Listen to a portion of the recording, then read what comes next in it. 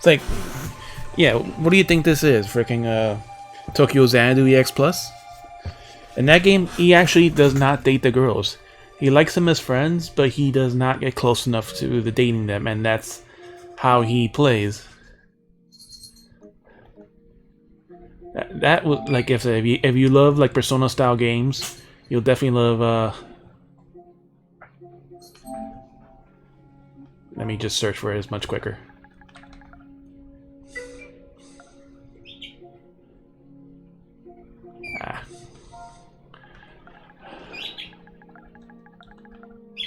There you go. Tokyo Xanadu EX Plus. This is a great game. They have a EX, I think, on the PC. It does have extra features, I guess, from wherever the original game was. But this is basically a Persona. It has a Persona-styled other world, but it's not turn-based. It's live action-based. You have to actually physically attack and dodge, and you control one character, but you have up to 3 in your party. And, you know, certain elements beat other elements. So it's kind of, I guess, I see my sister playing a little bit of her Shin Megami Tensei 3, which I'll get to once I finish Skyward Sword HD.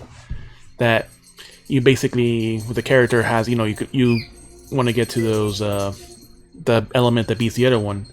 So this is a really good game. I would highly recommend it. This is like kind of like a hidden gem kind of game. If you have PlayStation 4, then yeah, you can definitely enjoy this game. And the best thing is, it has anime cutscenes every so often, and it has an opening. It has the opening song play in the beginning of every chapter. I just love that. Every chapter has the opening song and the opening cutscene. So it sure, of course, you know, like openings, it shows you some extra characters and stuff you haven't met yet, or maybe you met them at this point, but you're not close with yet. And of course, you know, just having this scene right here, like, oh, who are these people? I played it on, oh god, what difficulty was this? I played it on the second hardest difficulty. I beat the entire game except for the final boss. It took me I was a half an hour, I barely got to the halfway point, and then the next phase, he just two-shots my character. So... And that's after an hour and a half of trying. And then I switch it to very easy. I brute force the boss in 3 minutes. All phases. The harder you play, the much harder the enemies hit you, the less damage you do, and the more health they have. So, let's see, where's the difficulty? I was playing it on Calamity difficulty. And you had to beat everything but the final boss. And you can't get Infinity difficulty until you beat the game once. For the first hour. Persona games with like the first hour, usually you could judge a game pretty good. No, like the characters are so well written in the world. Like you actually there's a compendium, basically an encyclopedia of all the people you meet and special things about them. By choosing to hang out with certain friends on certain days or talking to specific people, you might learn something, and it's a one-time thing and adds it to the compendium. So one of the trophies, of course, is completing that. Which I don't know if it's because of the difficulty, but you can't on the first playthrough hang out with everyone. Once you beat the game, you get the thing Infinite Friend Shards, so you could hang out with everyone and get the rest that you missed. So like the time advances, but not when you're doing quests and stuff. So it's not like Persona 3 time advance, it's more like, you know, 4 and 5. Alright, if we go the less damage you do, yeah. And like remember, and these are like things you have to learn about all these bosses. So this is how long ago I beat it already. Somewhere around that time.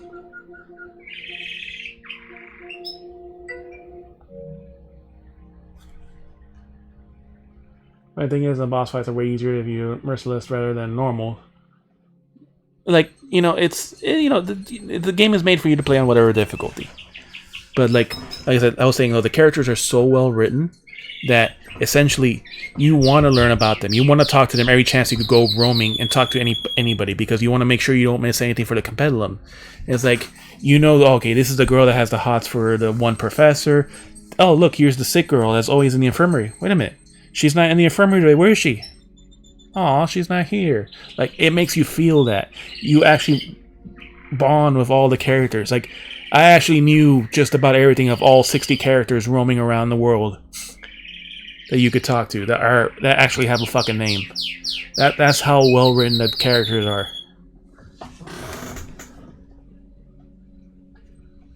That's how well written the characters are in this game.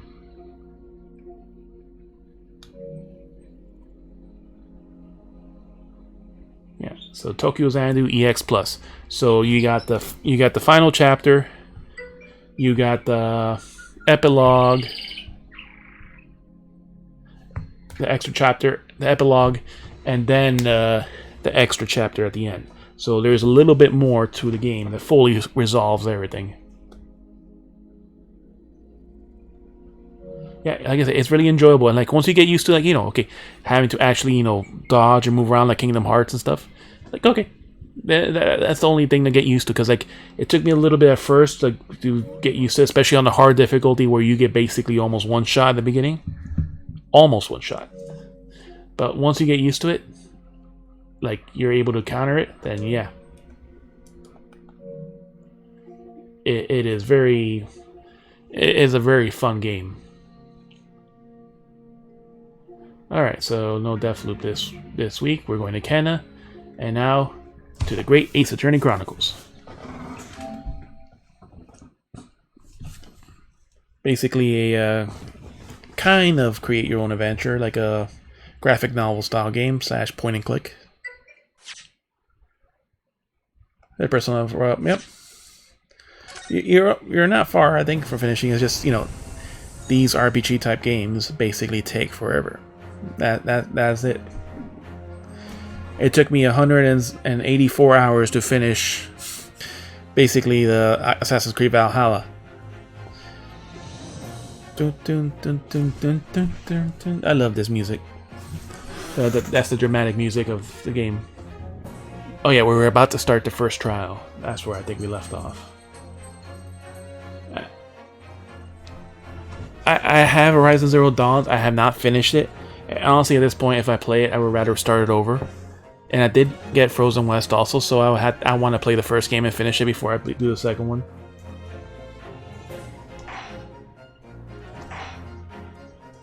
The Unspeakable Story. Yeah. Trial Part 1.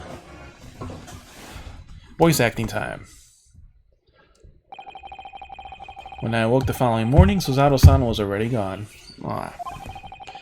Outside the window, the rain came down in sheets. I didn't play DLC either. Some of the reasons why, yeah. Like, most of the time, I get the game when it's released, so by the time I finish it, there's no DLC. Final Fantasy 15. I got the platinum and more or less completed the game completely.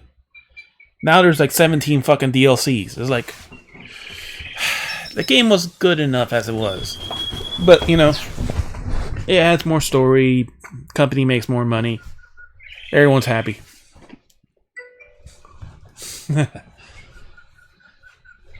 I'm also waiting for, in a month or two, I think, that's when the final expansion for Final Fantasy 14 for the Zodiac and Hydaelyn story finally finishes. We just finished Shadowbringer, so it's Endwalker, and we get to go to the moon. Like, no DLCs existed when I beat the game. There was not one fucking DLC. Not one DLC. So, to me, it means nothing.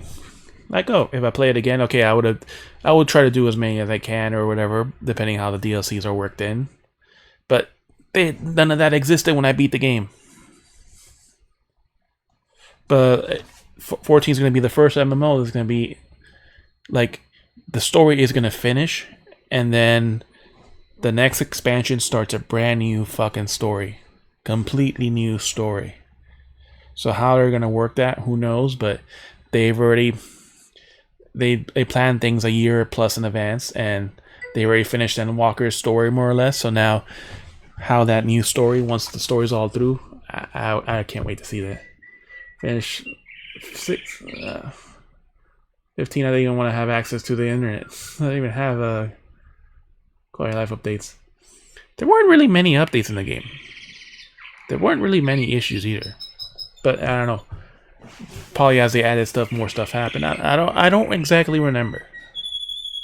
But I just know I have my shirt that has the picture, you know, all four of them, like the final picture. I had Iris so long, Iris wasn't my picture. I had all 5. God, she was fun. I had all 5 of them in the picture, the final picture. Like I said, including Iris. Not many people had her that long. Some cutscenes are added and other skill trees showed up. It's funny, you didn't even have to max out a lot of things in order to do that. So began an even longer day than the last, and one I will remember for the rest of my days. 17 April, 9:32 a.m. This is about the 1900s. Somewhere around then. The premier justice system of the world, London. And you came from Japan, which has just basically started within the last few years their justice system to using evidence and stuff. The Old Bailey, Defendant's Antechamber. This game is first time here in the US translated. It's existed before. It's a prequel to the Phoenix Wright Ace Attorney trilogy. And you can see a lot of inspirations. Good morning, Gina. ...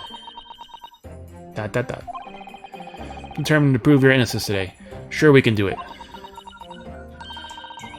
So, where's your friend then? So, what was your friend at then? I'm trying to remember her voice. Alright. Hope you have a good night, and thank you for coming in for the raid. Oh, I forgot to put...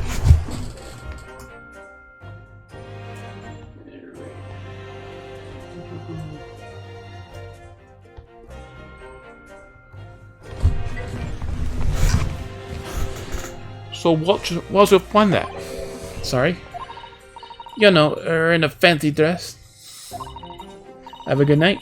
If you want to check this out a little bit as you get ready, see a little bit of the voice acting, a little bit of the trial. You won't see too much, but you know. Susato, what will you say? I don't know. Miss Susato had to leave this early this morning. She was already gone by the time I woke up. She went home. You alright with that, are ya? Forget about me if you like. Go and see her off. It's fine. It's not as though Mrs. Otto and I won't meet again one day. Even so. But you, Gina, you only get one chance. Trial today is all we have. Good morning, you two. Hey, good morning, you two. How you feeling, Jeannie? Did you manage to sleep? Yeah. What guy? She brought the cat. Iris, what you doing here? I don't have her voice down yet. What do you mean? When a friend's in need, we show support. Isn't that right, Waggy? Meow.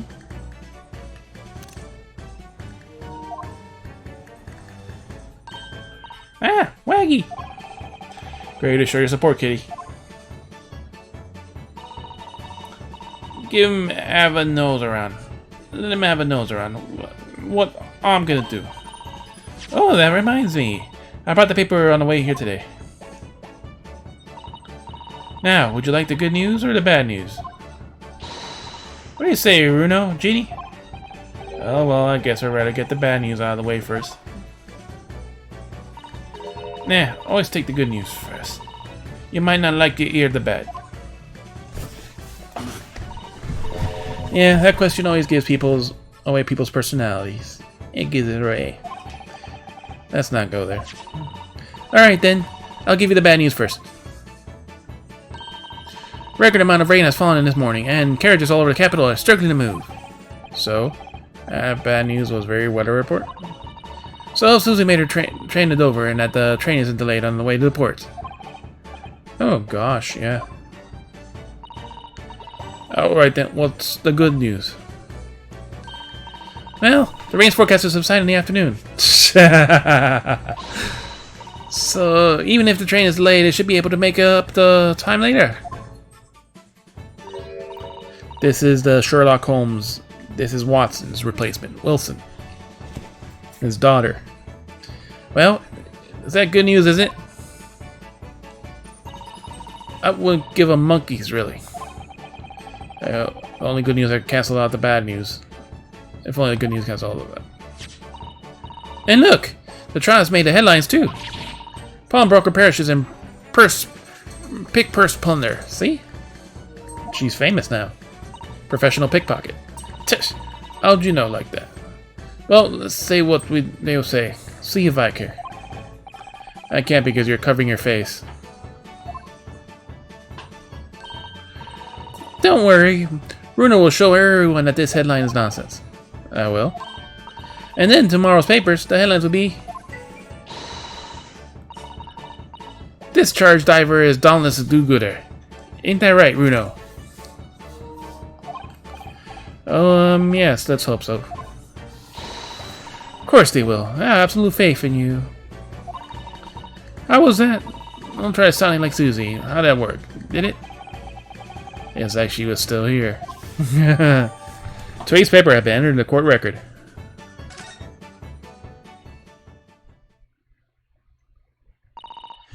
Good luck then, Bruno. I'll do what I can. Huh? No. We're starting a new one.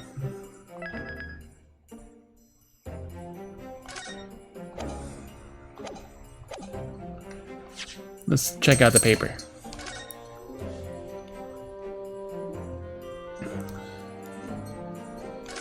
And that's him.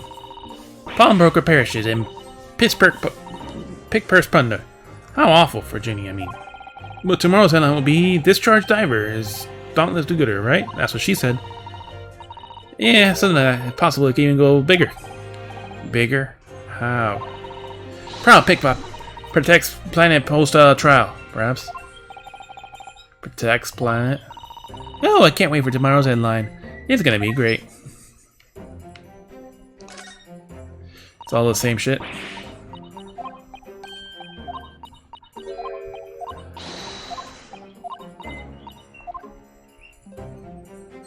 Alright. What's in the back? There's a sensational story about a lower in the front page as well. Ministry Mole. Classified secrets may have been leaked overseas from the Ministry of Justice. Ooh, so that's the bigger case they were working on. For a 10-year-old, Iris certainly has her finger on the pulse of the world news. It's about secret communication between Great Britain and her allies. Apparently they're being intercepted by hostile nations. Communication is being intercepted, but that means how will someone do that? That's the question, isn't it? I come up with 3 different possible methods so far. Are you looking for a new career, Bruno? No, of course not. I wonder. Perhaps this is what Lord Strongheart was talking about yesterday? Yep, it could be. It can explain why he has Gregsy running around from pillar to post at the moment. White paper contains an article about leaked government secrets to foreign allies. Ooh. So that was what we had to find out for the paper.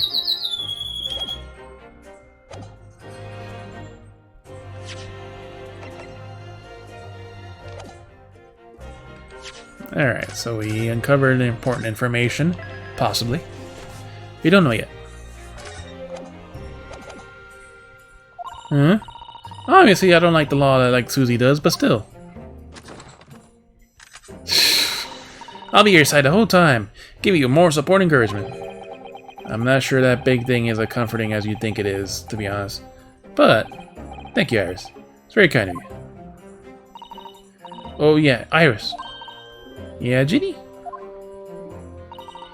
Well, I was wondering about Sholmes. They fix him up alright? Yes, the operation was a great success. But Hurley still hasn't come around yet. Herlock Sholmes.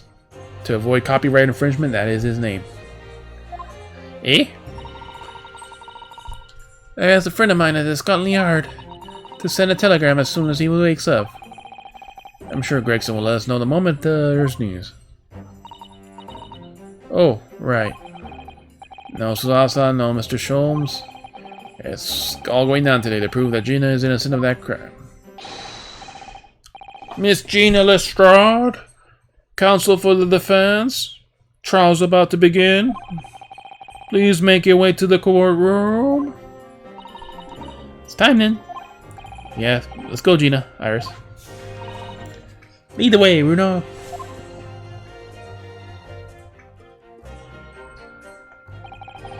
Poor Gina. She's trying to put on a brave face, but I can tell she's worried and scared. I have to believe in her from the start to finish as the weapon that will secure our victory today. And I learned anything from my great friend? It's that. Yes, with the Solid Snake Infinite Ammo headband.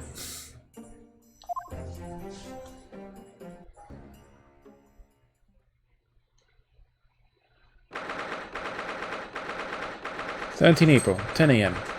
The Old Bailey. Courtroom. There she is. All by herself. In the name of Her Majesty the Queen, I hereby declare the court to be in session. Lestrade shall determine the guilt or innocence of Miss Gina Lestrade. Now I'll call upon the counsel for the prosecution and defense to declare the willingness to proceed. Prosecution's ready. Defense is ready. Lord Van Zakes. My lord? Remind me, how many years ago was it that you withdrew from public prosecution service? And yet he's back here. It was some 5 years ago, my lord? Yes, and then 2 months ago you resurfaced somewhat unexpectedly. And here you are again today. There are some circumstances the court should be aware of that led to this erratic behavior. Marnie Bunny's friend, as he called it. And what might one describe as the former life of 5 years past, you dealt exclusively in matters concerning the highest echelons of society and government. Really? Yet today, you choose to try a simple burglary and murder. I confess I find it a bit more than a little befuddling, Counsel.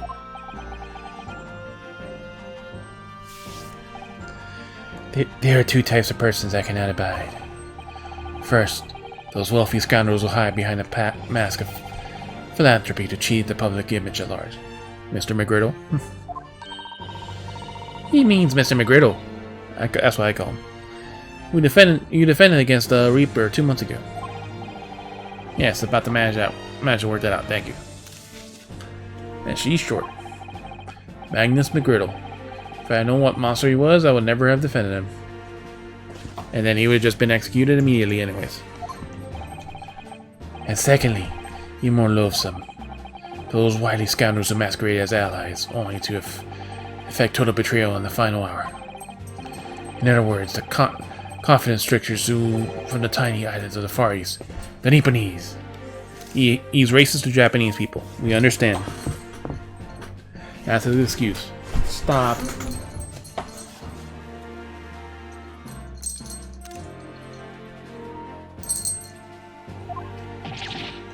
What? Didn't he just say that? He said he was racist. In open court.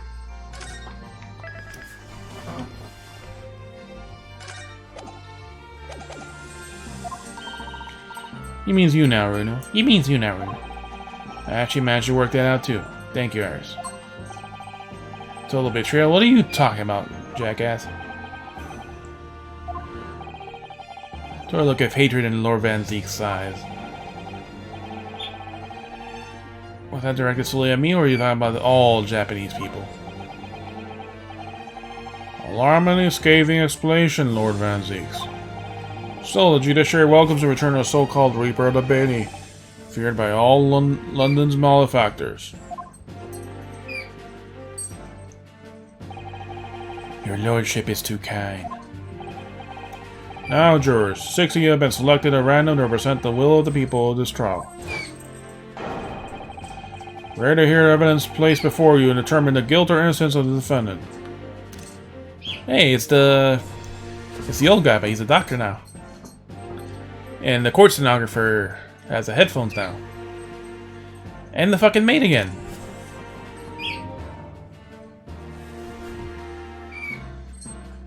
And the last one looks like the person from the boat. And the rich guy now, that his wife was in before.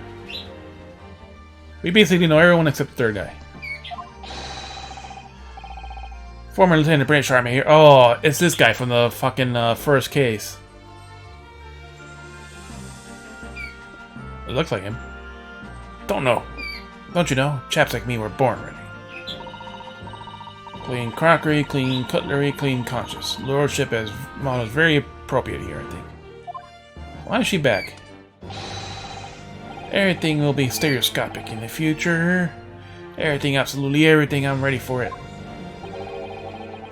I don't understand. I can't have left it there. It's not possible, but could I have? Surgeon. Women indispensable in society. Stop. Female-centric future awaits. Stop.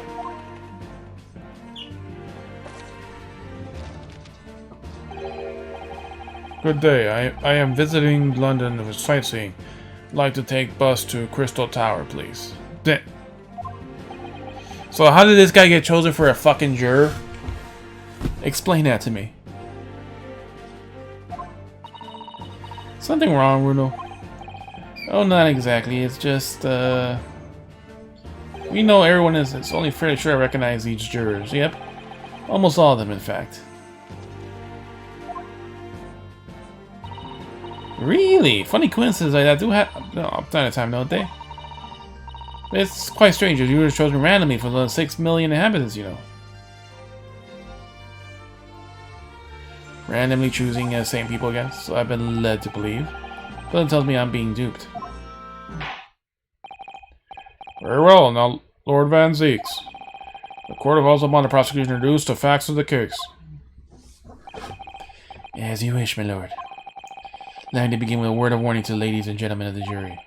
In short, there has never been a more self-evident case of cold-blooded murder. The victim, Mr. Pop Windybank, proprietor of a pawn shop on Baker Street, was shot from behind and died instantly. Prosecution presents its photographic prints of the crime scene.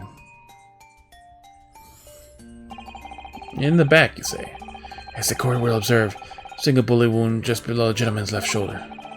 As the bullet pierced the man's heart, resulting in near instant death.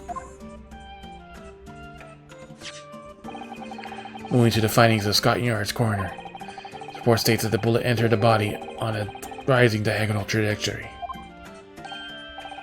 And what's that supposed to tell us? It means the victim was likely shot by someone significantly shorter in height than himself. Someone like the accused, you might say. The prosecution wishes to present the autopsy report and crime scene photograph as evidence, my lord. Indeed, the court accepts. Hand them over to the bailiff, please. Autopsy report. Scotland Yard coroner confirms the instant death due to one single bullet to the back. No other signs of trauma. Crime scene photo added. Photograph of the victim. Murdered in a storeroom. It shows a single bullet wound in the man's back. I now ask the court to turn its attention to this establishment where the incident took place.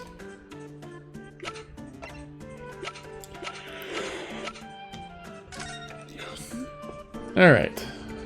Court reports, Dr. Stevens. And then Pop Windybank, male, occupation pawnbroker at the Baker Street. Time of death, April 16 from 1 a.m. to 1:30 a.m. Reporting party, Ryunosuke Naruhodo. Yep, the defense attorney. Post-mortem findings. Single bullet wound on the upper half of the victim's back, no other visible signs of trauma. Autopsy findings, instant death from posterior bullet to the heart. Bullet entered the body from the back on a gently rising diagonal trajectory. What ended up being, it was actually from the front, a taller person shooting down at them. I don't see what the point of this is, but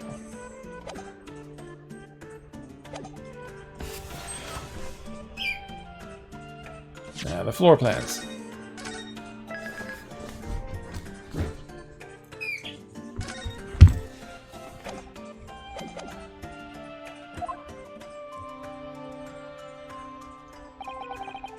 The proprietor was found in a storeroom where he kept articles pawned to him. A windowless room with a single point of entry. A door to the main shop that was found locked. In this sealed chamber, only 2 persons present. The victim, Mr. Winnybag, and the accused.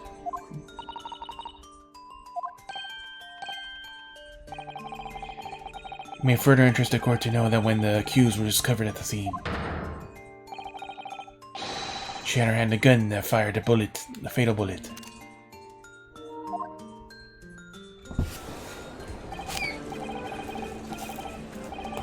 Well, that's it then, isn't it? Nothing more to say. That grubby little girl with a pickpocket anyways.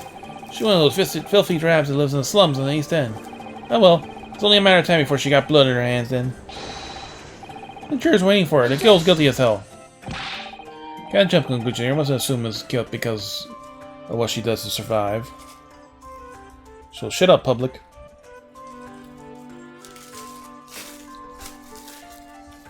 Or should we say in British terms? Shut up, Publix. You know that's not the term, but still.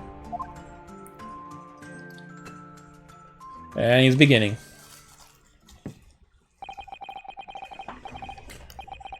My learned Nepalese friend, it is you who mustn't jump to conclusions.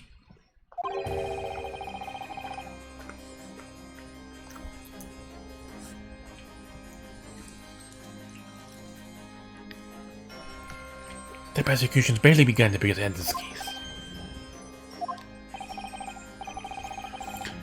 Conveniently, this appalling act of murder did not go unobserved.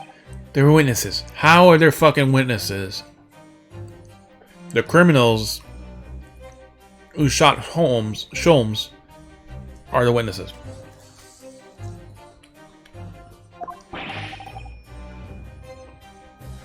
Good gracious.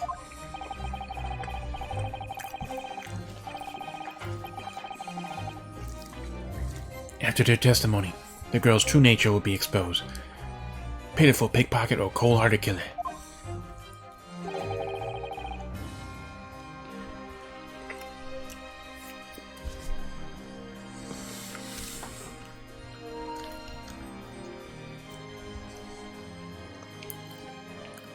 Here's to establishing the truth.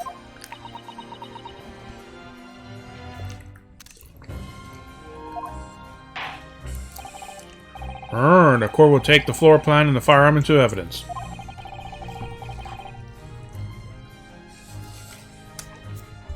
Hand them over to the bailiff, please, Zola Antiques. At once, my lord.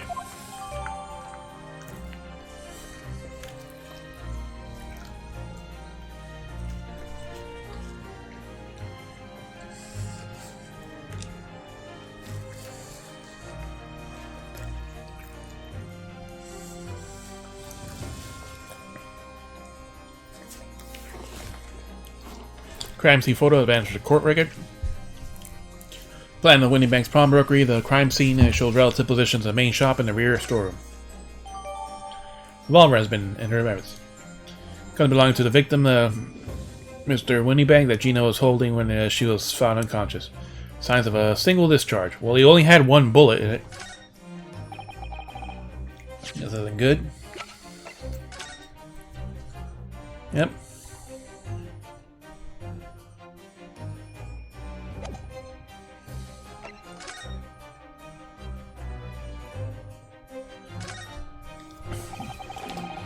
This is Mr. Winniebank's gun. Oh, this is Mr. Winniebank's gun. The cylinder is completely empty. Mr. Winniebank always kept this gun on hand at his shop counter. Yeah, but you only ordered a single bullet load, I understand. That's right. He kept all the pawn articles in the back of his care safe. But his 1 bullet fired that night, the poor man lost his life. He was threatening to killing himself so often if something happened. He was protecting his shop, I wonder? Trying to keep the articles safe?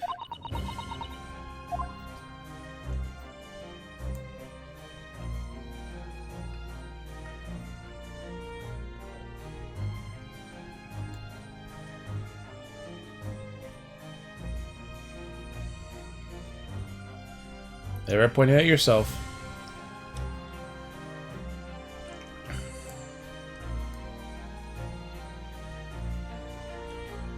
Well, guess that's all we can examine for now.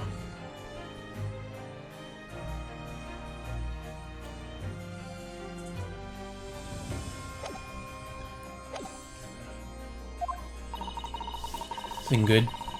I feel like the mood here has turned really gloomy all of a sudden, Bruno. I think that's because it has. And they're ready to take off his cape.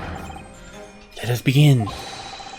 Bring forth the witnesses of the foul murder of Mr. Papa Winniebank on the April 16th of this year. Those were the thugs? How did you witness it? How did he witness it?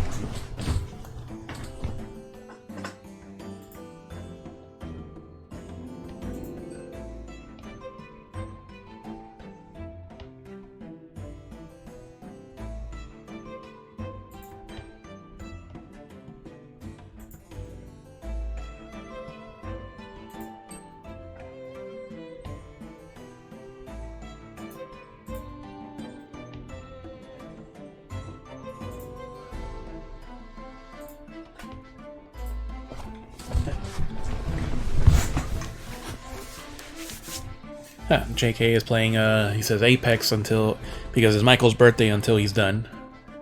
And then maybe DVD. Witnesses, state your names and occupations for the court. Name's Nash. Nash Sulkin. Skulkin. Occupations are, baddie. Professional baddie. Professional baddie. Name's Ringo Skulkin. Occupations, same as him. Tobias Gregson. Hey pal. Hey pal. That's his voice. Hey pal. Tobias Gregson. Scanyard Inspector. That's right. That's right. Well, we're what they call gang members. The three Skulkin brothers. Where's the third?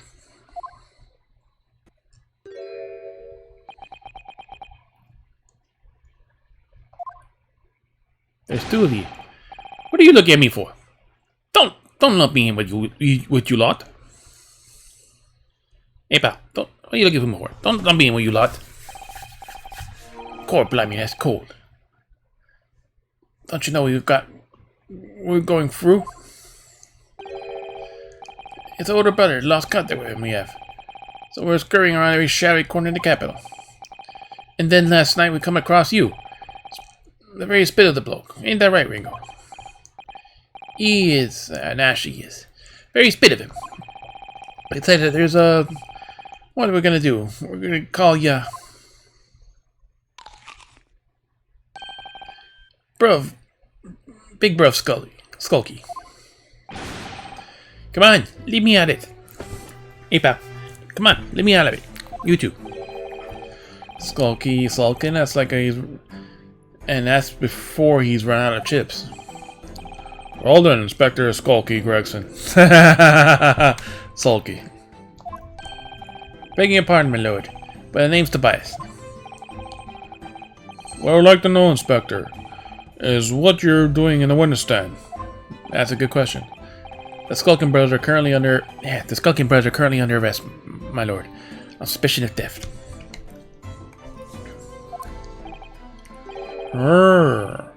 These are they, these three. Three. No, me lord. Beg your pardon, please don't let me in with this lot. Hey pal, don't let me in with these lot. 2 nights ago, the two brothers illegally entered the establishment and attempted burgle.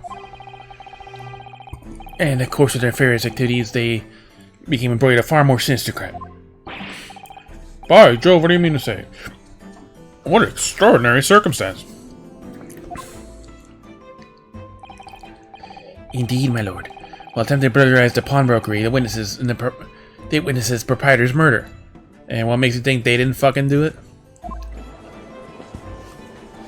Yeah, he's tiny. Yeah, on a box. Order! Order! Order in the head! Futurama, I'll never let that die. The various trespasses of these brothers is not subject to today's proceeding. It goes with their credibility, sir. Though they will naturally face trial in the very near future. The Lordship's permission. With the Lordship's permission, I'd like to remain on the stand and keep these gents in a straight and narrow. Of course, Inspector. Skeptical as I am about the caliber of these witnesses, I will permit them to take the stand. Mr. Sulky, we will now testify before the court. Describe the events of the night in question, and what exactly you saw. Happy to. Because a skulkin's never skulking.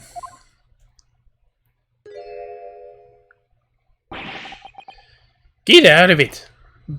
Hey, pal, get out of it! Two voices, I'm kind of competing with his voice. Illegal entry.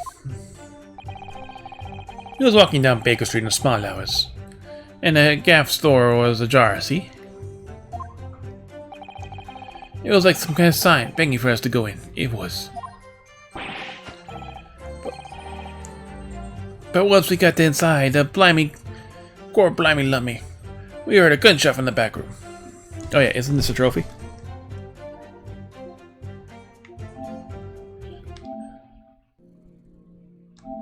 Not that flute.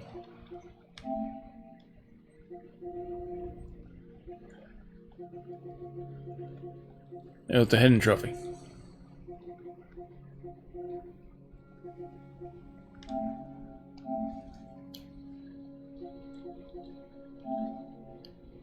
For having pursued Nash and Ringo when no thought bubble was shown to hear their memories of the big bruv Skulky in episode 5.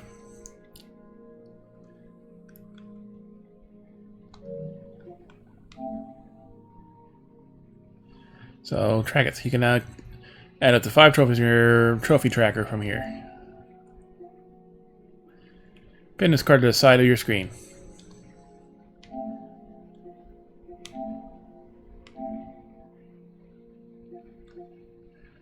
Just a reminder to close the pin card by pressing the PlayStation button.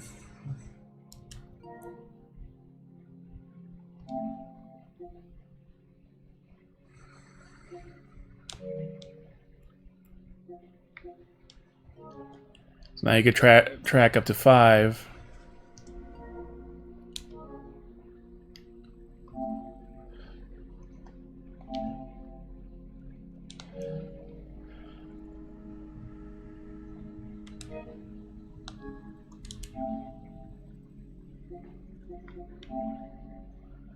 There you go.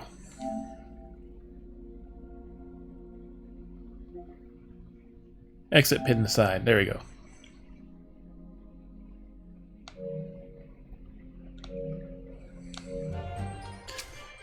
But once you got inside, the core blimey loved me.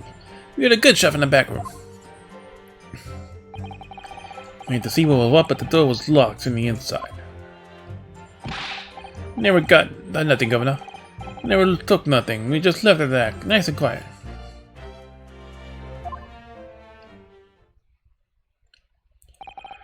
A terrible coincidence, it would seem. Yeah, coincidence. They weren't here to kill the person. They just happened to hear that someone else killed the person. Right. Complete coincidence. At the precise moment these miscreants entered the property, an even more sinister crime was afoot.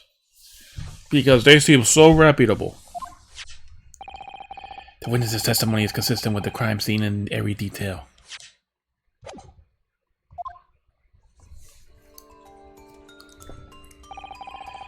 The door providing access to the storeroom in the main shop was indeed locked from the inside. And only with the victim, the accused, were found.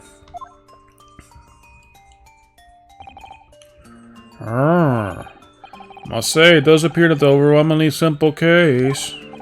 Still, the defense may cross-examine the witnesses now, of course. Counsel, if you please. Counsel?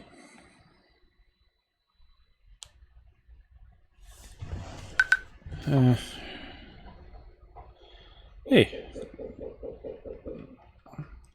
iOS 15 is ready.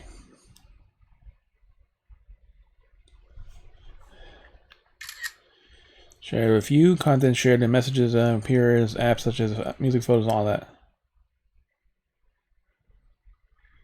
Photos share with you. Photos, messages, iPhone app.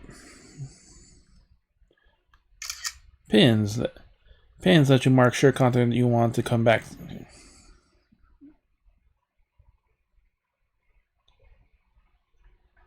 Messages to share when using focus and notifications. Did I focus? Okay.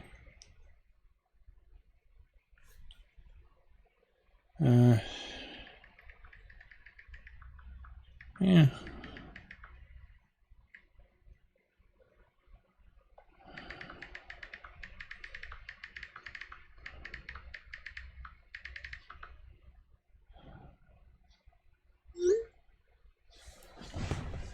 Console?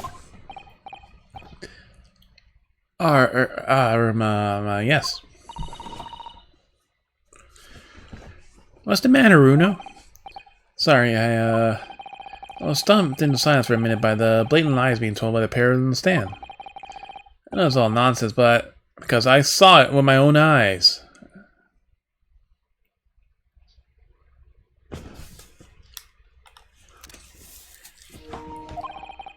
I just have to expose their testimony for the pack of lies it is.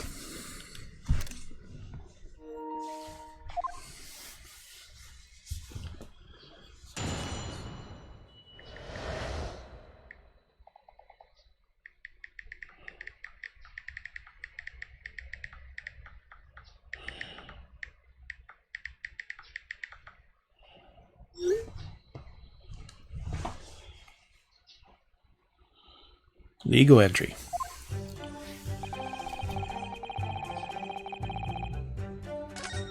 I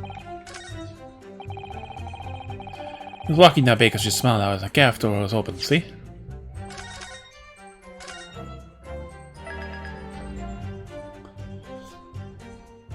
Let me spend a minute walking so I can get my last standing minute. And then I'll update my watch.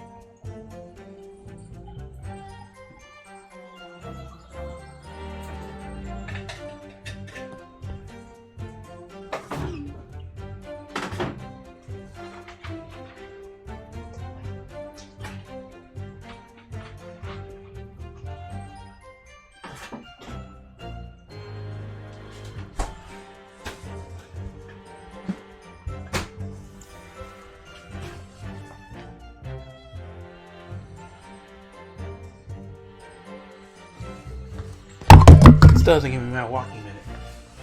My standing minute.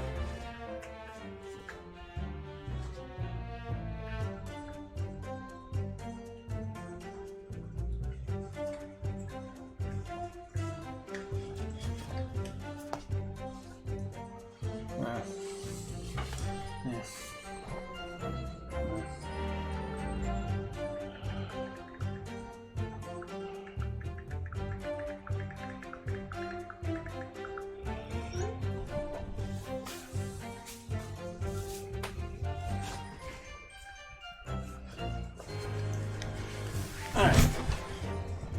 So, we'll do this squatting then. Counts almost as walking.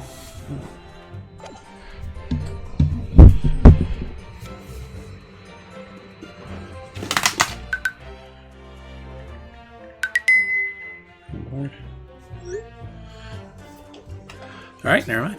That squatted long enough.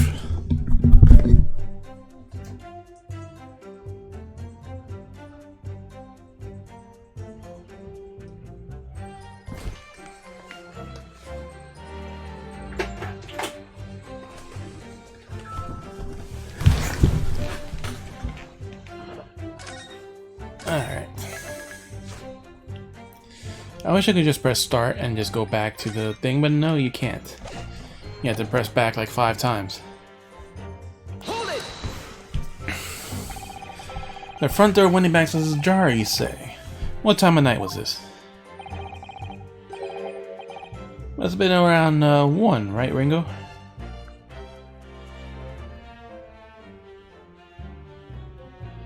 Oh, this is, you have to pursue, it was pursue about the brother. So we had to get to a specific pressing. Round 1, right, Ringo? Yeah, I'd say so. Alright, Sulky? How would I know? Hey, pal, how would I know? Place have been shut at 1 in the morning. Just like every shop in town. Well, it was pitch black inside, it's true. Ain't that right, Ringo? Not so sure, Nash. See, remember a little light burning inside. What about you, Sulky? Me, old wrecker. Leave me alone.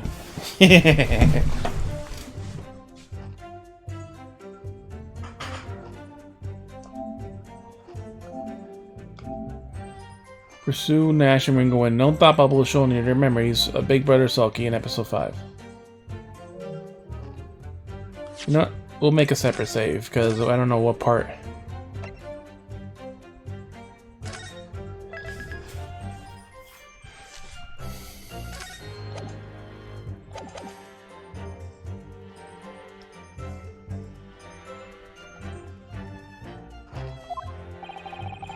Definitely was a small lamp burning inside. That's what alerted us to the situation in the first place. And when these gentlemen ventured into the open establishment, the accused Miss Gina Lestrade already muzzled her gun trained on the unfortunate victim. Objection! That's pure conjecture. Perhaps, but it changes nothing. These brothers inadvertently wandered into the middle of a cold-blooded murder, while they attempted their own.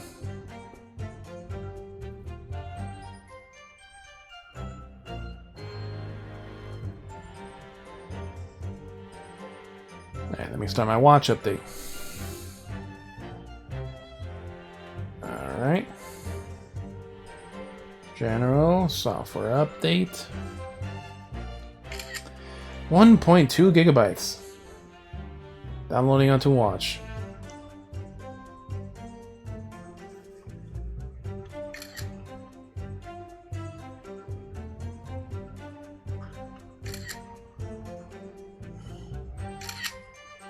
And almost as much shit as the phone.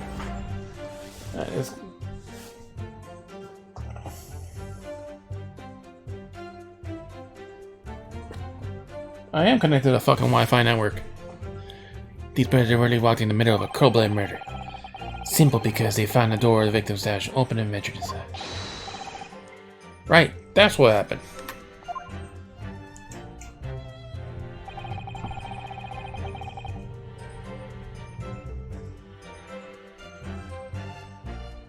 I'm pretty sure it's a specific statement.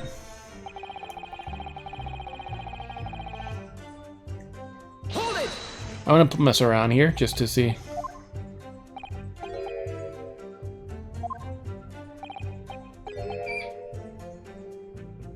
Sulky. Excuse me. So Nash, you have something to add? Eh? What? Something I said just now appears to have gotten you thinking. Well, yeah, just thinking about me brother Sulky. Ah, here we go. We got it. Oh, the one you lost touch with? Yeah, go could have been a nasty piece of work sometimes, that one. Always had a nabby and a share grub when he had nothing to eat. Does sound like a very mean man.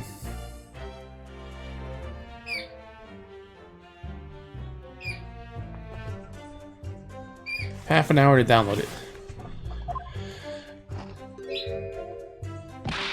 Oi! Hey, pal. Oi! What are you looking at me for, Shunson?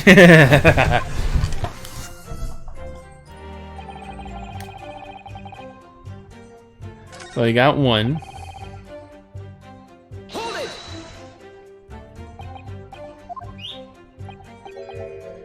Only one, right, Ringo? I think so, right, Sulky?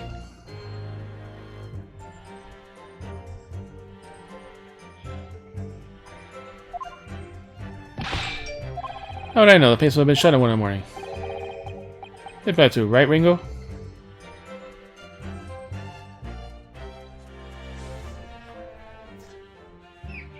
Excuse me. It's not this. Mr. Ringo, so you got something to add? And what? Something you said and that got me thinking. Oh, well, yeah. I was thinking Mommy Bird's love. Okay, that's what we had to do. Sulky. Oh? The one you lost touch with? Yeah, but I mean, he could have a saint sometime, that one. He used to give me a share of his grub when I had nothing to eat. Anything to eat. So he took the food from him to give it to the fucking short one. He sounds like a very kind man. Hey, get out of it! These chips are mine. I'm not sharing. It's lucky story. I pursued Nash Ringo when no thought for both showed in their memories of Big Bros. Alright, so that's everything for the first game. Everything else is for the second game.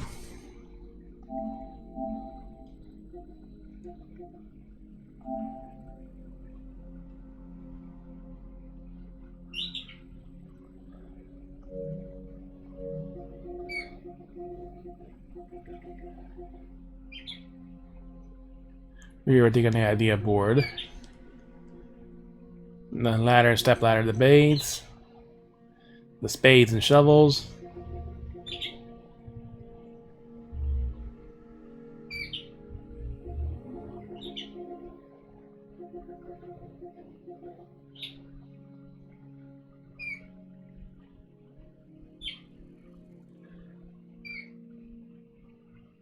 And these are all the second game.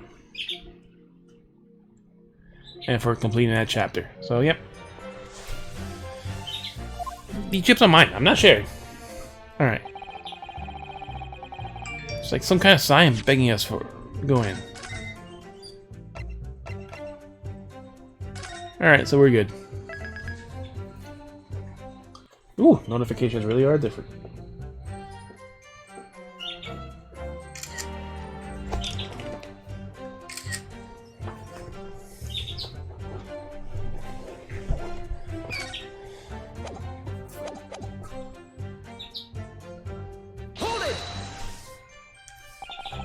What are you trying to suggest? That you had to go in? Well, God moves in mysterious ways, but I'm not gonna bother to voice these two. I don't care for them. Right, Ringo? They do, Nash, they do. They must have been in some sort of providence of it. Gods will often present themselves in the whims of thieves, does it? We're no whim. I'm dead sure of that. It weren't, Nash. It weren't. It's like we said at the time. You don't just find open doors in the middle of the night like that. Nah, there's no two ways about it. Sight of the long lost brother was inside. They're not very good liars, are they? No, they're not. Well, you can't deny it. That's the bloke who looks just like our bruv. I said, cut it off. The chips are getting chomping today.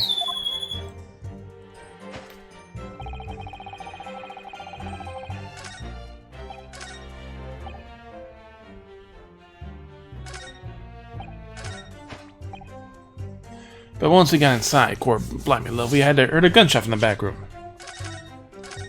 What about your gunshot, buddy?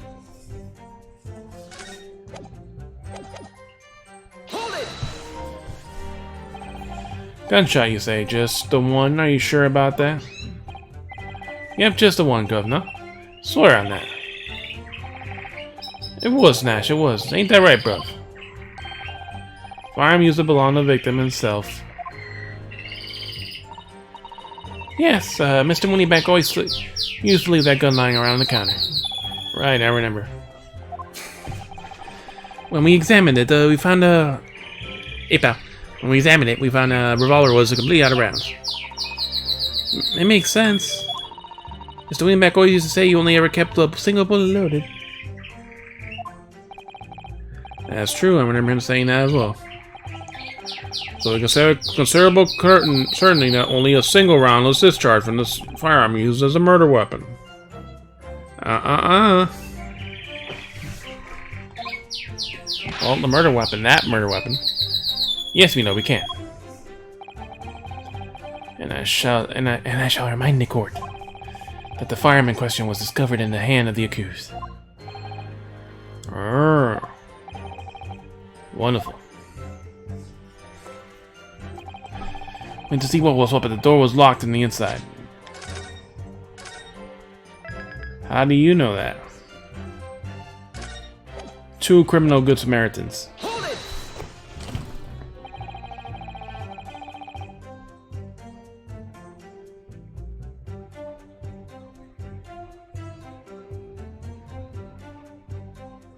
Eight more minutes down to the watch. Do you mean the door between the main shop and the storeroom? If my lord friend is having difficulty grasping that situation, try and press oil. Between the shop's entrance and the side street, there is only one door. That's the storeroom. Of course, there was a little oil lamp burning. Not much to see by. And the door was hidden behind a curtain, now. That's right. It was hidden behind a curtain. When we arrived, the door was obscured by the curtain.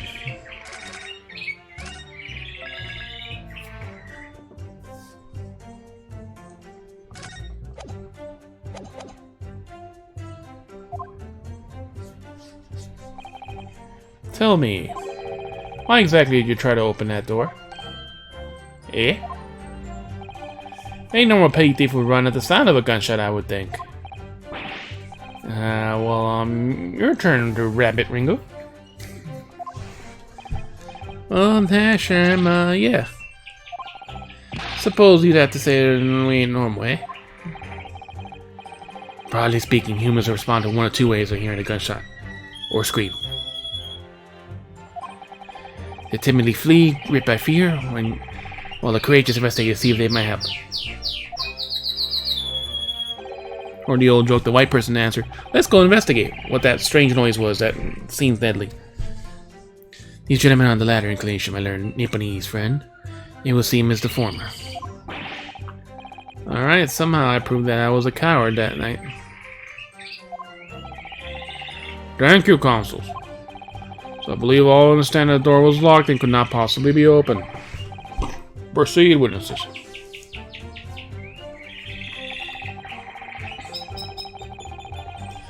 We ain't done nothing, Governor. We took nothing. And we just left at that. Nice and quiet.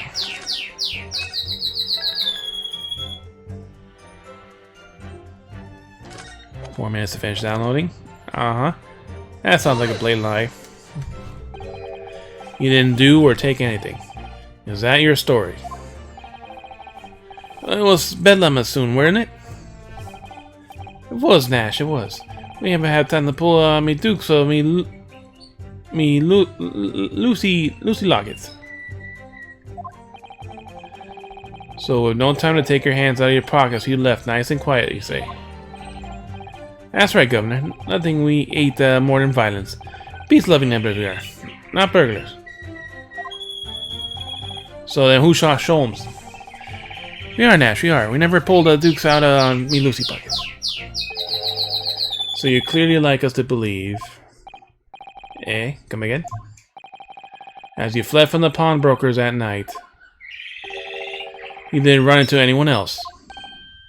And you did not fire a gun at that person. Saints alive, they fired a gun, you say? I was there that night.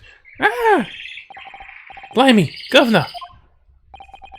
You ain't telling us it was you who was in that doorway? It was. Why the bleeding Nora? Why didn't you mention it before? You were armed with a gun, and you fled the scene when you fired that gun at London's greatest detective, Sherlock Sholmes. Shot the great Mr. Sholmes? Did I hear that, actually? There was a rumor he had been rushed to the hospital. The great Sholmes? That's beyond pale. Oh, no, an enlightening question. This pair were arrested by the police within minutes of the discovery of the crime scene. Suspicious contents rapidly gave them away. Hence, and when searched, a firearm was indeed found in their possession. Furthermore, the barrel shows sign of a shot having been fired from it. That's this gun. The prosecution invites his lordship to examine the firearm recovered from these brothers. Yes, indeed. Remnants of powder in the muzzle, as you say, Consul. Powder on the muzzle? The court will hold this weapon as evidence. The Skulkin brothers got abandoned, according. Ryan found the possession of the Skulkin brothers upon their arrest. Signs that a single round had been fired. He's rolling his way, becoming alcohol. Now I learn the Nipponese, friend.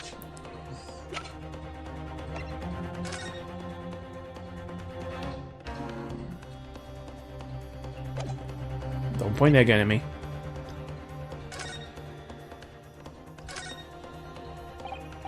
So there's ammunition still loaded in 5 of this revolver's 6 chambers. Yes, which tells us there's only a single shot been fired from it. Exactly. The bullet they Hurley is in fact... They hit Hurley, in fact, isn't it? Yep, it happened almost as soon as we walked in through the winning back's door. I make those brothers pay. Yeah, we can't see the powder burns.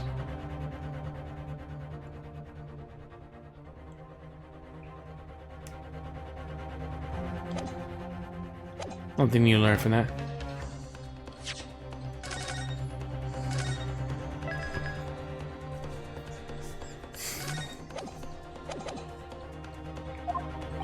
Now, my learning Nipponese friend. Yes? Here's to you successfully presenting the evidence. Huh? For yes, there was a telltale signs of spent powder on the gun, and a single bullet was missing from the chamber. From the cylinder. But the prosecution demands evidence that it was fired at the scene.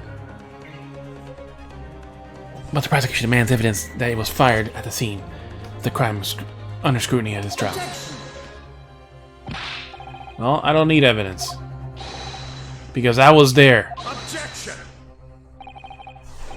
However, the rest of us in court were not.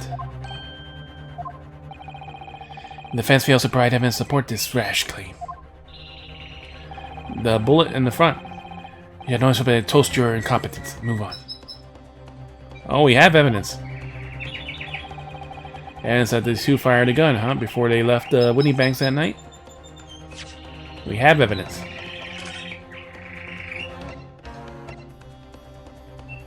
This is Hurley's blood.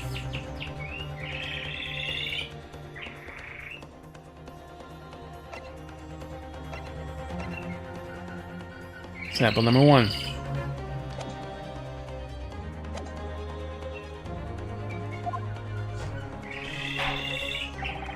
The court demands that all the claims are affirmed with clear proof. Whatever shows these witnesses were unloaded the firearm in the pawnbroker's shop that night.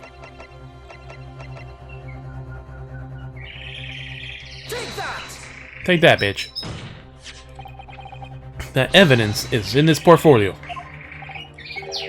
What on earth are you have there, Consul? During the course of our investigation, we discovered a number of bloodstains. Not trusting the police to do their job they trained to do. How arrogant and Nipponese of you. Well, anyway. We analyzed all the blood samples found in this recording and results in this portfolio. And you claim to have evidence the court is demanding therein? Yes, my lord. Yes, my lord. No more dallying then, Consul. Present the pertinent one at once. The first one.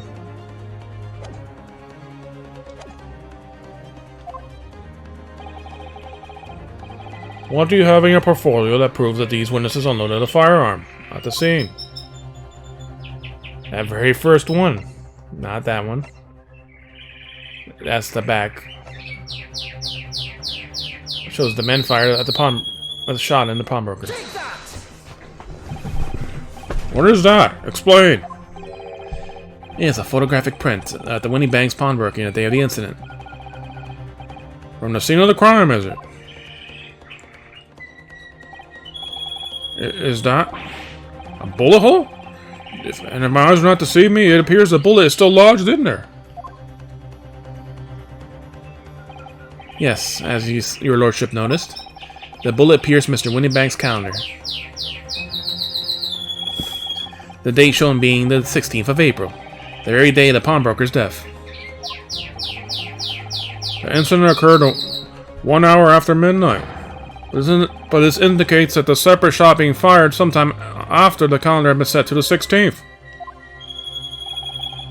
That's right, and while it isn't irrefutable, the defense believes credible evidence the witnesses did fire a round from their gun at the pawnbroker that night.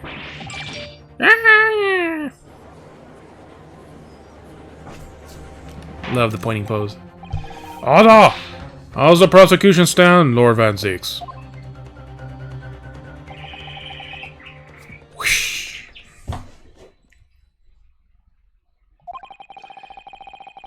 If that is the direction my Japanese friend wishes to take, the prosecution has no objection.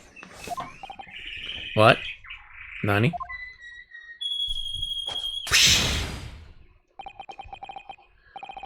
But you'll forgive me for flinging at my hollow chalice aside in disgust with the repugnance it exposes. Repugnancy. Yes, on the night in question, these brothers entered the pawnbrokery illegally. And like the baddies claim to be, opened fire on new arrivals before fleeing back into the street. Eh? Take it easy, Governor. You're gonna land us in the soup. We had a deal. We were gonna tell them the details. Ah, so witness tampering right there. Tell him, Sulky. Set the bloke straight. Hey, pal. I have nothing to add. So he knew, did he? Van Zeeks knew the testimonials almost certainly exposed the extent of their crimes.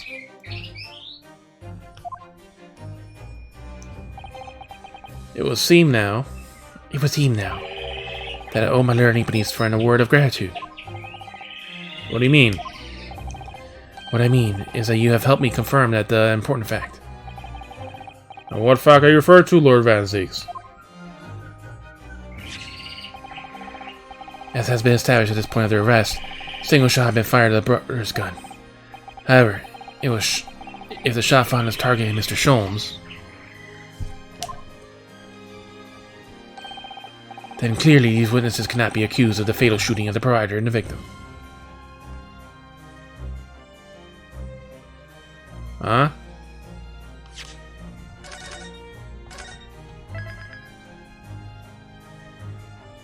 Well, technically, yes. They didn't shoot the shop owner. In other words, these two men have no material connection to the murder of Mr. Winniebank at all. So that's it.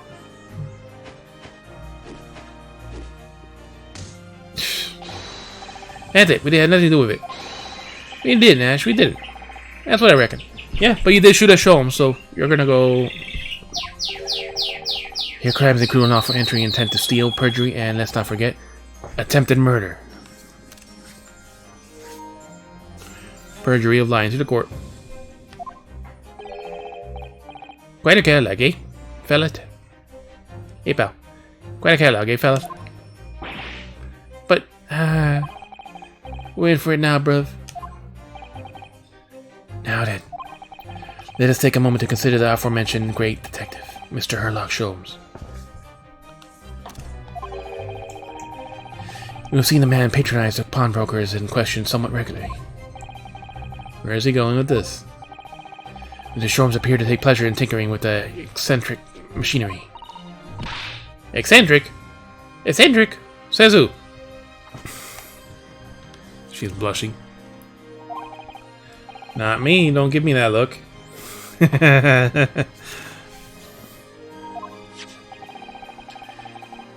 He installed a pair of machines that like this one in the victim's shop. That's true. And he won't have to pay for the photograph and prints anymore. Oh!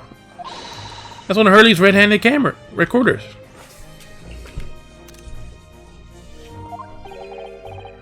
What is that console? The appearance of a photographic contraption. As your lordship has surmised, it's indeed a camera attached to a small timing device. Every half hour, it automatically photographs the exterior of the establishment. The idea being that if a thief were to break in at the shop, he would be caught red-handed.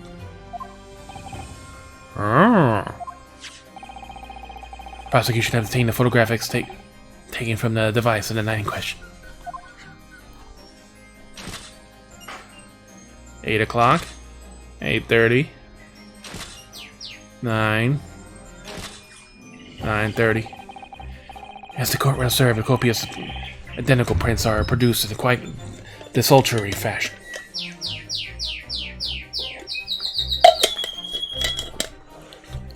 Well, if nothing happens, yeah, there's nothing to take a picture of.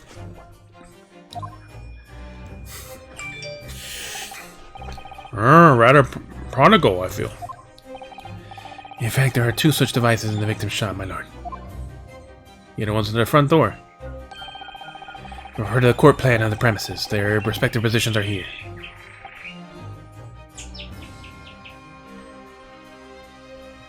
I don't think one behind the counter would probably have been better.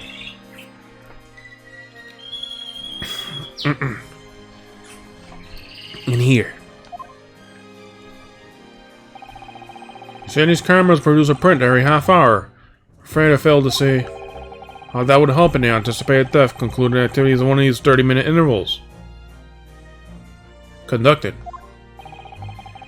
One can only pray that the would-be criminal lingers, my lord. So at 10 o'clock, or whenever it showed. Any question, the witnesses currently understand we're not caught on the camera. Yee, that's a bit of fire tuck, eh, bruv? They look and loves the skulking.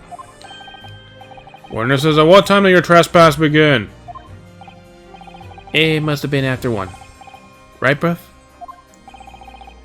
Must have been, Nash. Must have been. Yeah, I just gone 1. In which case, minutes before the birds entered the establishment, what scene might you expect to see within the shop? Let's examine the evidence. Good lord! She picked up his gun.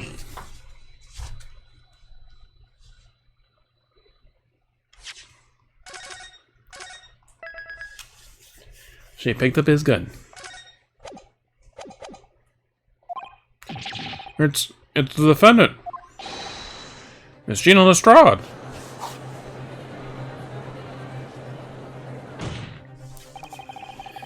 Yes, the court can clearly see. The accused is pictured, gun in hand, facing the victim over the shop counter. No that person prior to open the door to his storeroom. Wait, one can only too easily imagine events that unfolded. The court will take this photograph and print as evidence, if you please, Consul. The photograph of Gina has been entered the court. Photograph taken automatically by the red-handed recorder, showing the scene of it shortly before the murder took place. Yeah.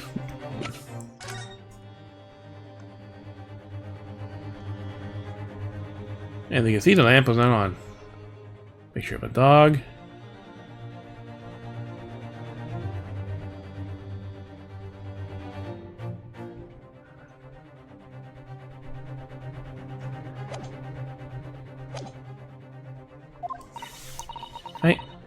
I don't believe it. Ginny.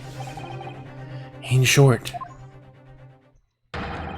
the accused is the only person who could have killed Mr. Winnipeg. Yeah. His turn to point. I say, my lord.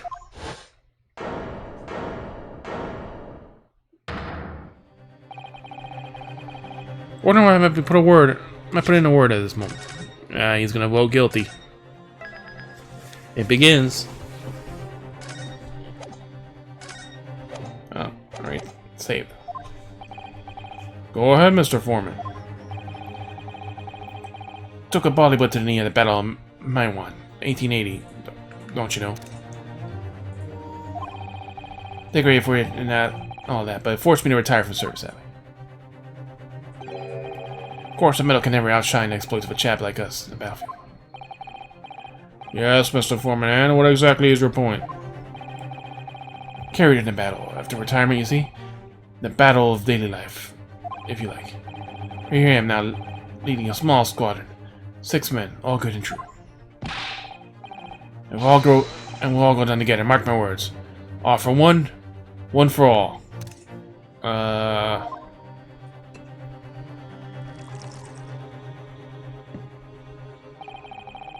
The ladies and gentlemen of the jury have reached their agreement, have they? Is that what you intend we are to understand? Well, Mr. Foreman, is that correct? In a matter of speaking, yes. This is the Gareleb Squadron's position, sir. Well, no, it's too soon to make a judgment here. Status report of the court, men. Undouble. Soldiership insists on promptitude at all times. That goes for making decisions, too. Think you'll find the truth is as clear as day now. You can reach out and touch it. I would have left it in there, I just wouldn't have. But in all honesty, I can't actually remember. Situation clear. Stop. No more for doubt. Stop. Truth is now undeniable. Stop. We're sorry for brothers. They're unlucky. Very well. Now I'll call upon each member of the jury to state his or her leaning in this matter. Announce your considered verdict to the court. Guilty. Guilty. Guilty. And they're voiced. Guilty. Guilty. Alright. Time to begin our fun.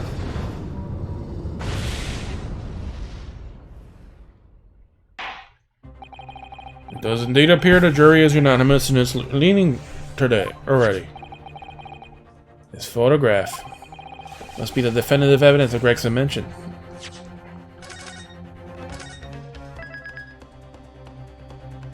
What about all the other photographs, the gun being on the counter?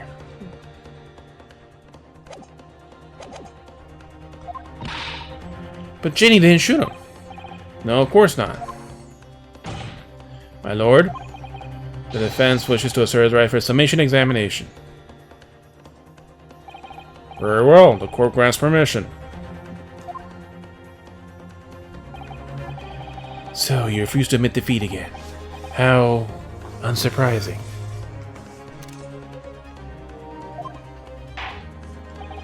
We shall proceed immediately with the summation examination. Mr. Foreman, all the members of the jury ready? Absolutely.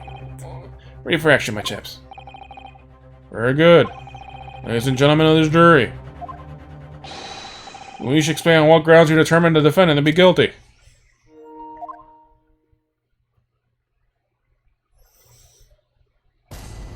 Judicial findings. The juror's contentions. All he has clearly points to the finger of guilt at this young pickpocketing. The houseman, I should like to see the filthy eyesores promptly and rigorously eliminated. I think you're finally looking for the photograph in stereo. Truth will just pop out. Cross-eyed. If I have left it in there, I think it should be repercussions by now. Mind made up, stop. Global radio transmission, the verdict to follow, stop. Motherland, we never say judge by clothes, judge by head. Convinced brothers are innocent. Huh? He's not even fucking talking about the goddamn... the girl. Circumstances of the crime and evidence do implicate the defendant rather comprehensively. The storeroom locked from the inside, which the victim and the accused were discovered alone. In the accused's hand, the fatal revolver. Sorry, no wrong with you. Heard by the witnesses. Not to mention this print. Taken from the chap who's seen action in the field. Girl's on the verge of pulling the trigger, the volley trigger. Thanks a lot, Mr. Sholmes. Oh dear. This camera's supposed to help, not hinder. Fred, I think you have an uphill struggle ahead of you. But Gina didn't shoot Mr. Winniebank. Which means there's more to this situation than we've yet to see. Agreed. You have the full lore console. Proceed with the summation examination.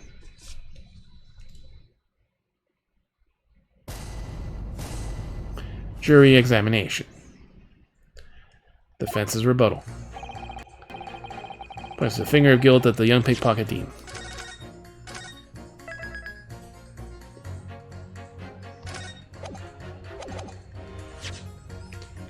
What about the other prints? Hold it! You're Mr. Natsume's landlord, Mr. Garrett, aren't you? Really must stop meaning like this.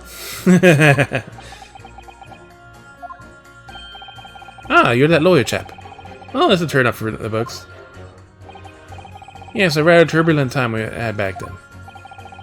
Some extraordinary events took place in your house, that's for sure. Luckily, Mr. Schultz and I were able to get to the bottom of it all.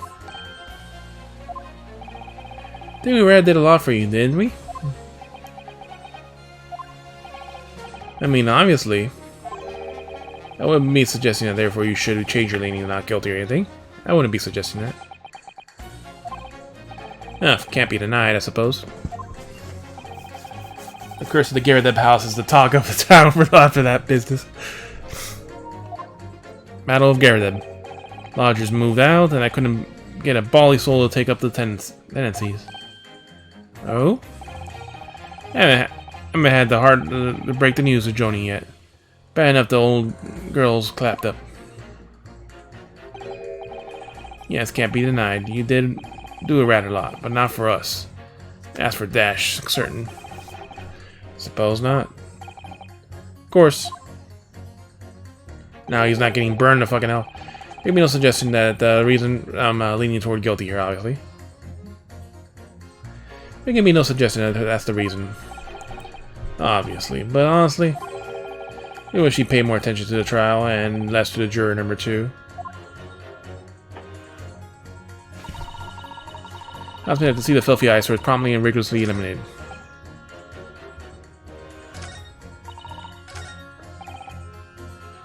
That's true, he is staring at her.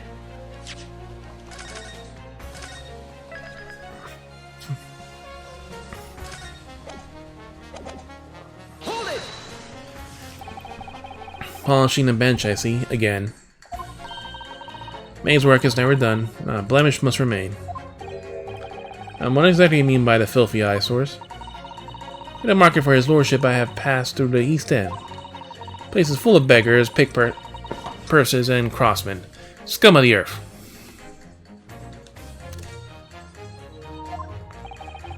Little harsh, perhaps.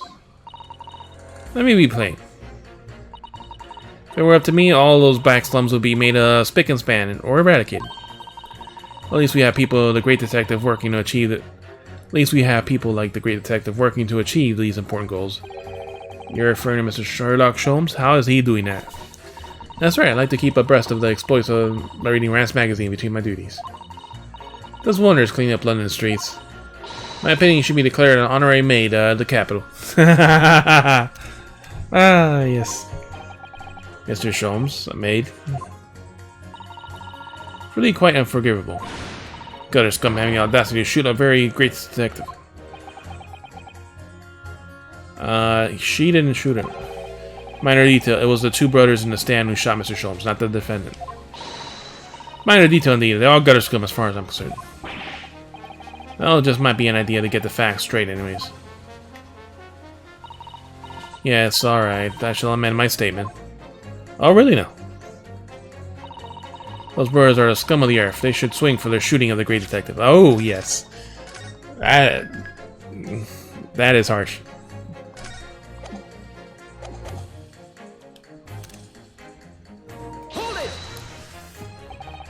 I agree with you. The shooting of Mr. Sholmes was an unforgivable act. But the purpose of this trial is to determine who shot the pawnbroker, Mr. Winnieback. Afraid you're splitting hairs, sir. Sorry. Whether it was the thieves or the pick purse, it was still gutter trash that shot the pawnbroker in the end. Filth should be cleaned up and eradicated, is my considerable opinion. Thanks so much for sharing. Changing a maid's mind isn't going to be easy.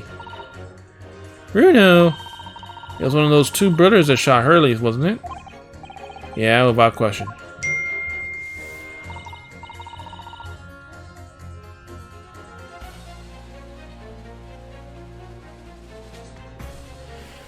Well, then I'll never forgive him. Oh, Iris. Perhaps we can use this main statement to help us somehow, do you think? Yeah, maybe. Let's listen more carefully while each juror has to say first. You can find that you're looking at the photograph in stereo, the truth will just pop out.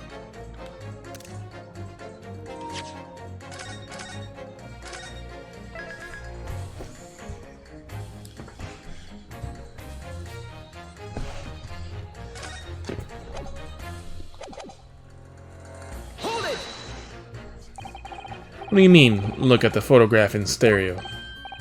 Sorry, what? Don't you know? Look at the photograph print normally. This is a pickpocket girl is about to shoot the victim, obviously. Objection! With indication of the defendant never fired a gun. What I'm saying is that if you look at the same print in stereo, it gives you all sorts of new information, so we need to compare it with another photograph. By any chance, are you a fan of stereoscopes? Oh, how did you know? Let's call it a lucky guess. Never get those seeing two prints merge into one before your eyes. Extraordinary. It's captivating. The height of modernity. Of course. Well, yes, I think I'll find a stereoscope here to stay. You get a new perspective I only dream of before. It's the greatest invention of the world ever seen. You can give me a neat perspective on this case, I might agree with you. We need more prints. Look there, I think it should be repercussions by now. He left the medical instrument inside somebody.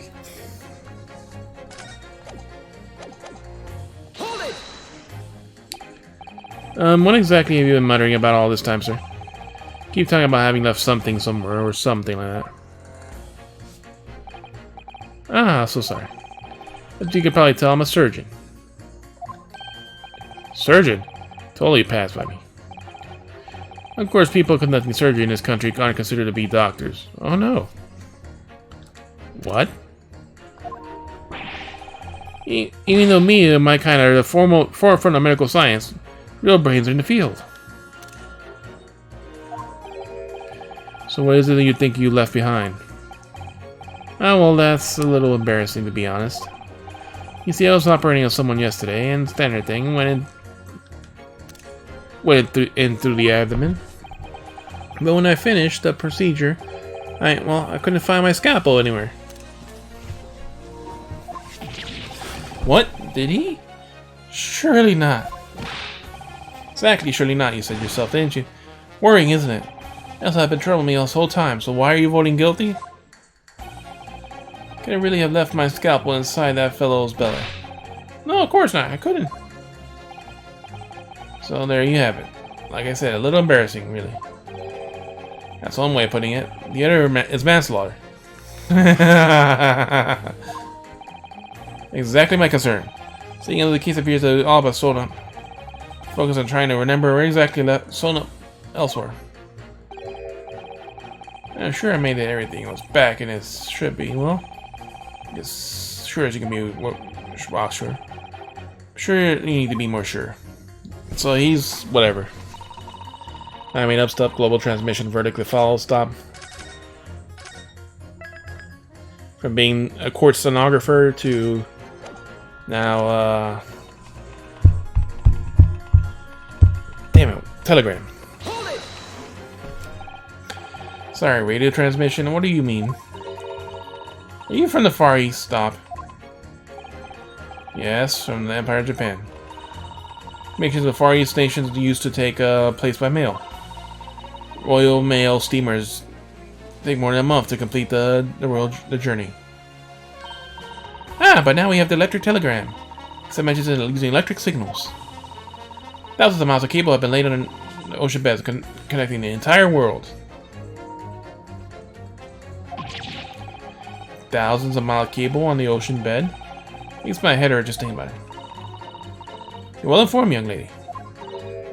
Hee. The cables will soon be a thing of the past. Stop. That's what I'm starting to catch up. Oh, now we have giant cables for internet. Real transmissions are our future. Stop. Messages carried over airways of the foregoing. Stop. Segment growing. Stop. Atmospheric electric. Stop. Right, try not to wear out your fingers. There, wireless topography. Stop. Telegraphy. Driving technological revolution. Stop.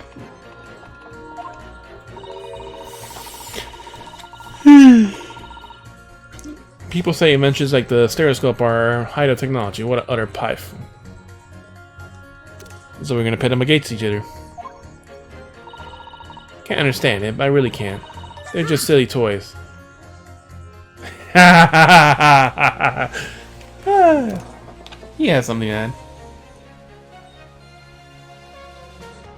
Excuse me. You have something to answer? Juror number 3. Sorry to interrupt you when you're being obviously fuming, but... What? Yes, that's something to add about juror number 5's last remark. That I couldn't guess. Oh, you bet I do. Say it again. Go on. There you. Goodness, are you talking about to me? I think he just might be, yes. These stereoscopes are just toys, aren't you, huh? Oh? Yeah. Absolutely. I mean, really. Machine of you photographs in 3 dimensions? Why on earth would you just not use your eyes to look at the world around you? It's all 3 dimensions. That's a thinker, that one. What a great way to appease the man. No, I'm sorry. Stereoscopes are no practical use at all. Like a kaleidoscope. Same difference. You just don't know. Pardon. You can find a beautiful photograph through a stereoscope. Can unlock us all sorts of possibilities.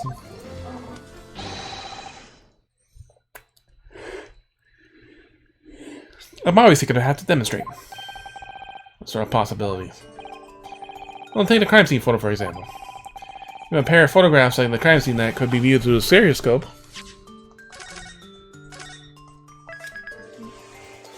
Well, we only have one. Sadly.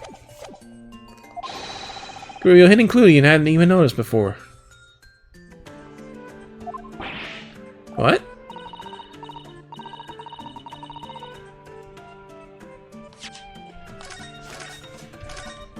Have you got any photographs, Runa, we could look at through a stereoscope?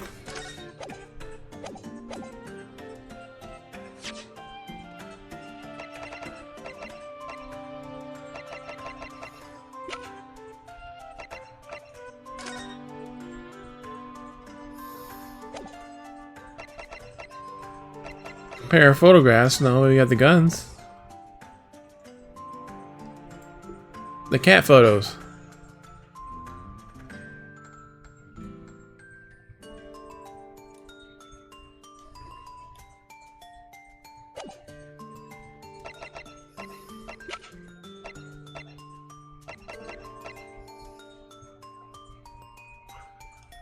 Oh yes, we do.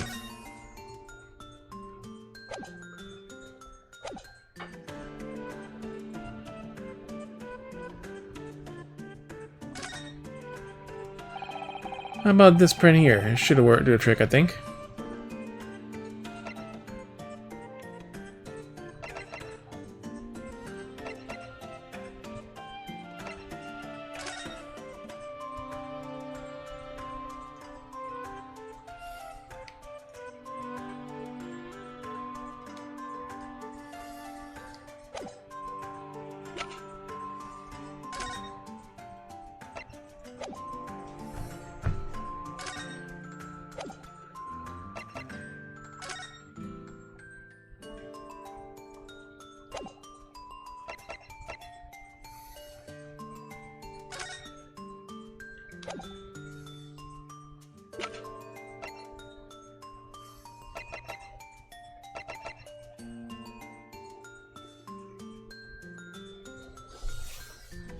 Okay, let's Take that! I was wrong. I can't actually think of any that we could use at all. What? Really? Oh dear. Maybe I need to have a stereoscope and look at your brain sometime. What's that supposed to mean?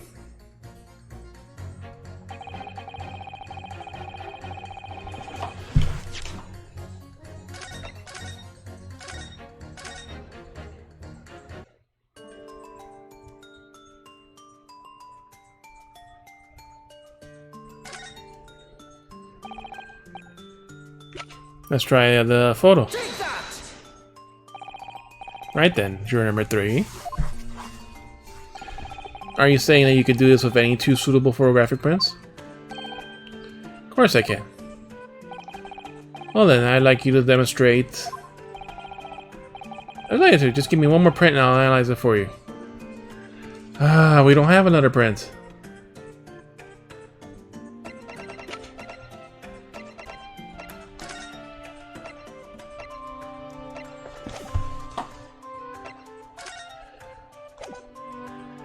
We need another photo.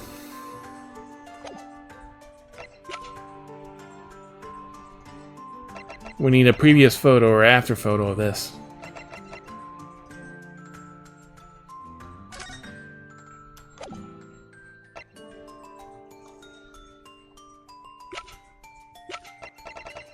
Take that!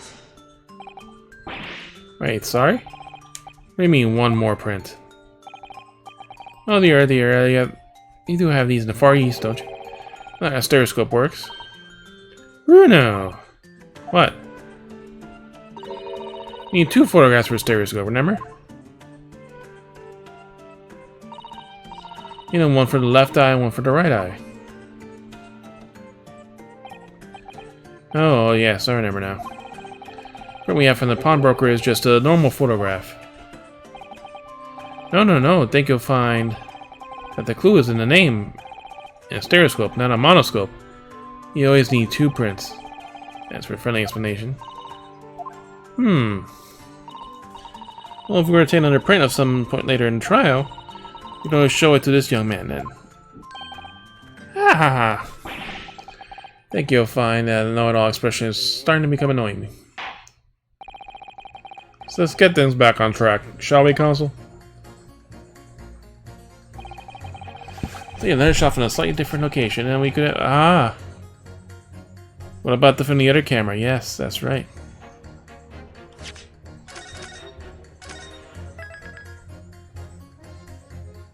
That's true.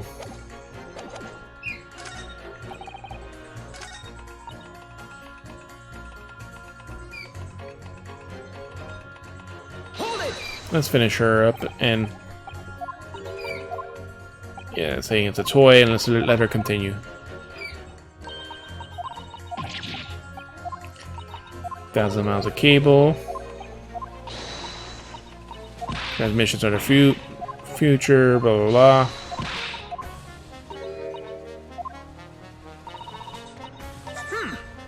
They're just toys. Spare my feelings, will you? Any feelings. It's not like there's anyone here who likes stereoscopes. Don't you think the defendant's guilty? Quite simple. And we haven't shown a scrap of evidence to suggest she is the culprit. So radio waves dash through the skies faster than the eye can see. Should dash in conclusion of the trial and stop pandering to indecision. Alright, so we haven't had a notch taken off yet, so that's good.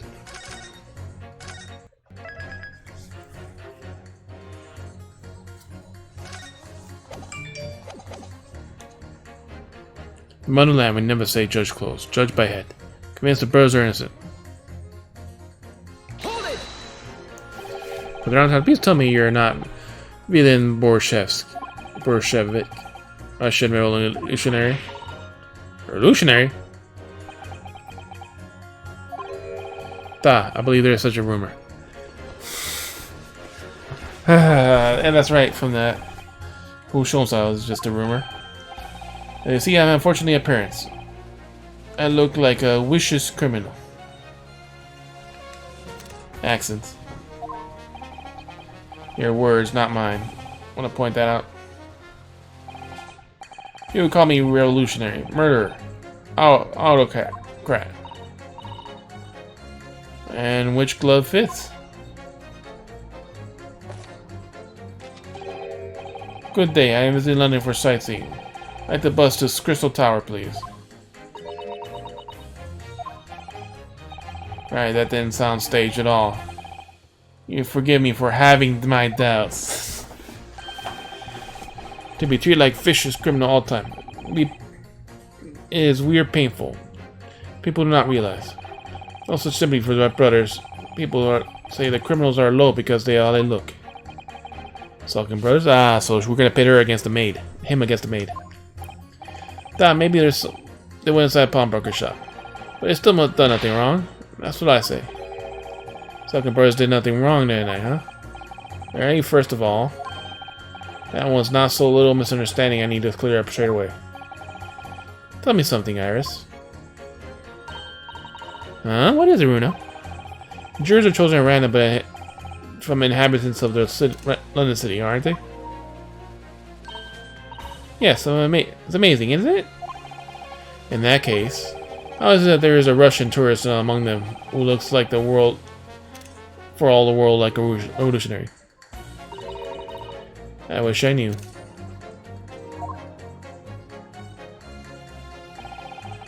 Can't change the minds of more than half the 6 jurors. Trial will be over. We know that Ginny never did shoot anyone, yeah. But we need to find contradiction these jurors are saying and pit them against each other. Ready to go whatever lengths I have to convince them of Gina's innocence.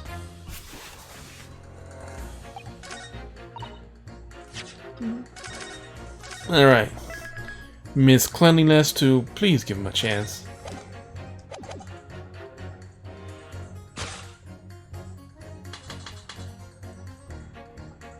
The scum of the earth. In the motherland we say never judge by clothes. Objection! Let's try it. These two statements are clearly contradicting each other. Good lord. Counsel, explain yourself. Oh my statement. Contradictory. Again? And juror number 6, you got a wrong end of the stick. I do not have stick, I have mouse. And why do you have a mouse in the court? As juror number 2 said earlier, when the Sulkin brothers fled the scene of the night in question, they fired or shot from their revolver. Yes, they shot poor Mr. Schultz in the abdomen, I understand. Surely you're not going to tell the court that you didn't hear. Abdomen, A-B-D. Sir. Sorry. My English is still learning. You are telling the court you didn't hear? Forgive me, I did not hear. Here's the word. Abdomen. Part of the person's body containing stomach and other vital organs. Is that what you mean? You say that in plain English. I am Russian, not native speaker. Won't that be a good idea to let this man be on the jury again? It's a good question. So, you were telling me your brothers who took the criminals were lying. Who look like criminals were lying. Yes. They said before they did nothing, and the truth is, they shot the detective. This is double negative. Yes, that's exactly right. Lying is wrong, especially when the lie is said by a person who look like criminal. Coming from you, that seems surprisingly prejudiced. It means when they said we never took nothing, that means also a big fat lie. True. Is this true? Well, according to the police report, no stolen goods were found, so... Enough. I trust no one now. It's not the mouse's fault, though, sir. I must see my own eyes. I must investigate a crime scene myself. Afraid that wouldn't be possible. Well, it is, Bruno. Easily. Uh-huh. Sorry. The prints from Hurley's red-handed recorder. There we go. Now we get our... what we need.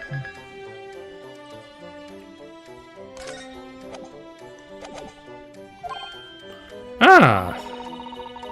If you compare the prints in the picture of Ginny and the next print a half hour earlier, you'll be able to see us straight away if there's anything was taken or not. Cooey, Mr. Prosecutor. Tut-tut. Calling on prosecution in the middle of a summation examination of all times. Tut-tut. Calling in the prosecutor summation examination. Print shows the accused threatened the victim as she broke the shop at this one. Following this, the victim and the accused move into the storeroom. Meanwhile, the Skull King brothers entered the shop and summarily heard the gunshot ring out. Sadly, none of the men were captured on film. This is the photograph secured to the camera half hour later, after the brothers' flight.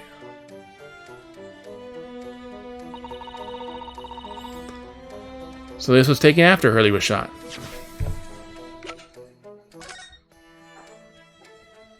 Ink pen, 2 ledgers, book.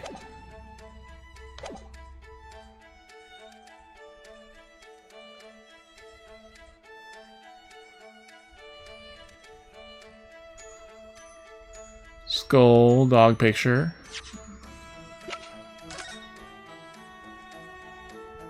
There's a doll on this one. And 2 little card looking things. That's there too.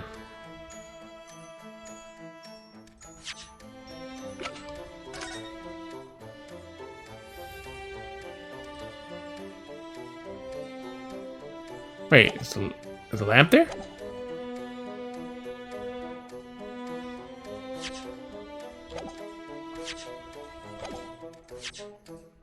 The lamp is broken. So this was taken after Hurley was shot. As far as I can tell, the lamp is broken in the bottom one. The second one has been taken. Does seem to be the case. Can't notice anything else missing in the second print. So, the brothers who look like criminals only told one lie. Shot man, but not stole nothing. It seems so, yes. Good. Oh, not good. You're right. I do not understand the situation. I know brothers never have lied. It's a very important clue to the trial.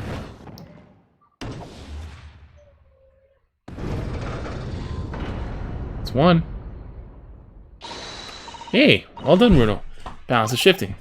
Well, it's a start, I suppose. There must be more in what these jurors are saying that I can use to expose the truth. If I can do that, we must just turn the situation in our favor. Thank you, Counsel. Continue with the summation examination. Kindly hand a new photographic print to the bailiff so we can file this evidence.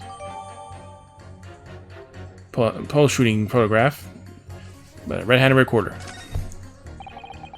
Another print, huh? Wonder we can make use of that. You see, the lamp is broken.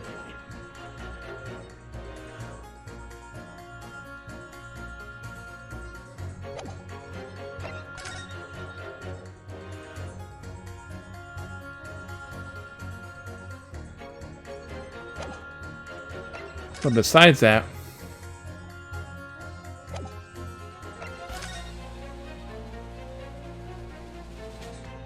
they broke the lamp.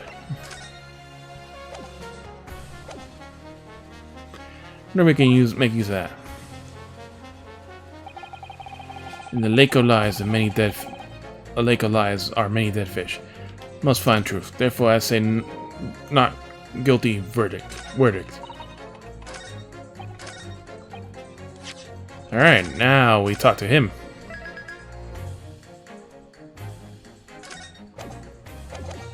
Hold it! Can it really show up new clues, though? Don't know unless you try. How about the print here? I think this will do a trick. Take that! Alright then, juror number 3. You're saying you can do this with two suitable for prints? Of course I can. Well, then I'd like you to demonstrate. And one more print. Take that! Alright, these two prints were both taken from the same camera with the Winnie Banks in that in question. Yes, I see. Tell me, Mr. Lawyer. You know how photographic images work? Standard principle? More or less. I think so. I have had a lesson only yesterday. Left and right is going to be at the same, only slightly shift in positions of objects. Then when your brain merges the two images in your head, notice a shift as of the word depth.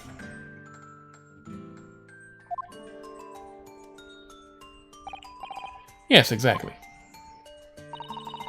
And small shifts in certain objects in the two pictures are really important. It's really important. So what happens when you get two photographs like that are exactly the same then? No, obviously that wouldn't work at all. We're seeing the seen dimensionally anyways. Oh! Of course, now I see. I think the uncle has discovered the secret. I have. Cross-eyed. You can uncross your eyes before you tell me? Look at these two photographs on this camera, Bruno. Go on.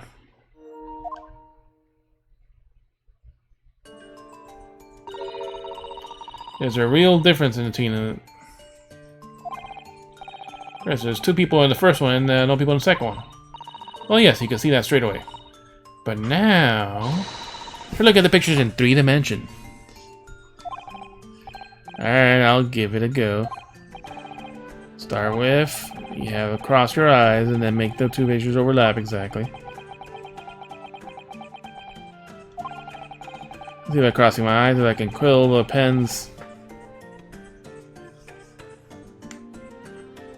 I can make the quill of the pens from each other overlap in the picture. I wonder if I had to actually manually do it. It'd be funny if it did.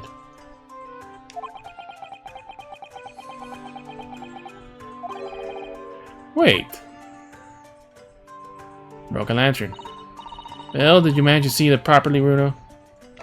Nothing. I saw it. Ah! What's going on with these two pictures?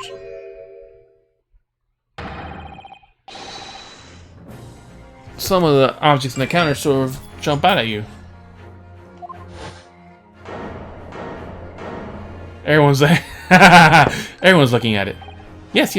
There, you see. That's it, you see. That's the other amazing power. Other amazing power? So I'm gonna explain this black magic, eh? And then you do some of the things in the counter, they seem to jump out at you. Like, huh? So you'll find that if you consider the basic principle of the stereoscope, you'll answer your own question. Basic principles of the stereoscope? I said before, if you try to look at the two identical photographs using the stereoscope, it won't work at all. It's a slight shift in position of objects that lets you see the pictures you mentioned. Is there a book missing?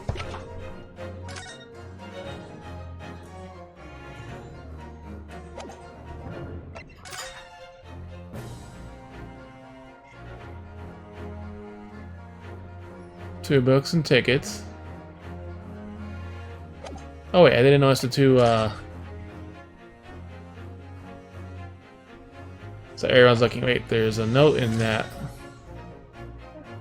No, it's there, but we're looking at the top, though.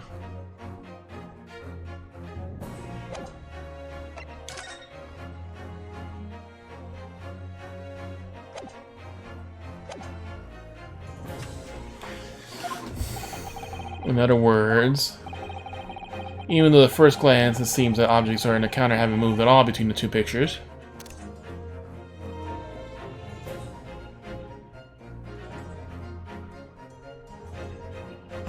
oh, I see it.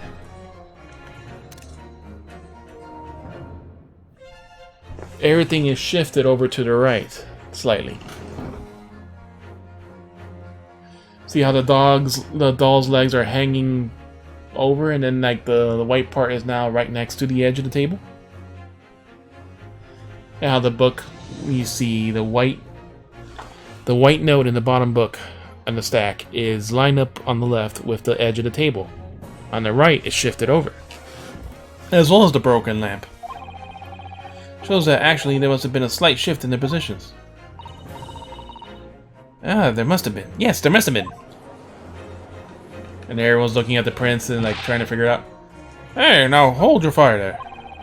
The reason the grasp this whole cross-eyed business now, I say.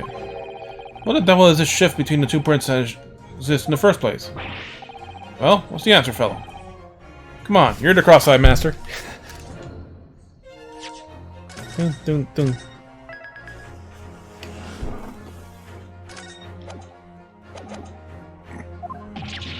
Huh? What? Me? I haven't the first idea. You know, Runo, it's quite simple. It is? Just think enough through it step by step. First, the photograph on the left was taken at 11 o'clock.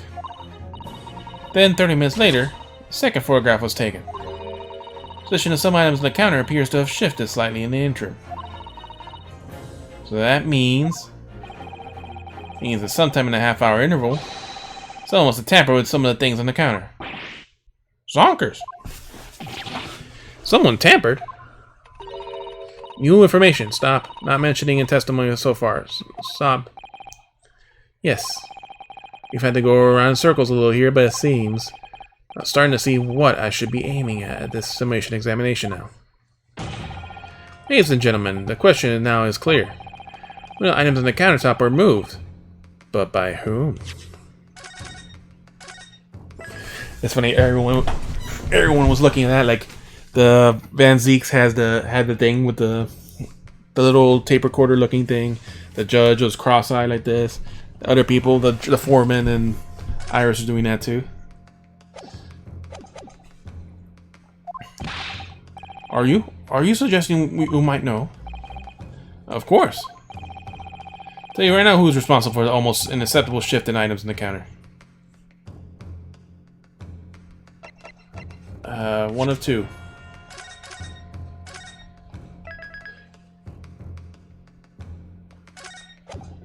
We haven't looked at the people this time.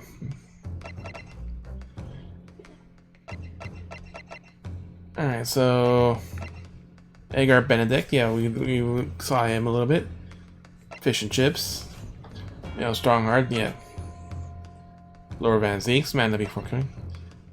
Nash sulking. Victims of the incident who broke into the winning banks on the night of the murder. The brother and accomplice Ringo. He claims to be a professional baddie by trade. Ringo sulking. Witness incident who broke into the winning banks on the night of the murder with a brother and accomplice. To be a professional baddie by trade. It was Van Zeeks. Take that! It's the witnesses currently on the stand. The Sulkin brothers. Wait. This does not agree with the brothers said in testimony before. They did not even have time to put dukes and Lucy lockets. The phrase of says dukes means hands and Lucy lockets mean pockets. This is another lie? Is that what you were saying? Yes, I'm afraid so. Now hold on a minute there, you can't be sure of that. I quite agree, the accused it's a common pick purse after all. Perfectly possible she went through the things on the desk to see what it might steal. I think that's unlikely. And why is that? As you can see from this photographic print, the defendant was pointing a gun at the victim. It seemed, as my learned friend indicated, that she was coercing him back to open the storeroom door. In other words, Miss Lestrade's interest lay within the storeroom, not the main shop. Giving her no reason to touch anything on the counter, but the gun, all points to one thing. Sulkin brothers have omitted key facts in their testimony. Dun, dun, dun, dun, dun, dun, dun, dun. And the accused pickpocket, common gutter trash. Why look any further for a wrongdoer here? Because the Sulkin brothers are the thieves, madam. No better, or in fact worse than a pickpocket.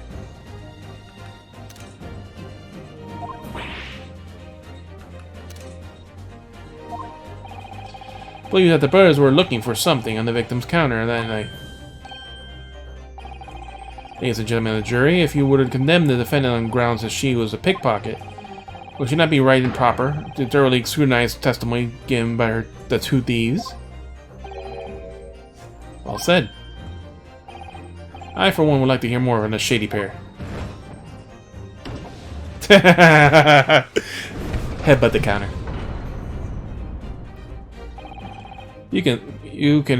Can you all see now? If my stereoscopes are in play, things are extraordinary potential firsthand.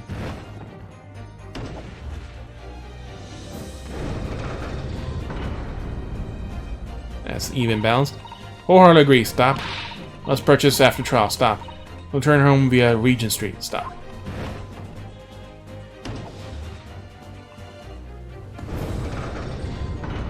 It's 4. Well, it would seem this trial has yet to run its course. Ladies and gentlemen of the jury have declared their inclinations via the mighty scales of justice. Hereby call this summation examination to conclusion with the balance altered in the defendant's favor. 2 lean guilty, 4 lean not guilty. Accordingly, the jury, without a consensus, I order this trial to continue. Yay! Well done. Oh, by the way. What? You should hold on to this, Runo. You never know when it might come in useful. Yeah, that's what Van Zeeks was using. Twice in one trial would be unusual, surely, but alright. Stereo codes have been entered into the court record. This fold-up device allows a person to enjoy seeing things in 3 dimensions simply by looking in his eyepieces. Lord Van Zeeks. You will instruct the witnesses that the court demands additional testimony from them. Shh. I'm sure it won't spoil the banquet to do so, my lord.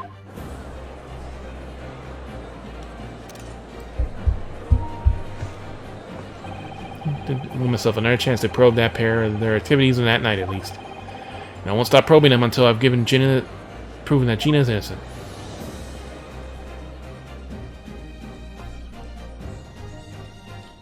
Part 1.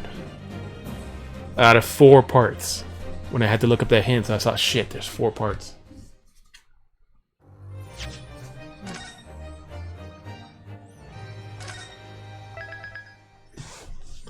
This is a long trial.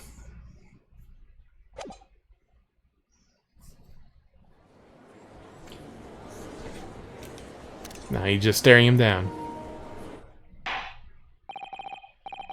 Order, please. Let's resume the proceedings.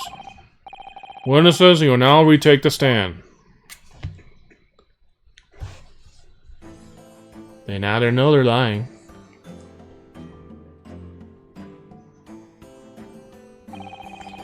Presume you heard of the defense counsel's summation examination. Oh yeah, Governor. I did, Gov. I did. Mr. Skulkin.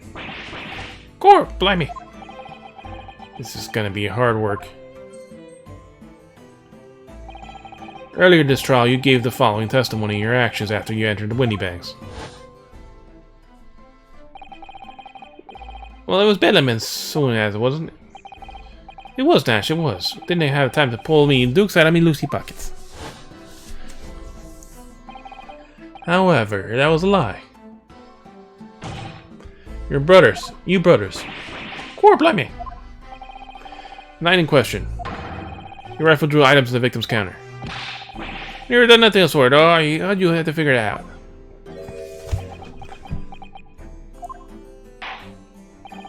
You will now give formal testimony once again. You'll tell the court precisely what happened on the night in question. And this time, you will tell the fucking truth, you sons of bitches. Each lie that passes your lips serves to increase the severity of your punishment. The angry crush. And that, gentlemen, might deal a crushing blow to your chance of ever seeing the light of day again.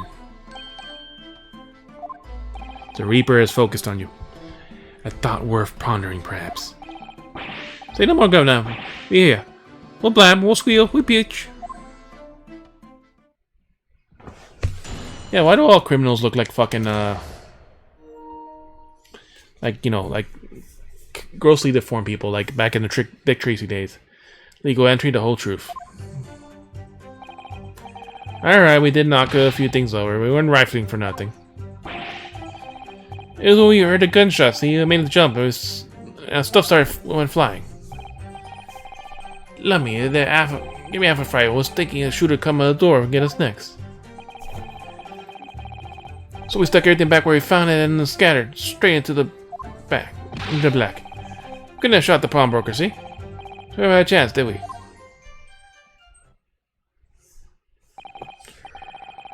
So I made to the defense's accusation. You did indeed ransack Mr. Winneback's countertop at the night in question. And I'm ransack, Governor, no. That's right, Nash. It's more like we tidied up. Yeah.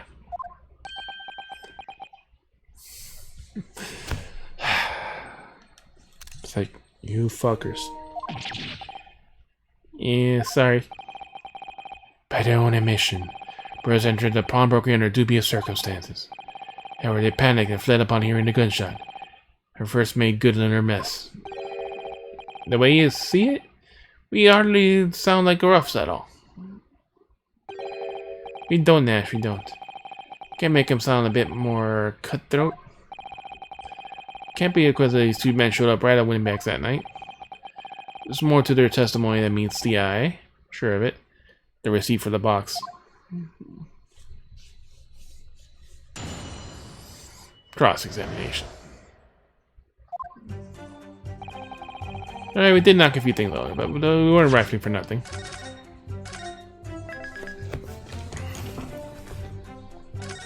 They were looking for that box. Hold it!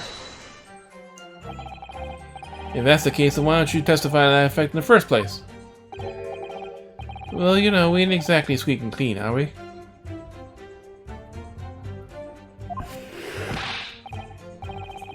Wait, Nash, wait. If we admitted something like that, people would think we was up to no good. Trouble in the neighborhood. We ain't gonna say that. We only land ourselves in even more trouble. And in fact, now, as a result of lying in your previous testimony, that exactly is what you've done. You land yourselves in even more trouble. Ah, well, that's rotten luck. Says the rotten apple eater. Witnesses, explain your actions to the court. Why did you ransack the victim's counter? We never ransacked nothing. Right, Nash, right. We were like tidy up the place. Dot. Sorry. You heard the gunshot, see? It made the boat jump and all the stuff went flying.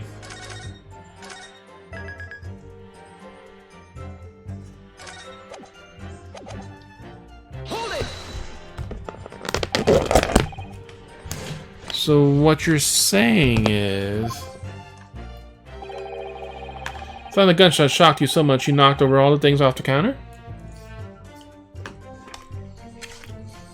And they put it back in the same exact order, almost the exact same way, but just slightly shifted over.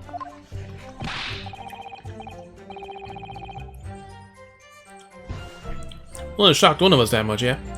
Back on Earth, they're trying to keep his shirt on. Look, he was out, right? Blimey, me dead Ganny could have woken up from that bang. Big bro here was skimming like a blooming baby and fell over the counter. How did a short little guy like that fall over the counter?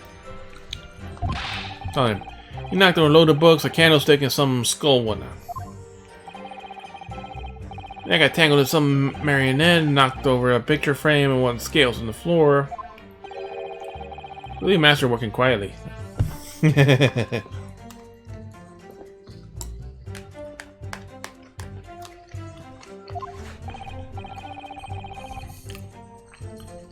What a racket. Me granted would have been scared back into the grave with that clatter like that.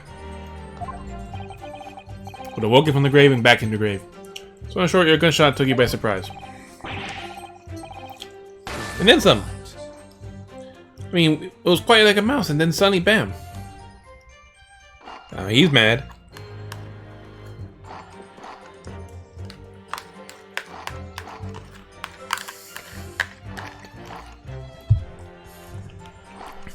What's up, Pope?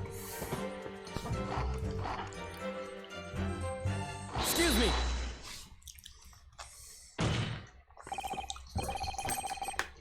Inspector Gregson, you have something to add? Hey, pal. Like I said, I like being lumped in with these scoundrels. No, something to add about their testimony. You seem to react to the sound as what Mr. Sulkin said. You can think of something? Probably nothing, of course. Hey, pal. It wouldn't bother me to mention it. Only, the fact is, cases don't get solved if you ignore the little details. Why don't you just tell us what's on your mind?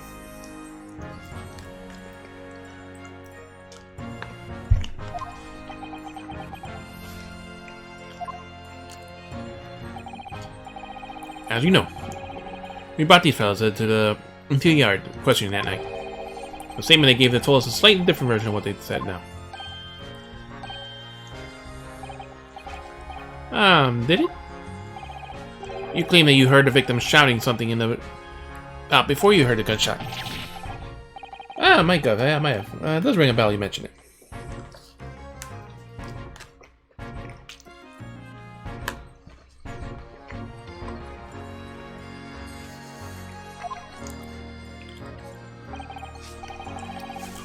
Granted, it's only a minor detail, but still.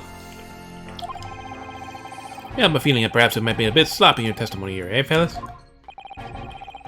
I discovered that Wynn's testimony has been more than sloppy than it is here to proven to be. I shall be forced to bring the very harshest punishment to bear against him. Easy. We'll get it right this time.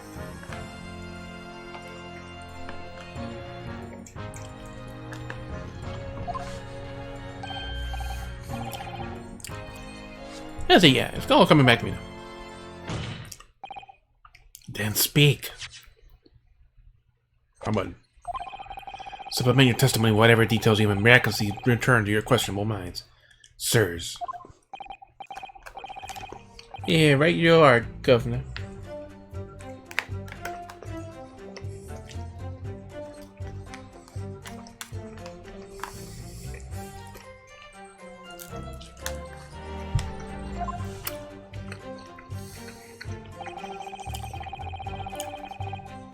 Just before the gunshot, we heard yelling out, give me that gun.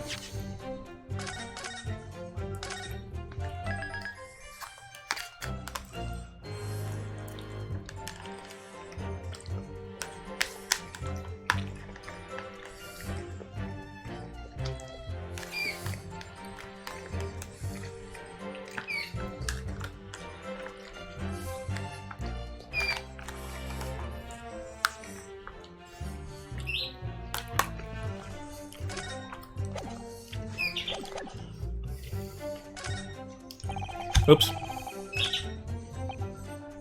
Hold it! So, in fact, you heard the voice in the gunshot almost simultaneously.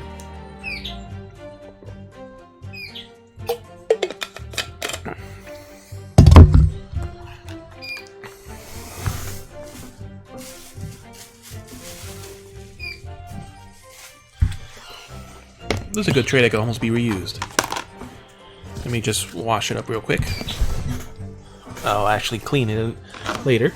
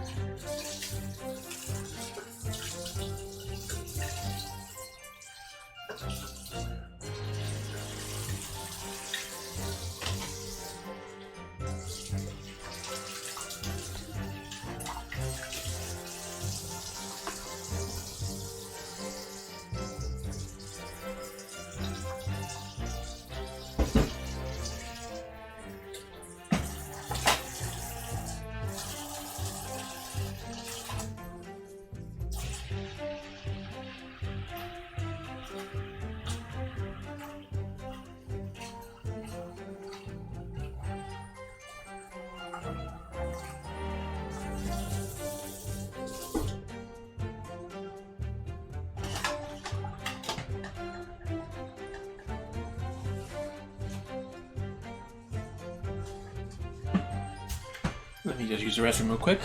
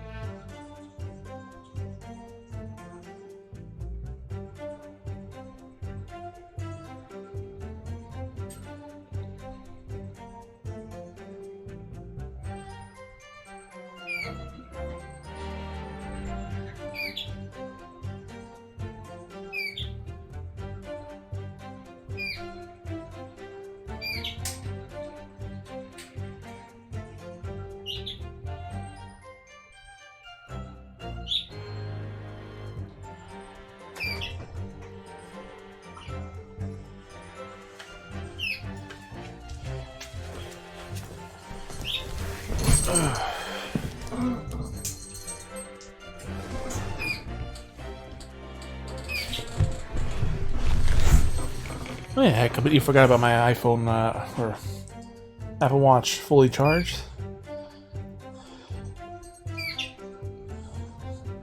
The download, okay, install now. Agree with terms. Passcode required.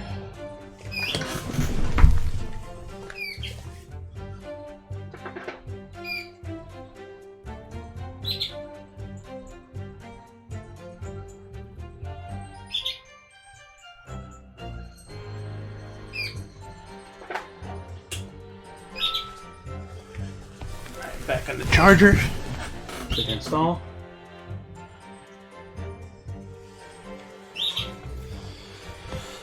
Alright, and the password has been put in. So you in fact heard a voice and the gunshot almost simultaneously. We did good, we did. Well, I suppose if we were being honest, we heard a kind of a wavering voice before the yell and all.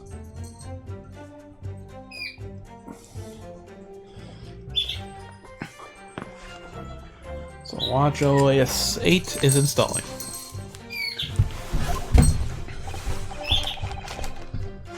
If you don't want to get shot, give me that gun back. That kind of thing. If you don't want to get shot, give me that gun. So the other person, bam. A career of acting tragically miss. And where are the voices coming from, can you tell? Of course you could, from the other side of that door, and the counter it was. In the storeroom where the victim was found dead. And the voice you heard, it was that the victim, Mr. Winnybag? I mean, Granny's life, of course it was. That's Granny's life, of course it was. Have you heard? That means you've heard him before. So that would mean that you both knew Mr. Winnybag and the sound of his voice. Uh-huh. Yep. Eh? I mean, what? What, Nash? What? Any ideas? Yes, Consul, they indeed it would. They were casing the joint. They were casing the joint to steal something. No, we didn't know that old geezer.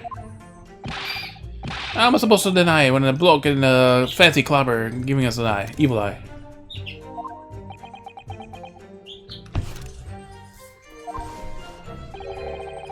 If you value your lives, you will ensure the testimony is accurate and true. Yeah, I'm a Granny's life it is. Oh, it's Granny's life, it must be. Ain't she dead? Come on now. It's a good job as Granny. It's a good job as Granny's dead.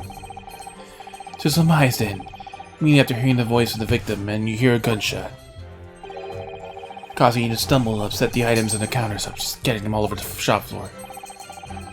You make it sound like we're clumsy. Yeah. That's okay, we tidied up after like we did like good little boys. Anyways.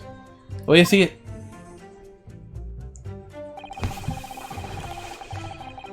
The bloke who owned the place was was holding the gun, so we would have just fired instead of yelling at the girl.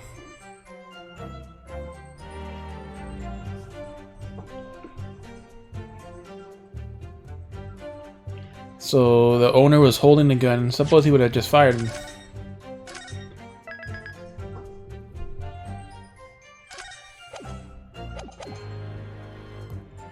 Instead of yelling at the girl. You're saying that Mr. Winniebank had a gun in his hands. Oh yeah, I bet it was like, eh? Two of them waving the guns at each other. It must have been pretty heated. I mean, just before he shot at the old geezer said, I'm not, if you don't want to get shot.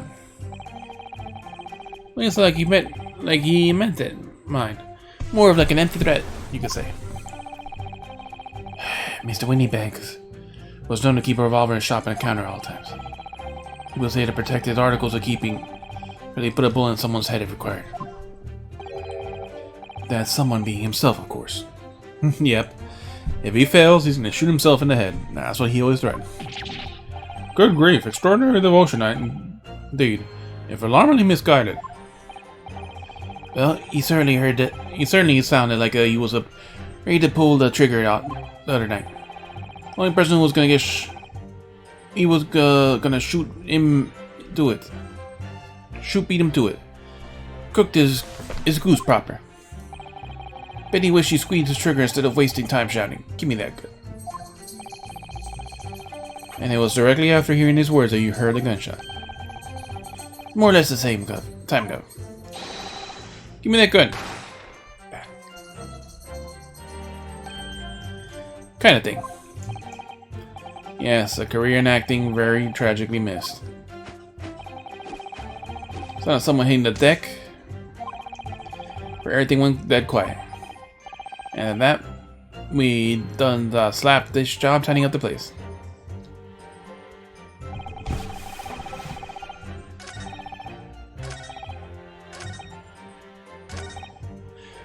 It didn't give half a fright. We was thinking we would come in the door and get us next.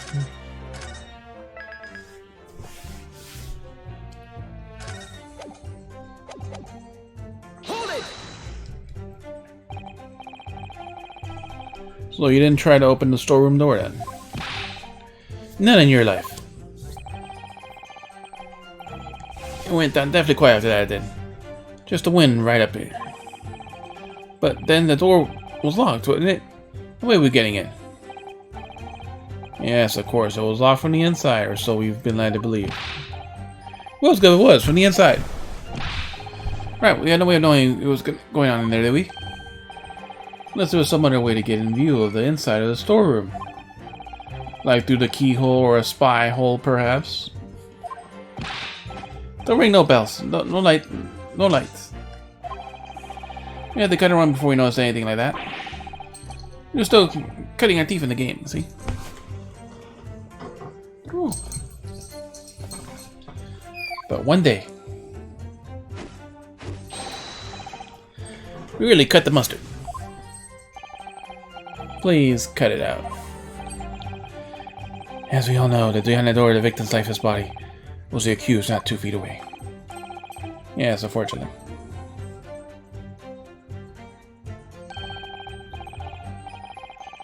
Gina was there and unconscious, with her gun in her hand. It could have been planned there. To confirm, it wouldn't be correct to say neither of you set foot inside the storeroom. That's right, Gov, that's right. Good enough, see you don't want to. Standing back where you found it and scampered straight into him in the black. In the black uniform.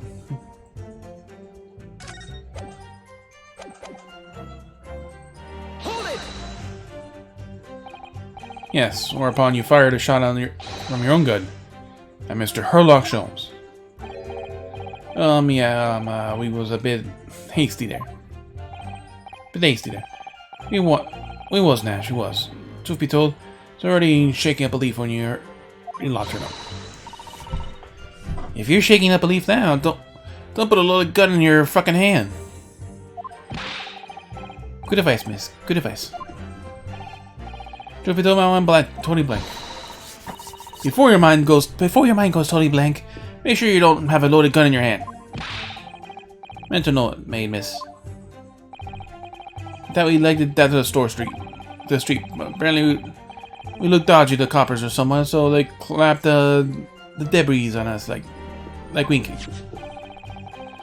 And after you were handcuffed, police found a revolver in your possession, correct? Yeah. Listen, it proves it, doesn't it? Eh? We couldn't have shot the pawnbroker, see? Never had a chance, did we?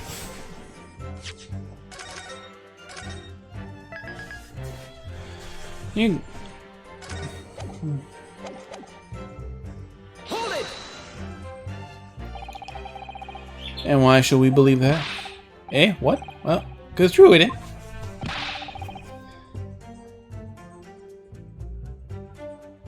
Hey, update finished, so the watch has restarted. The place was totally empty when we went inside. At that time, the victim was already in the storeroom. I've been forced to open the door by the accused with a gun in his hand. That's the watch restarting. To his head. In other words, on the night in question, these two witnesses, they were even laid on to the proprietor of the pawnbroker, Mr. Winnybag. Correct. You got it, mister. Down to a T.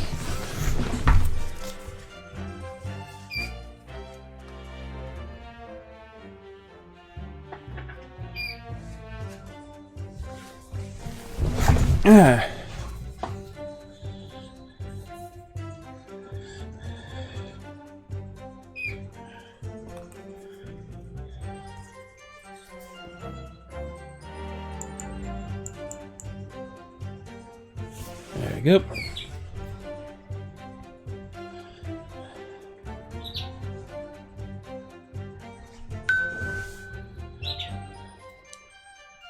Apple Watch is now updated.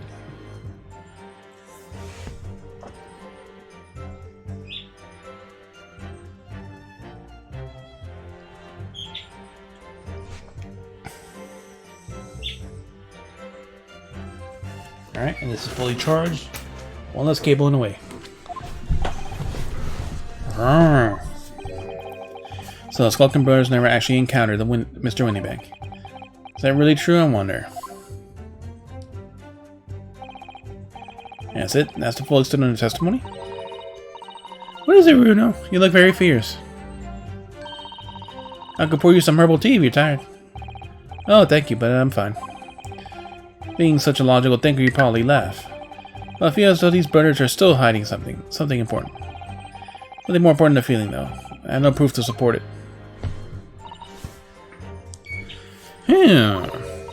Well, feelings can be very logical at times.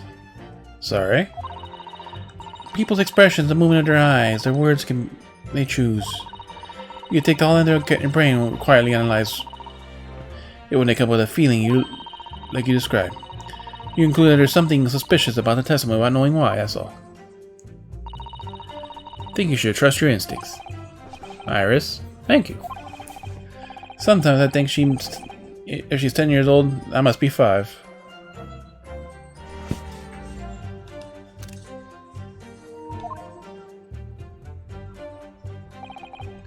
Alright, so now we gotta present some evidence.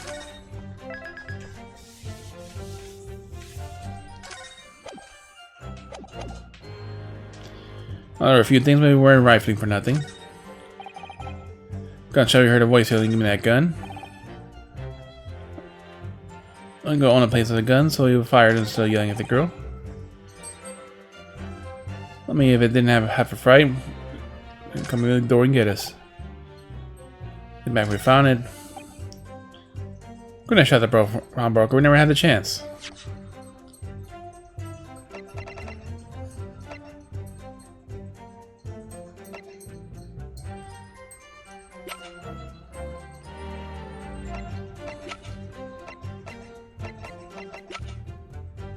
Oh, we don't have the photos anymore?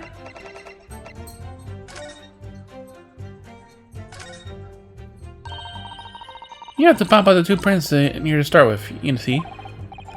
And then look through the eyepieces, you can see the image in 3 dimensions. Important thing is in a position the 2 prints. I don't keep up with this idea of stereoscope, but it's really fascinating.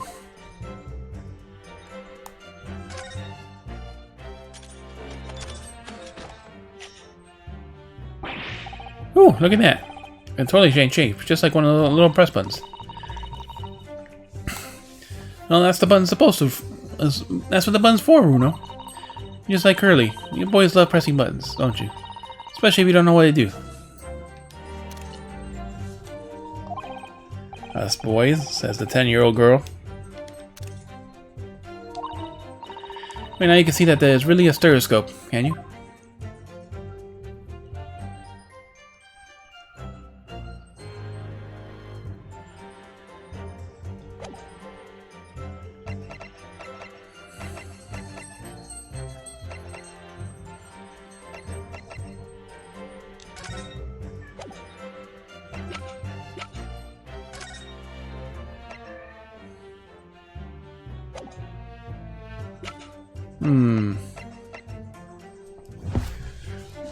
We didn't have a chance, huh?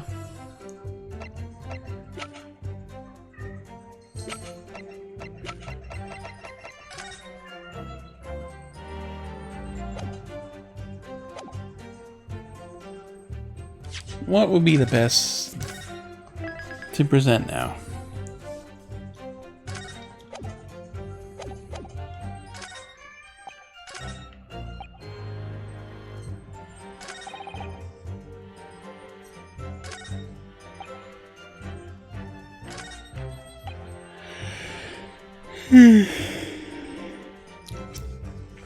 We knocked over a few things. Give me that gun. I'm not going to own the place, well, girl, so you should have just fired a gun instead of... Yeah. Frank, as we were thinking, they should have come up for us next.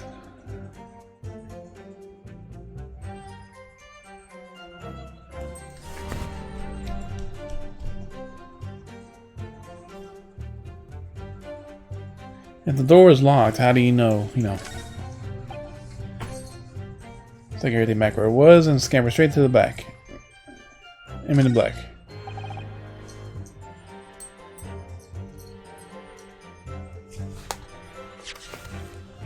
Now feels this one.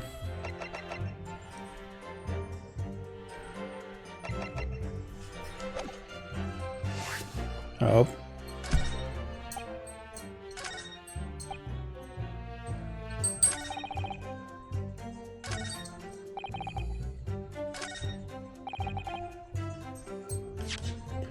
We weren't rifling. No, it's this one.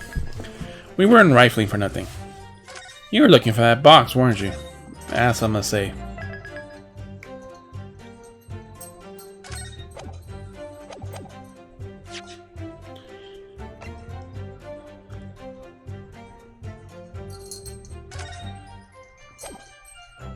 Objection. Nope, it's not. This is a statement. This last statement. Damning, you say. Damning, because as I look at you, Consul, I see your trembling hand, your pallid expression, your perspiring brow. Huh? Seems to me that there's the damning inconsistency here.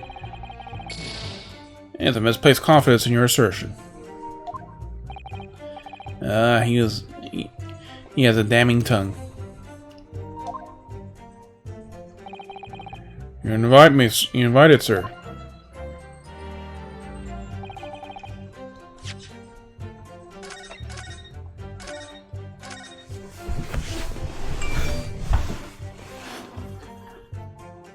Alright, so it's not... We can't point out the box yet.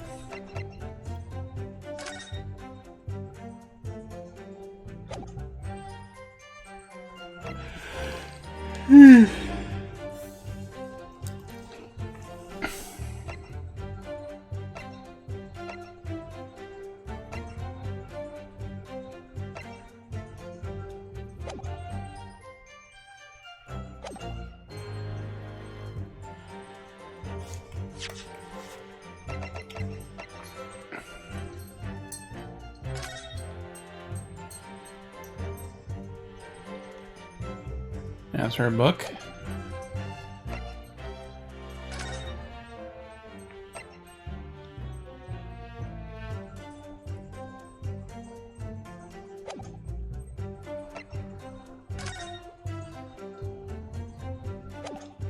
Foreign agencies, so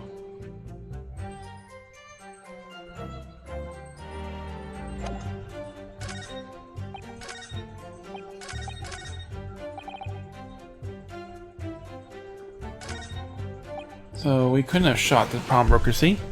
We never had a chance, did we?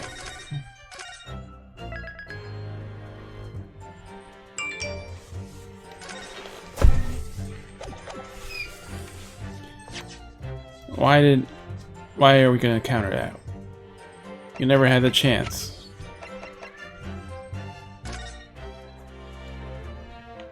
A single round was fired.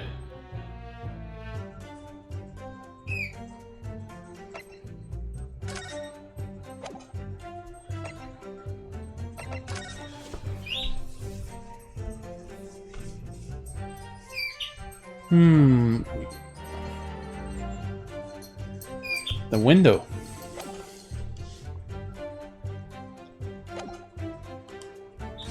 The window. Hope. Hope down.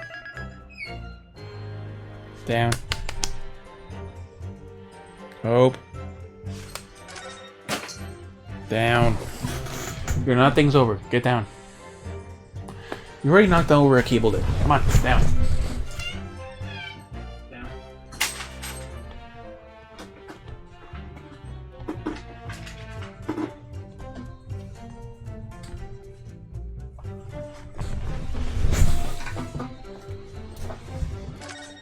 So, he did have a chance. They could have shot him in the back.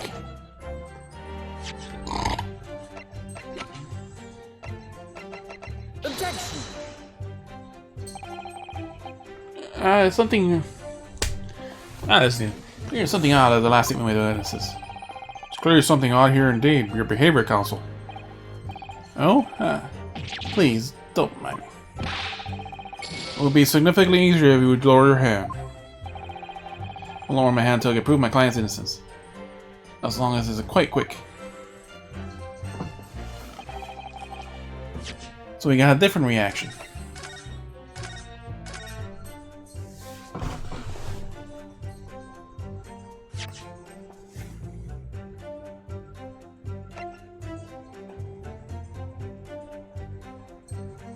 Hope down.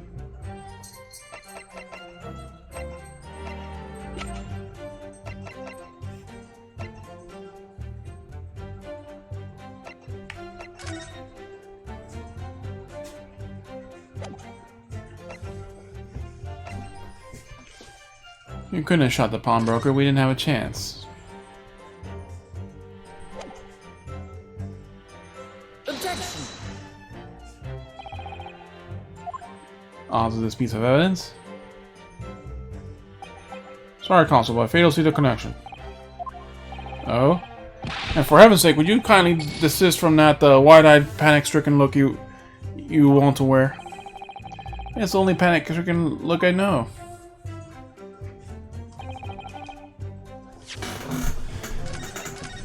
I hate the part where you have to go presenting random shit. Alright, so it's not that. He didn't have the chance.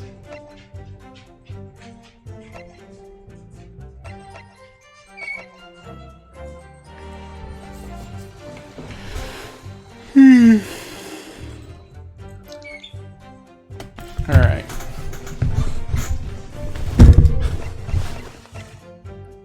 Objection.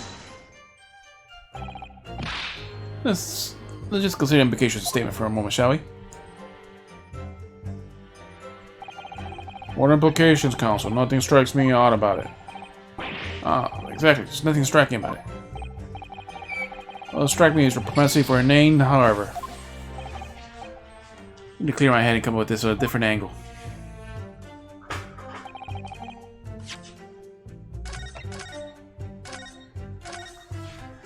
I'm pretty sure that's the hint, the angle.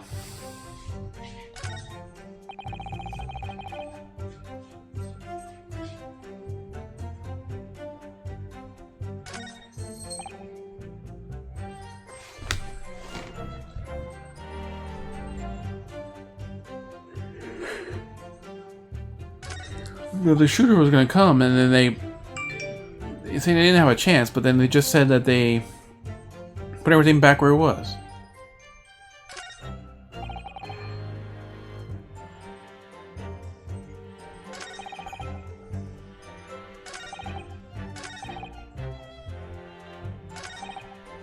Hold it! You didn't try to open the storeroom door then, no? Not in your life. Definitely quiet after that. The door was locked, wasn't it? Well, maybe he was opening it. So I've been led to believe. We had no way of knowing what was going on there, did we? Yeah, we go to the storeroom, like, through a keyhole.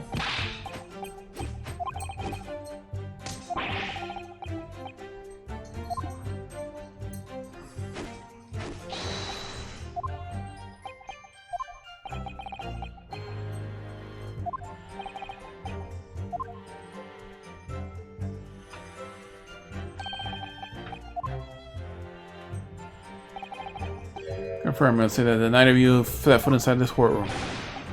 Storeroom, that's right, Governor, that's right. Couldn't have even if we wanted to.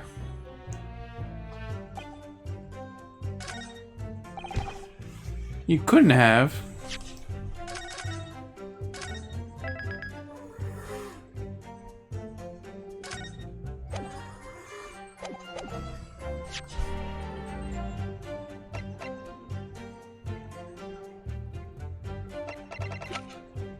I want to say the plans, but it's not it. Objection!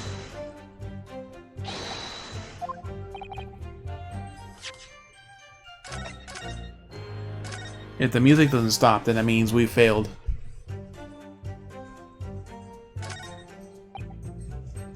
Hold it!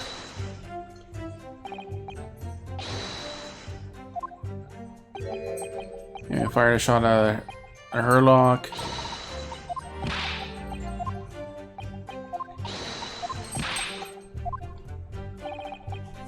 Light it down the street.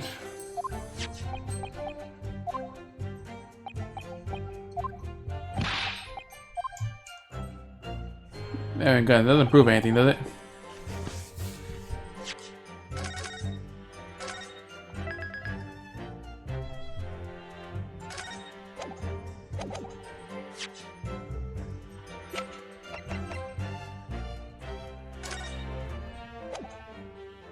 Objection!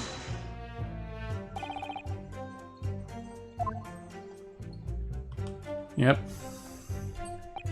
They couldn't have shot the guy. We didn't have a chance, so we proved that they had a chance to shoot him.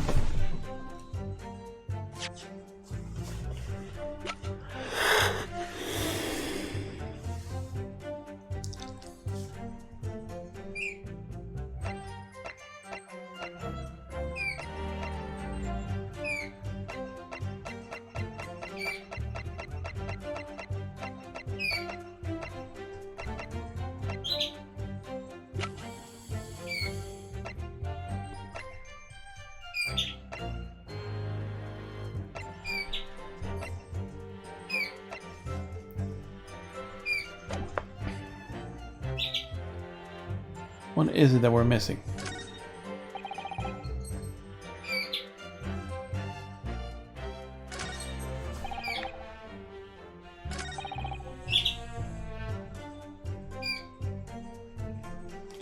Able to own the place was holding a gun, so he would have just fired a gun. Damn it. How do you know he was holding a gun? Unless you peeked. Hold it! You say that Mr. Winterbank had a gun in his hands. Oh yeah, I bet you it was a sight, eh? Them waving the guns at each other must have been pretty heated. I'll get her and say, you don't want to get shot. It's like I meant... It didn't really sound like I meant it. It's like an empty threat could. Your revolver is counter at all times, or people say, put a bullet to his head. Yeah, it's all... This is nothing new. I need to pull the trigger that other night. Only the other person shot him.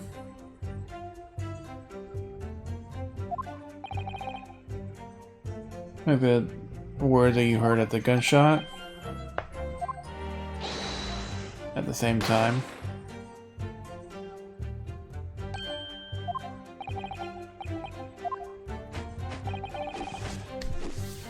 Then we heard the sound of someone hitting the deck before everything went dead quiet.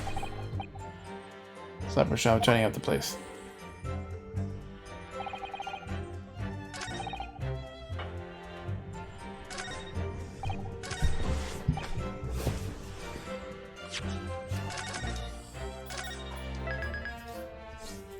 If they never went in and never saw it, how did they know he was holding a gun?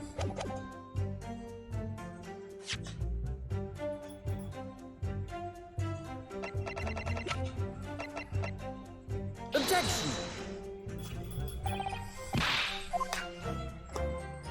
Nope, that's not it.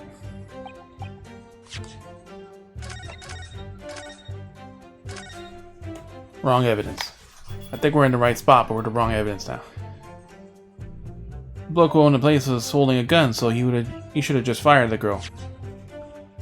He was holding a gun. How do you know that? Objection! If you didn't see him.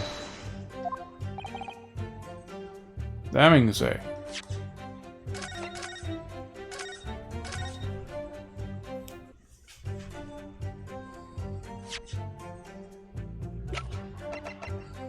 Objection!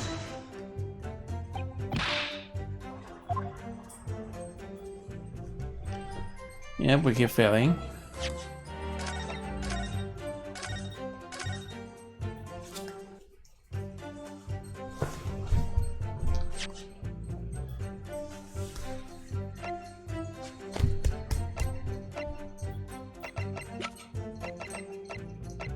Oh, yeah, he was holding a gun. Objection! That's it. You're saying he was holding a gun, but the picture shows that. So you're saying that's all we were missing. Yeah, I thought you were at the right spot. Not in question. The victim, Mr. Winningback, was wielding a gun. That is correct. That's it, Gov. You got the picture. Yeah, he was Ash. No question. Yeah, photographic evidence obtained immediately after the incident clearly shows the Winningback was not holding any firearm of any description. Eh? You what? Gordon Bennett, he was saying right. There can be no question that the victim's revolver was used in the incident. I would remind the court that Mr. Winningback's gun was found at the scene. Hope. Get off the PlayStation. Down. Down. Not only was it identified as a murder weapon, but it was found in the accused's hand. Yeah, that Molotov there was used the victim's own gun to finish him off. No. Finish him off. Give me that gun. God. Stay exactly where you are. Right there. Yeah? The crime had taken place as you cleverly described in your testimony. You give the rise to the undeniable significant inconsistency in your final moments that you acted out.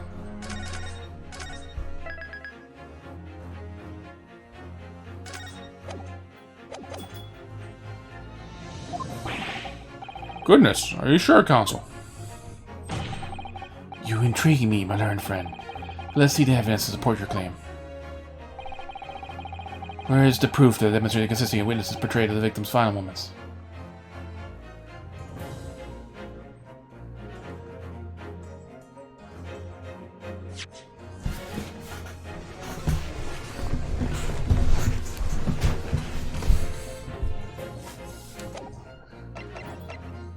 The autopsy report?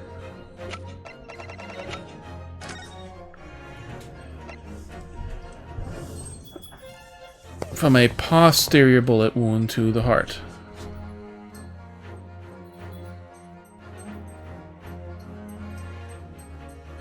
The bullet entered from the body from the back on a gently rising.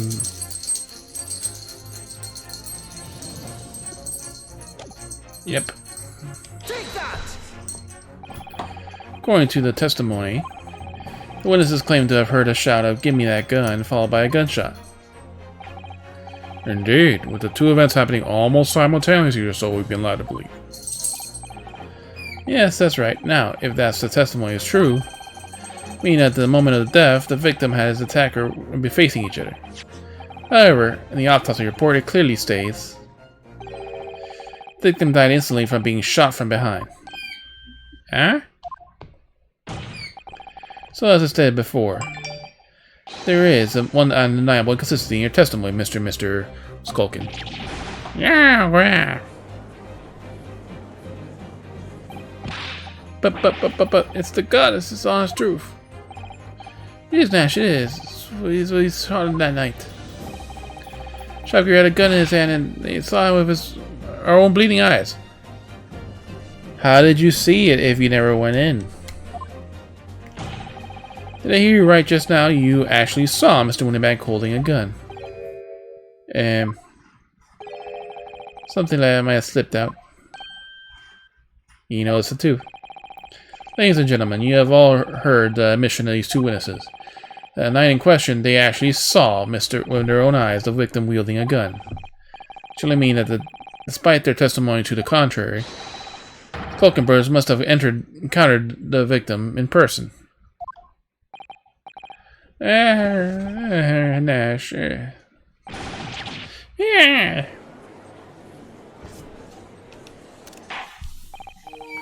Order in the head. Witnesses, explain yourselves at once. Well, the thing is, we weren't supposed to, It would seem that previous warning fell on deaf ears. Made it quite clear that false witnesses will be the death of you. I don't understand that you replaced the untruths of your original testimony with renewed lies. We're so sorry, Governor. The truth is, we, Cut it out, Nash. Cut it out. Glad now, you know what they'll do to us. He? What are they talking about? The one that hired them.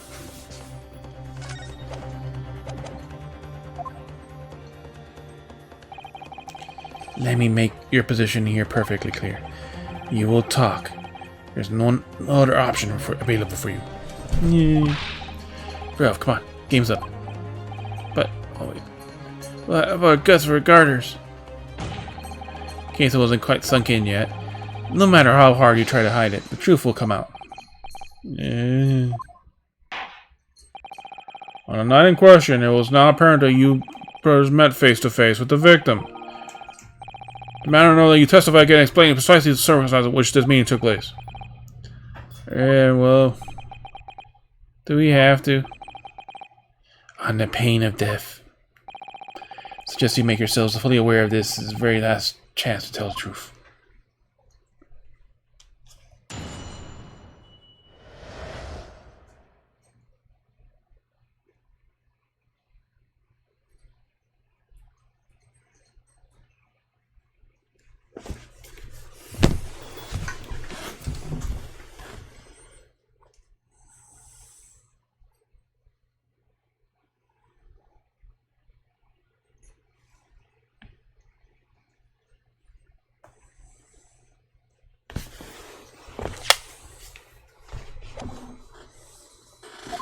Counter with the victim. Alright, so we just got inside the gaff and we gave a sigh of relief when the geezer showed up mug. Give me a gut bellow and he flew at us like he was possessed. Thought we had it. For an old geezer, that bloke was sure strong like an ox. He chucked me over the counter. I put my gun out, I was like, on him, and then he legged it through the door in the back. Never had nothing to do with killing him. That's what happened, I swear. So now you're telling us moments before the victim was killed in the storeroom. In fact, encountered him at the main part of the shop. Well, yeah, sorry. Wow. Find ourselves in an interesting junction. This changes matters considerably. But be honest, Gov, this time. To Nash, we ain't got nothing more to hide. Very well, counsel for defense. You may proceed your cross-examination. Yes, my lord. This is it, the moment I've been waiting for. Much fucking shorter testimony.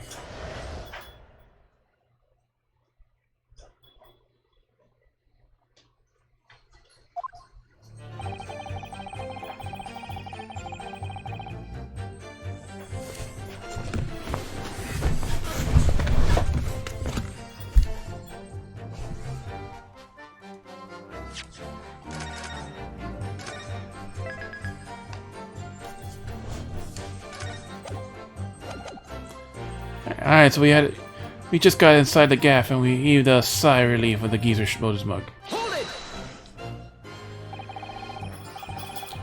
Rain in 9 minutes.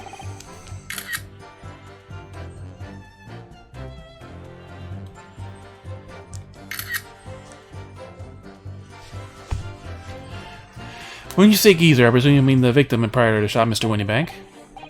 Oh yeah, sorry. I mean, that's right. He was keeping a close eye on the entrance of the gaff, obviously. Never actually thought no one was gonna come out of the back room like that. That would be in a pawnbroker's storeroom. Yeah, it must have been what he popped out from. The only place he could have been. So it would seem the victim was already in the storeroom when the brothers entered the premises. Which means Ginny must have been there at that point as well. But that doesn't make sense, does it? Gina had threatened Mr. Winniebank into the storeroom with her at gunpoint. Then why would he have emerged from the same room alone when the brothers arrived?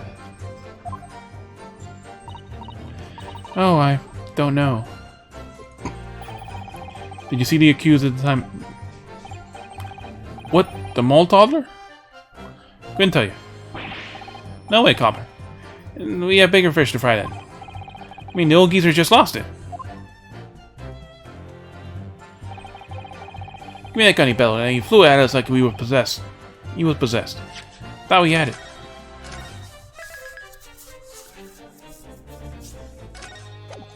He attacked him for a gun. You mentioned that Mr. Winniebank shouted the words in your previous statement too. However, you claim that you heard him yelling them through the other side of the storeroom door. Oh, I mean, did we?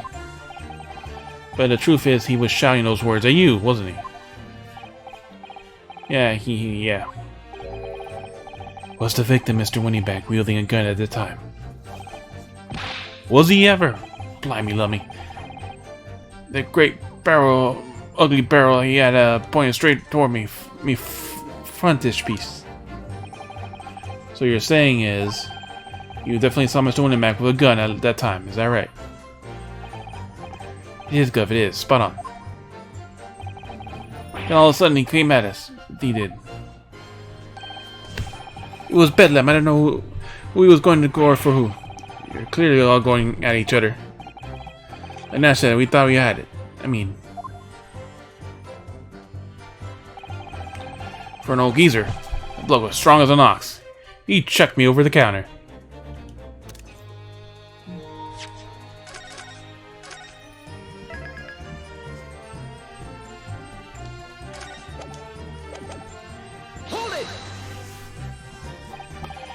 Yes, I know that you mentioned that encounter in your previous testimony too. Well, yeah, of course he did. He knocked over a load of books, candlestick, and some skulls and whatnot. That got tangled with some marionette. We knocked over the picture frame and took out the scales on the floor. So in fact, it wasn't the sound of a gunshot that shocked you that made you knock these things off the counter. Well, Big Bruv here went flying over the counter like a gunshot, I can tell you. And the old geezer pinned him.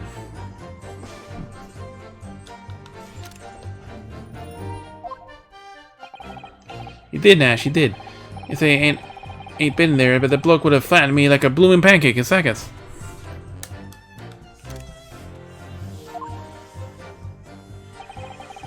At that time in question, the alarm was raised at the local police station via the secret cable in the pawnbroker. There's a button on the counter used to activate it, which was presumably pressed by the victim. That's right, when the brothers fled the scene back on the street, They ran straight into the arriving police, didn't they? Poor Mr. Windybag. He did everything he could to protect his shop. Pulled me gun on him and he legged it through the door in the back room.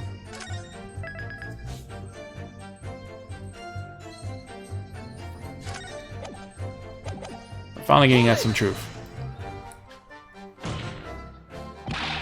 Were you intending to shoot Mr. Windybag? No, never. I was, you know... Looking out for Bruv here, wasn't I? It was being flattened, don't forget. That man whose shop was being burglared, yes.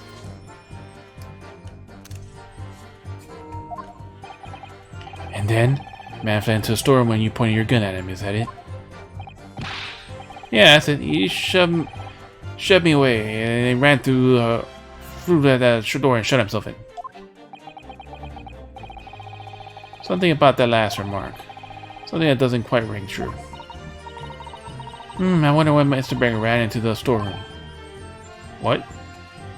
Nani? Well, according to what everything was saying, Ginny was there waiting for him. With a gun. Ah, yes, that's right. But he had a gun. She didn't let you use the gun to... Mr. Windybag's gun to threaten him and force him to open the storeroom door. In which case, how did the gun end up in Mr. Windybag's hand again? I have no idea. But it's strange, isn't it? The look of this thing could be significant. I should make a mental note of it. Look, the point is, me and my bruv here. Yeah, right now. Me and my bruv here.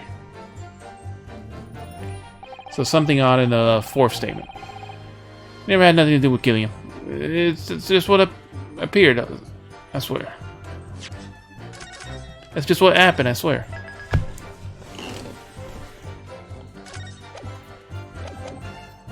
Hold it! You say you had nothing to do with it. Nothing at all. Nothing, Gov, nothing. The old geezer went for and shut himself in the back room. Locked it was, from the inside. He knew it was, because we tried to open it. It's a decent door, that one. Good strong. Wouldn't budge an inch. So in the end, the situation remains unchanged. Since storeroom with the pawnbroker, there was only one person. Sole proprietor who could possibly have shot the victim. Accused, Miss Gina Lestrade. It wouldn't dare appear so. What say you to that, Consul? I don't know. Is there anyone else apart from Gina who could have possibly shot Mr. Windybag? Well...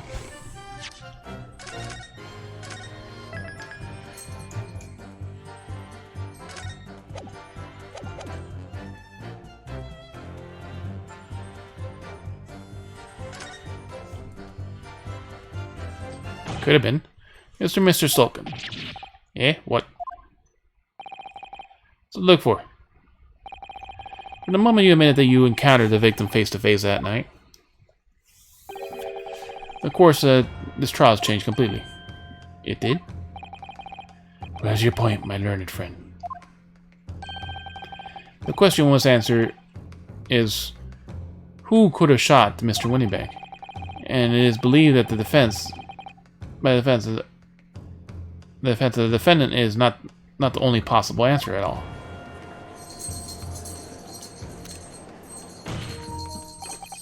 You have my attention. In that case, let us return to the plan of the premises. Victim was killed in the storeroom, which was locked from the inside. Those are the facts, so pray, what a possible answer could the person who shot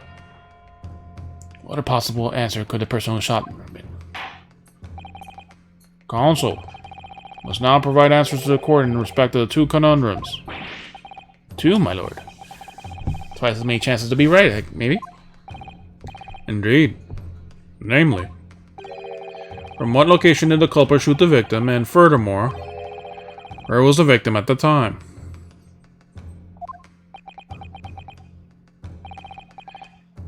Understood, my lord. Are you alright, Runo? Are you alright, Runo? No, I'm not entirely sure. There's only one thing I'm sure about. I can prove that there's a credible new alternative to what happened. It would change Gina's prospect hugely. So now, time for some clarity. Should record his plan to answer the questions posed by his lordship. Believe someone else could have killed the victim. From where the person would have fired the gun. Easy. Right there. Take that!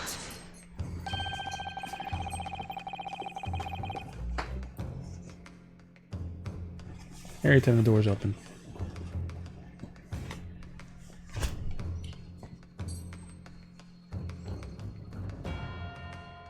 Was it raining around there? 'Cause No. There's some police cars outside, like a few houses down. I don't know what's going on.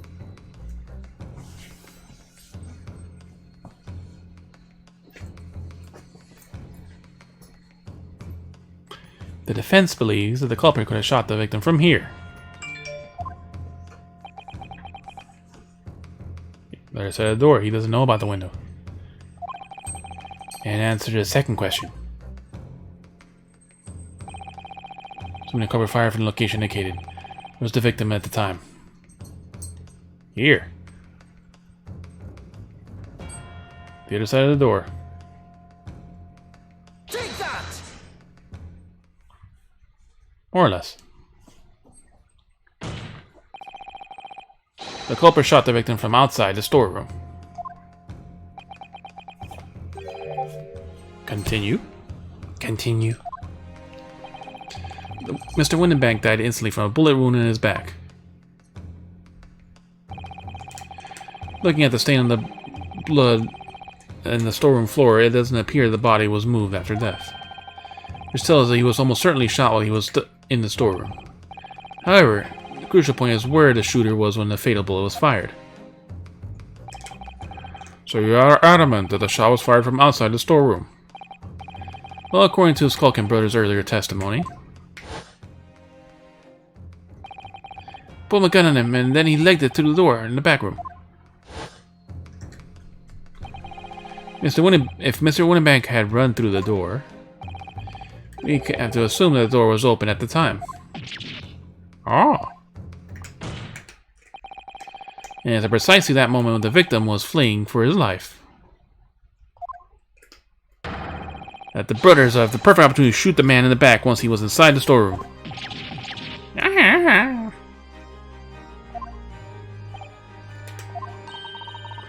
Come to think of it, do you remember what the prosecutor said at the start of the trial? Moving on the findings of Scotland Yard's coroner, the report states that the bullet entered the body on a rising diagonal trajectory. It means the victim was likely shot by someone significantly shorter in height than himself. Guess the opposite. Not this way. This way. Poor man. Shot while he was running as fast as he could get to safety. Ah, of course. He'd have been leaning forward as he was running away. He was doing a Naruto run? This is before Naruto.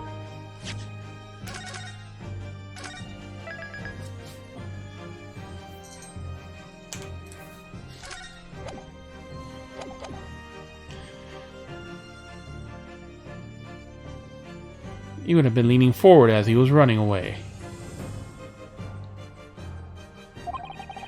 So even if the bullet was fired horizontally, it would still have entered the body on the upward trajectory. So the culprit isn't necessarily someone shorter than Mr. Windenbank. Objection! I'm sure my learned friend can't have forgotten. The storeroom door was found closed and locked from the inside. And the victim was shot as he fled into the room. He also claimed the corpse was dexterous enough to turn the key of the lock. But, you forget one thing. What if someone else locked the door? Yes, someone who could have locked the door. There is someone else who could have locked the storeroom door.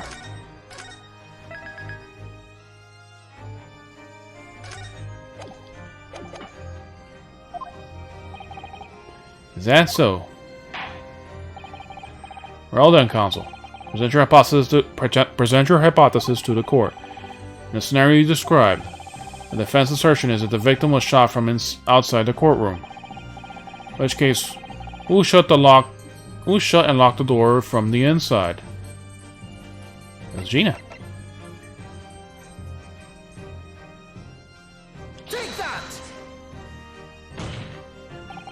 Obviously, the person who locked the door was the only other person in the storeroom at the time. The defendant, Miss Gina Lestrade. Objection! That's absurd. Suggesting that the accused deliberately engineered a sealed room. For a possible reason.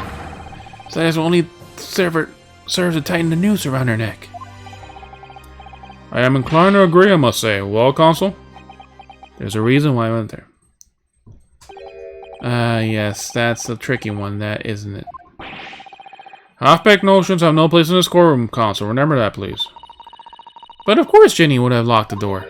This almost goes without saying, doesn't it? It does. There's a piece of evidence. Well, if I was Ginny in that situation, I know I would have locked the door as quickly as I could.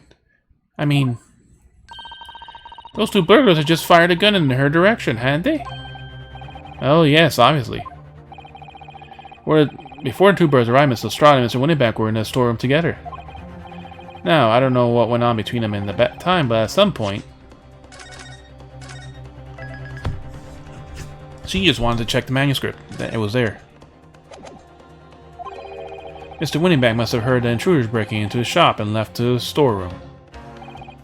Intruders, eh? That's us, bruv. And if your theory is correct, they'll leave the accused alone in the storeroom. Yes, it would. Then probably only moments later the victim fled back into the storeroom in the hoping of escaping danger. Bang. Hit in the back by the bullet, Mr. Winneback fell to the floor as he was just inside the storeroom. And we have to ask ourselves what could the defendant have done in that moment? I see where you're going with this. Outside the storeroom was a terrifying killer who had just murdered Mr. Winneback. As soon as the thought struck Miss Lestrade, she slammed the door shut and locked it. In order to save her own life. Hold it! But I mean, we ain't the ones who done it. We ain't good. We ain't. You gotta believe us. I mean, we never shoot at no one. You just said you shot off Sholmes. It's blatantly untrue. For one, no fact you would. Yet before my own eyes, you shot Mr. Herlock Sholmes. Yeah, right. There's only one logical conclusion here. Mr. Sulkin, your brothers have had every opportunity to have been the true perpetrators of Mr. Winneback's murder.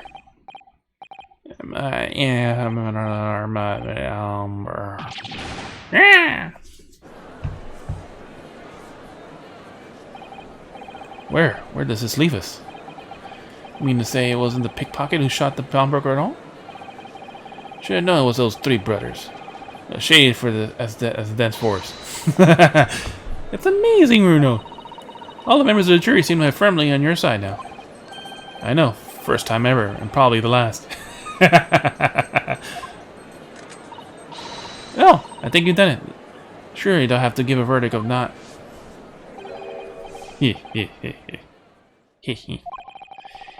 An admirable effort, my learned friend. Listen now, but the door's closed. How did they shoot? There's a window. He's laughing.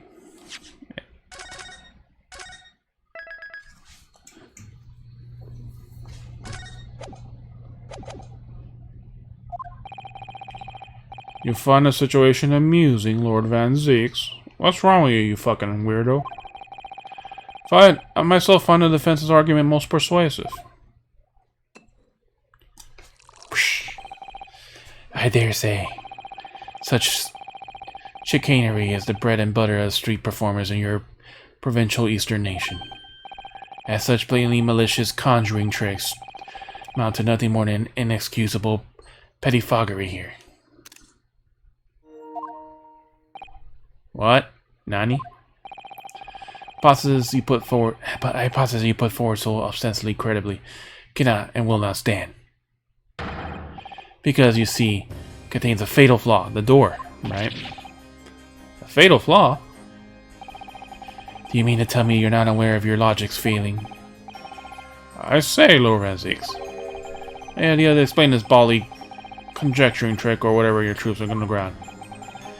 The fatal flaw, my learned friend's argument, is really very simple to understand. Assuming you're not too dim-witted to count bullets. By George! Count bullets! Oh dear. That's true.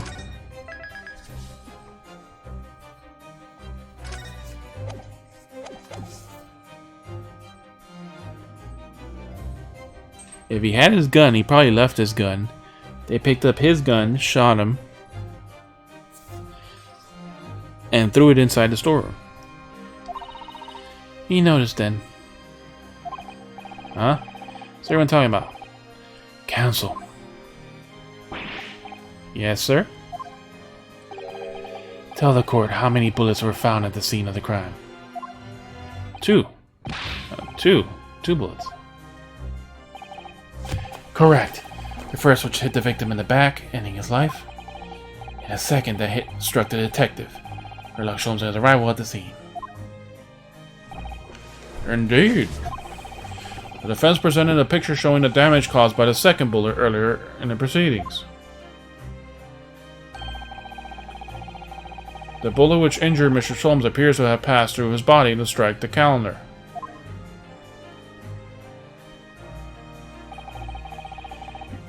Your lordship's understanding is correct. Furthermore, we know that there are 2 firearms involved in the incident. The revolver belonging to the victim, Mr. Winniebank, and the Skulkins brother's revolver. And it shows that a single bullet was fired from each gun. Yes, it indeed it does. A single bullet from each. Now then, my learned friend. You yourself told the court that only moments ago. These 2 brothers shot Mr. Sherlock Holmes right before your eyes. Yes, I did. Oh my goodness, I think you'll find... The single bullet was fired from the brother's gun and hit Sholmes. It means... Winneback was not shot by the same gun. Stop. Only 1 bullet. Stop. He was shot with his own gun. He left his gun.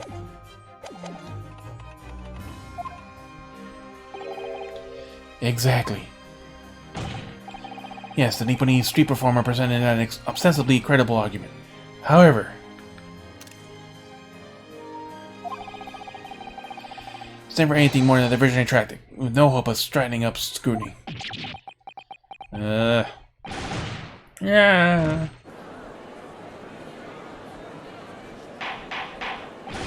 Order in the head! Futurama. Pray forgive my discourtesy of flinging dregs of this foul nectar into the public gallery. Into the public gallery? You threw it at the fucking wall. Lord Ron 6. But this court needs to be open its eyes. The accused Miss Gina Lestrade is no ordinary little girl. Despite her young years, she can, regrettably, no longer be described as a juvenile. Though the person in the dock is far from law-abiding citizen, she has a past riddled with criminal conduct. Pickpocket. Truth is, the accused broke into the pawnbrokery on the night in question with a loathsome intent. As you can see, beyond a doubt, this print was the pics of threatening the victim with a murder weapon.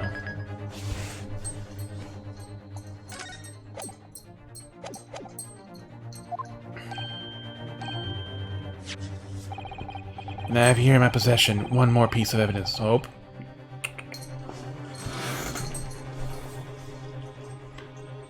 The prosecution wishes to present that disc. I'll be taking the evidence. Hey pal, I'll be taking that Mr. McGriddle's down to the Scotland Yard. Thank you very much. Oh no, don't give it him. It's mine. Hey pal, I'm sorry, miss. But anyway, belonging to Mr. McGriddle has been taken as evidence now. Anything belonging to him.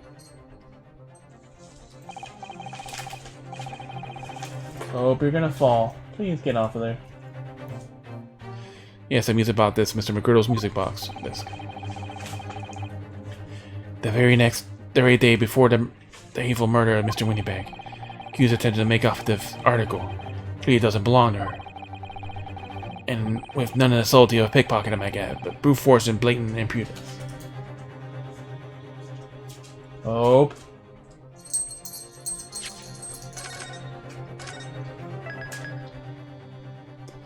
The other guy who tried to steal the thing. Good gracious. Make no mistake. Ace of the accused on account of her years as misguided and dangerous. There are no deaths where this girl will stoop to if punished. Not stoop if punished, but pushed. No crime she will not commit. Court forgets the fact that is as peril. I see. Think I appear to take a music box disc in your evidence counsel. As a grim testament to the something. Lord Van Zeeks, I am, Hey, pal. Hey, pal. Breaks on what? Yes, Inspector? We had a meeting yesterday at the Scotland Yard Prosecutor's Service, and, I think we agreed that this couldn't be used as evidence. But he's losing the case, so he has to use it.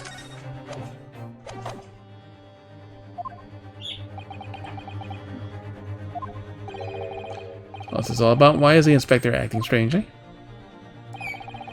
It's the first he said anything to Van Zeeks at all. I am unaware of such a meeting. But those were the instructions right from the top. And bigwigs were insistent. Inspector, I am a prosecutor, and I don't determine how to present my case. Your warning is noted. Thank you. The prosecution wishes to proceed with submitting this particular evidence, my lord. Indeed. Bailiff? Music about this amended. Middle disc used to play music on the reverse side of the note that reads, For McGriddle. I know that's not what it says, but that's what I called him in that trial, and that's what his name is forever. The prosecution established the accused's motive, opportunity, and baseness of character.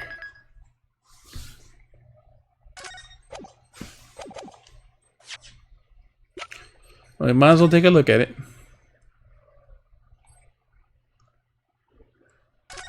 For McGriddle. For McGriddle. That's the man you defended in court a couple months ago, isn't it, Bruno? Yep, or rather mistakenly defended. Wonder what his name is doing in the back of this disc. That's a question I'll have to answer myself.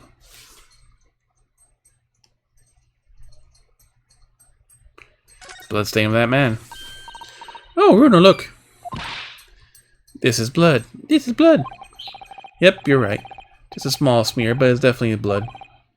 Actually, I feel as though I might have noticed that before. Ah, then it's my time to shine again. I thought I'd be waiting forever. Alright, all the way to the disc, Bruno. We get this done quickly, Iris. In a flash.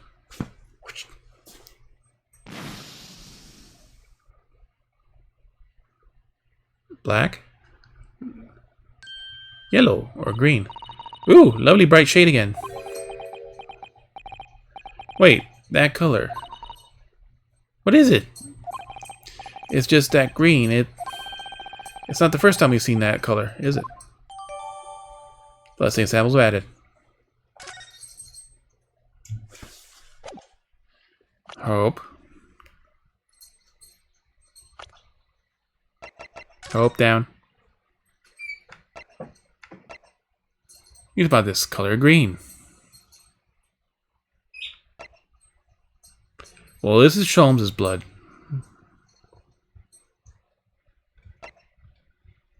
And that is not Sholmes' blood. That's the other guy.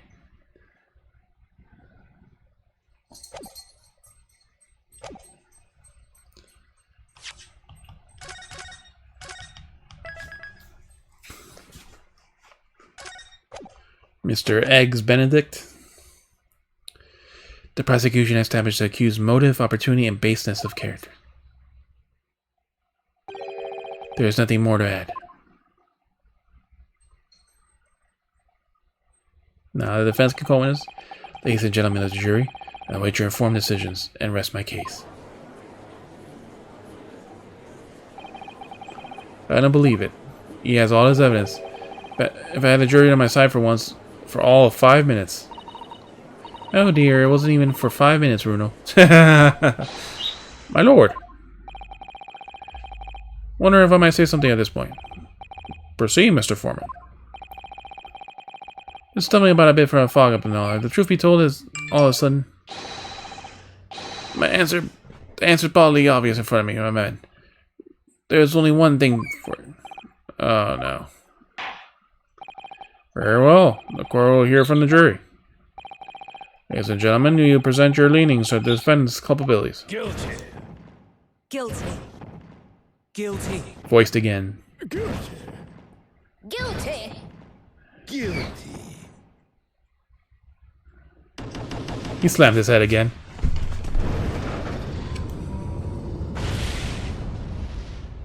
And here we go again. You have a consensus among the jury, it seems. You eliminate the impossible. Whatever remains must be the truth. Hey, that's my line. I wrote that. For Hurley. How dare he use it against us?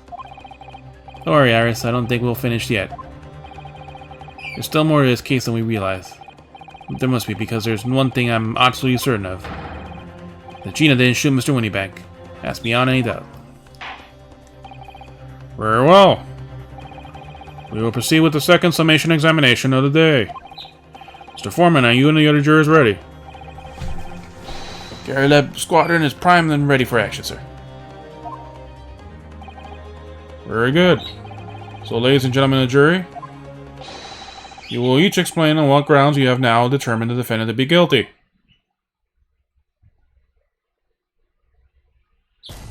Judicial findings. The jurors' contentions. Once a rogue, always a rogue, I say. Different breed to us law-abiders.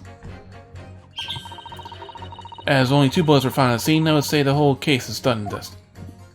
I don't need my stereoscope to see the truth here.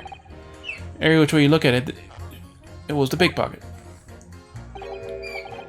Oh, but never imagined that a simple operation could cause so much grief. The accused attempted to theft on that previous day. I can see for a busy day ahead. Ballistic experts. I've seen many shootings. There's nothing I don't know about guns. Alright, we need to talk to him first then. Seems there's little remaining room for doubt. I have to admit, it was rather bowled over by the argument put over the chap in black. I fell apart at the House of Cards. I saw the jolly one up been hoodwinked. Oh, no more. The whole courtroom is turning against me. That's not fair, Iris. Prosecution's being mean. Just because Ginny's done some things she shouldn't have in the past, doesn't make her a murderer. That's true. Allow me to savor this fruit of vintage while I savor the spectacle of your fruitless debate on the matter. Here's your truth coming out, eventually.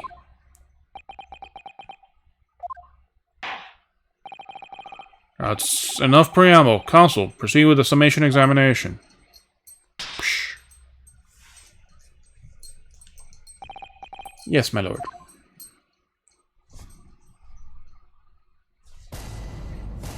Jury examination. The defense's rebuttal. Once a rogue, always a rogue. You don't need to bring us law-abiding citizens down. This will probably end part 2 once we finish it. Just because Mrs. Strah has a history of pickpocketing, she must be guilty of murder, is that what you're saying? Ah, well. Following where the British Army are so quick to judge. Beg your pardon. Mocking Her Majesty's Armed Forces, the greatest military organization in the world. That lost America. Because the British all stood in the open in a straight line. No, I'm simply illustrating my point. Making assumptions about people just because they're a soldier or a pickpocket is wrong. And dangerous. Oof. Well, yes. Might have a point there, I suppose. Let's not forget the girl had already shown that she had it in her from before. She's clearly a criminal of sort, though, through and through. Can't deny it. They say she's shown it that she had it. Are you referring to this? Exactly. Tried to swipe it a day earlier, huh? Or am I mistaken? No biting. Stop. Not exactly. Again, I actually there at the time, it's hard to refute that. I never actually seen the real thing, so I can't wait to have a closer look at it. Oh yes, of course, yeah. Hint, hint. Look at the blood.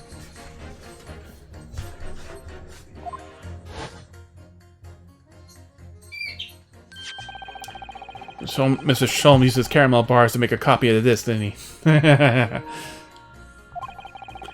In order every type of mystery box in the world you can find across Europe.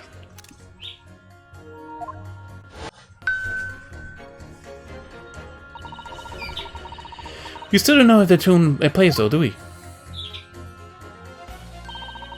But I'd love to see how the original compares to Hurley's copy. McGriddle's disc. Do you have a clue somehow? Perhaps we should examine it more in detail. Hint, hint.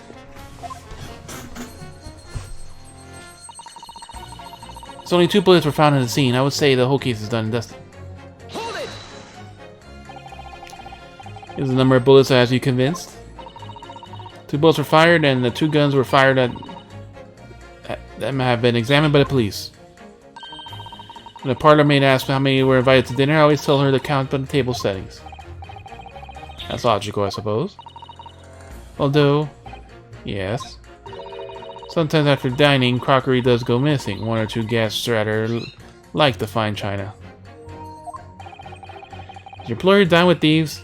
So I suppose if there was another bullet somewhere, it could be unaware of. And reconsider my position. There are bullets somewhere at the scene. Could that be possible?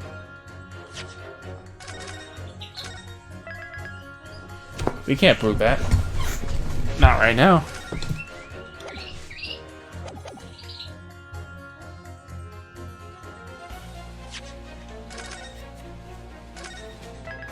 We can't prove it yet. Or can we?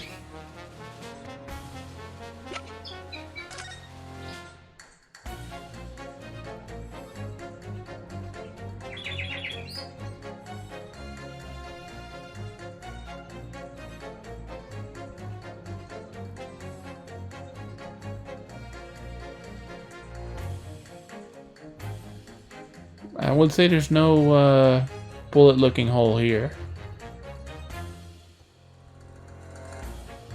Or ricochet marks. You can notice also it's not fully circular, it's kind of like jagged. Point, point, point.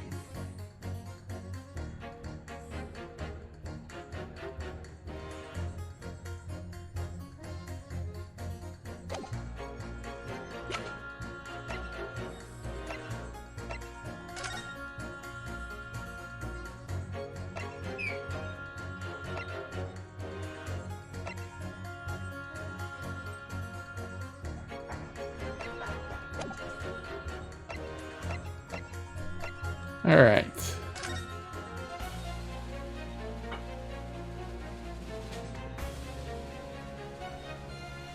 There was a bullet stuck to here. There would be a burn mark, wouldn't it?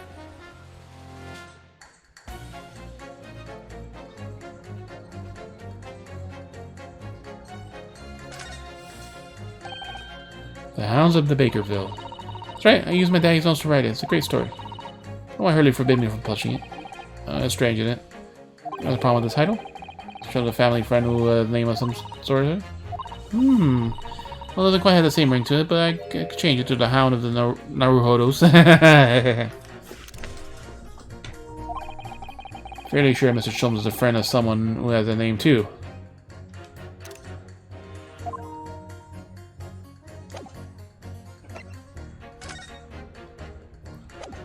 not there.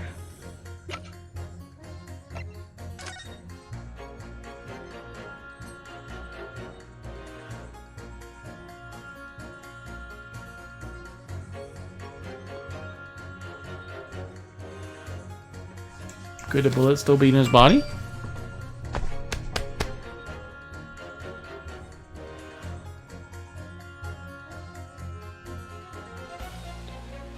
But then again, like, they would have found it, right? One through him, one through the calendar.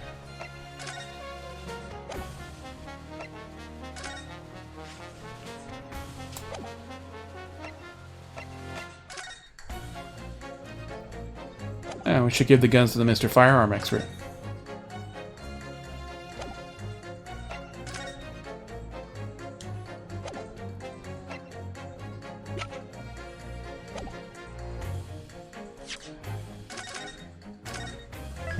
You must say it's impossible, yeah. We checked everything. For the moment, we don't have proof of that. Possible. Fortunately, only 2 bullets were discovered by the police during the investigation. Yes, I know. Firearms expert. Alright. But I don't imagine good men of Scotland Yard would have overlooked anything. I missed a bullet while I was cleaning his lordship's office, well... I would receive a sound scolding. I don't doubt. You should receive a visit from the police, perhaps. Sounds like a crime scene to me. Huh, 3rd bullet. Be completely turn things around if there was one, wouldn't it? You think I might find one lying around somewhere? Hint, hint, lying around. Don't need a stereoscope to tell the truth before you. Which way you look at it, it was a pickpocket.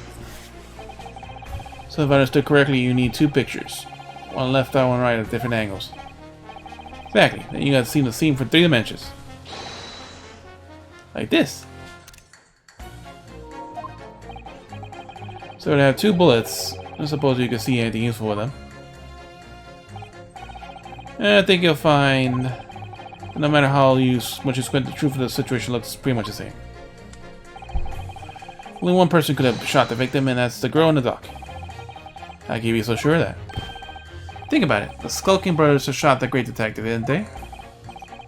That's what I meant before, once or twice. Well, surely now it's coming to focus, isn't it? It's a waste of time. Not going to change this man's mind anytime soon. Never imagined a simple operation would cause so much grief. Could you please stop muttering about things that have nothing to do with this trial, sir? Finn's life is on the line here. And well, the thing is, I couldn't really say there's nothing to do with this trial, to be honest. Alright. I mean, there's no question that the man was shot, but the bullet was simply vanished from his stomach. You were the one that fucking operated on Sholmes?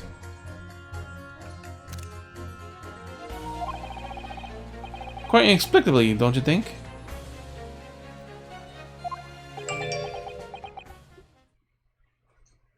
Notice how the music got quiet.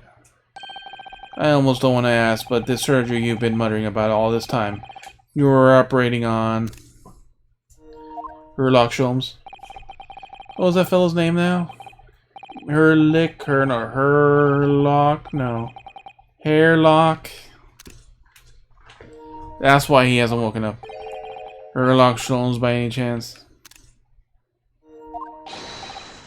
Oh, yes, good lord. It was that Hairlock fellow. What? You're searching to operate on Mr. Sholmes. That's right, using the very latest anesthesia techniques I have had. It's fairly major op, I can tell you. But that's also saying there's a 3rd fucking bullet. Let me see, the fellow was brought in not long after midnight, I remember that correctly. They'd been shot by a criminal earlier, and so I opened up and take a shot. Because when it was inside of a fine-tooth comb, I couldn't find the bullet anywhere. I had to throw up my hands and stitch up the fellow. Back up. 3rd bullet.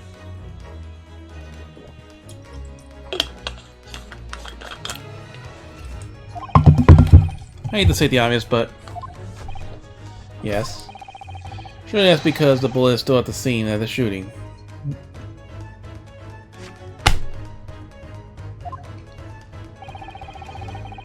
The counsel for the defense is correct. As you clearly show in the photograph, the bullet the skulking brother fired at Mr. Sholmes hit him in the stomach region.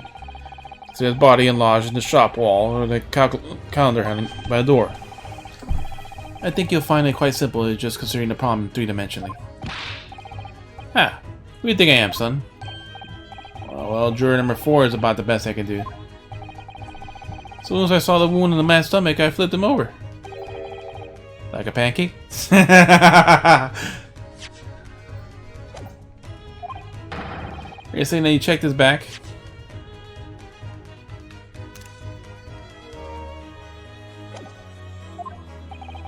Of course I did, and there wasn't a trace of injury. It's when the bullet had left the body at all. So someone else was shot in the front. What? That's the point. The only logical conclusion was that the bullet was somewhere in his innards.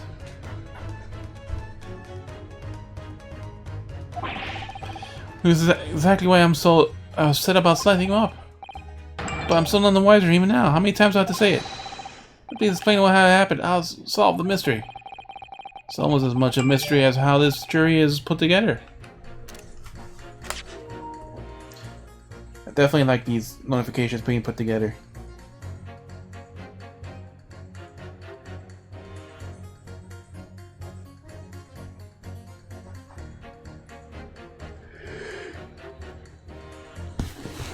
Definitely a lot better.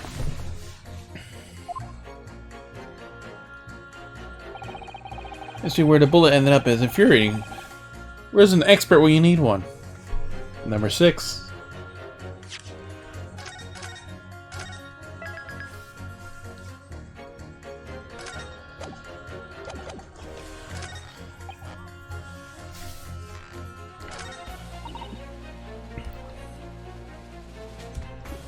Only 2 bullets found in dust and dusted.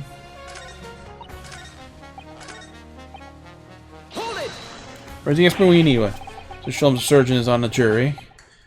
Am I experiencing some coincidence really? But it's ridiculous. I'm as surprised as anyone. The question is, Mr. Sholmes was shot. Well, that's what the police told me when they brought him in. How bad were his injuries, doctor? He was in a bad way. He lost a huge amount of blood, you know. I suspect he was shot quite close range, too. That he was, because his skin was badly burned around the point of entry. Burnt? Yes. Gunpowder burns. As I said, I flipped him and fell over to examine the back, but there was no sign of an exit wound. Unless he was somehow wearing Kevlar. Which is why I thought I better locate the lug and pop it out. You say you found no bullet inside the patient. I couldn't have done it, could I? Because it was on the wall of the pawnbrokers. But then that would mean that it went through him. But that would mean the bullet went through him.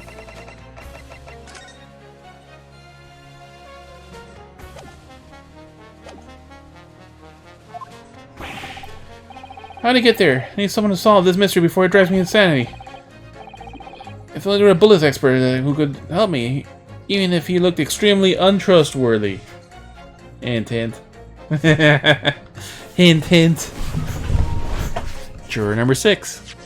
Best for last. Even though I did say we should talk to him first. We have to build stuff that we gotta present him with. So we have a disappearing bullet on our hands. So building to that 3rd bullet. He was attending to theft on the previous day. I see I'm in for a busy day. What do you mean you're in for a busy day? Forgot to say stop. Do excuse me, stop. I'm a communications officer, stop. Officer now. Communications officer? That have something to do with sending telegrams? Everything from personal messages written by members of the public to the latest news of the capital. Convert all messages to Morse code and tap it out the entire world electronically. To the entire world? Thousands of miles of cable underneath the sea. Stop. Worldwide communication network. Stop. Information transmitted to and from all corners of the globe. Stop. Ah, yes. She was getting equally worked up on the radio waves like before, wasn't she? A specialized communicating information from government departments and newspaper offices. I see. Sure, I shall have to wire the newspaper reports of today's guilty verdict later. So don't sleep for me tonight, I imagine. Let's just finish the trial first, shall we? I am ballistic expert. Hint, hint. I have seen many shootings. There is nothing I don't know about guns. If only there was a unscrupulous ballistic expert we could ask about stuff. Juror number 6. Hold it! I thought you were just tourists.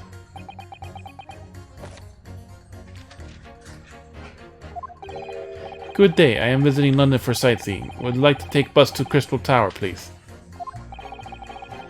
There's no way he's just visiting tourist. Visiting tourist.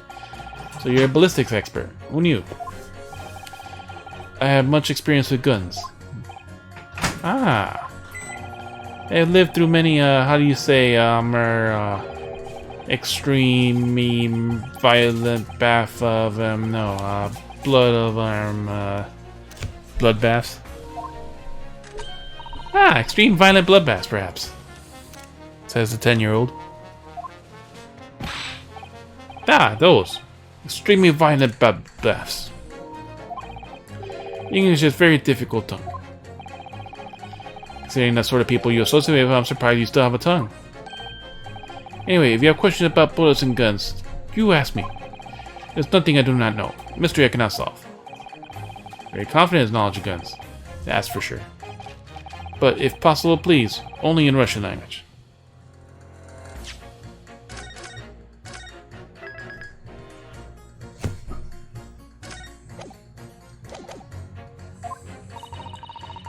He's not very confident in his English, is he, though?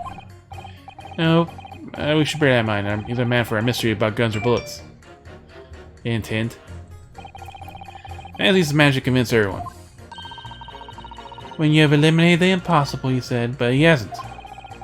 We're gonna fight back, we need more material. We have to fight back. We have to turn this trial around again.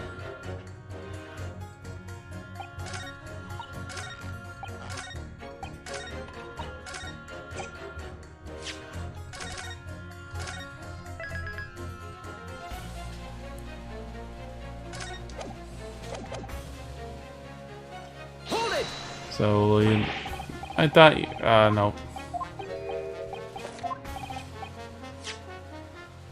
We're skipping that again.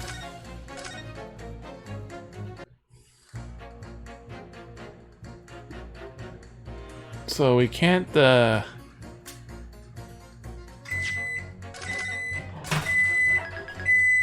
we can't present him evidence, so let's pit him. Pit him to the surgeon. Objection! Ballistic expert? I need a ballistic expert. These two statements can contradict the idea that all I do is pictures against each other. Oh, ballistics expert. Pitting. P-I-T-T. On the night in question, Mr. Sholmes was shot by one of the Skulkin brothers. But since there's no signs of an exit wound on his back, assume the bullet didn't pass through. However, no bullet was found lodged in Mr. Sholmes' body here. Furthermore, bullet was found lodged in the wall by the shop where Mr. Sholmes was shot. Contradicts that I put people against each other. Pit them against each other. Juror number 6. Hello, my name is Violet. Pleased to meet you. This apparent contradiction in facts is so clearly troubling juror number 4. Are you able to explain the mystery? I have seen very similar situation in Motherland. It was night. There was a blizzard. It was running along the mountain road in freezing cold. Golly! The snow was piling high on both sides of the road. It was very narrow and dangerous. My pursuers were hunting rifles and they were on dog sleds. Mental note, don't ask too many questions. Yes. That should be, I mean, right there.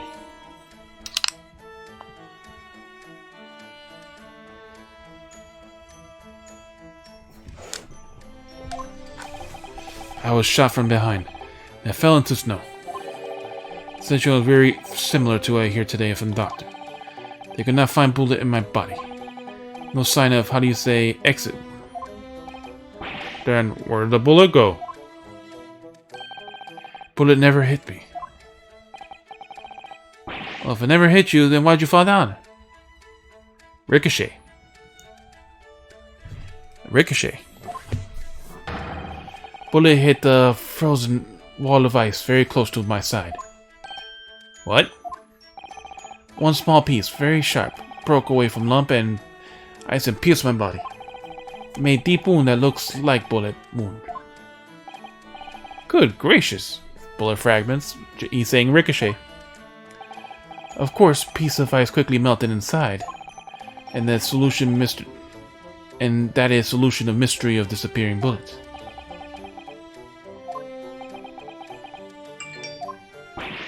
But that doesn't answer my question at all. A bullet ricocheted off something. Shooting happened at a pawnbroker shop. On some snowy mountain road in our country. Yeah, an idea? Just an idea, but we might not be looking at exactly the same scenario here. Bruno! Where exactly was Sir Hurley shot again? Well, according to the report, in his stomach. So, sort of around the area, I think.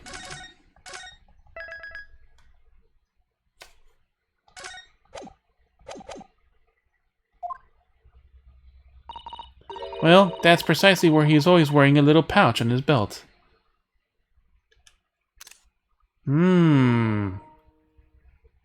That protected him. It ricocheted the bullet off. So he got opened up for nothing. A pouch. Actually, I might have noticed something like that. Yeah, a pouch. It's where he keeps his 3 glass vials of very dangerous chemicals that he uses in investigation.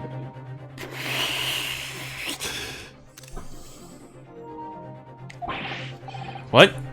Nani? Really? Doctor, where was the pouch Mr. Sholmes was wearing? Well, fellow had nothing like that on his person when he arrived at the hospital, as far as I remember. If I may. Lord Van Zeeks? Well, I realized it was forbidden for the prosecution to interject during the summation examination. He has information vital to us. I should inform the defense that I have the pouch in question in the antechamber outside the courtroom. Sorry? As I understand it, the police arrived on the scene and found Mr. Sholmes injured. They removed the pouch in order to assess the wound. Ah, thank goodness. Thought I was getting forgetful for a moment. Since then, it has been in my safekeeping all along with other evidence relating to the case. I can personally vouch for the fact that he has not been touched since the incident occurred. Very well. While extremely unconventional during a summation examination, I must demand the prosecution present the item in question with all speed. Bring forth Verloc Sholmes' pouch! Bring forth! Ah, I see. 2 of the 3 vials are there. So this pouch worn by Mr. Sholmes the night in question, is it? Look at that. One of the vials is broken and the letter on it is scorched black. It's almost as if the vial exploded. Exploded? So that night, the bullet from the Skulkenberg's gun struck Mr. Sholmes' pouch. And there was a glass vial exploding that caused the fellow's injury. This bullet did not penetrate victim. This bullet did not penetrate victim. This bullet did not penetrate... what the hell was my Russian voice again? Bullet did not penetrate victim. It was deflected onto wall of shop.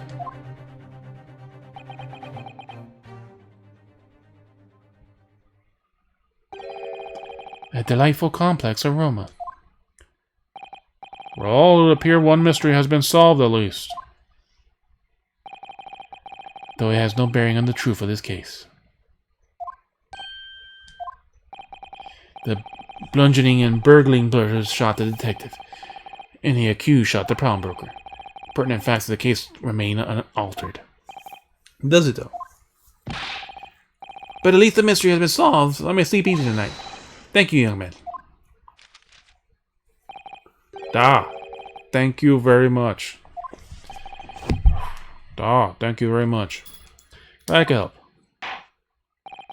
Due to the bearing of this conundrum just solved, the court will sequester this scruffy pouch as evidence. Release pouch isn't scruffy. Sholmes' pouch has been added to the court record.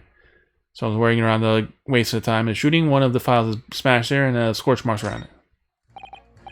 Now, submission examination.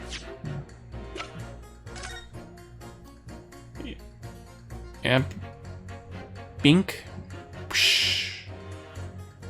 And a little scorching there, but the two vials are fine. Controller finally died.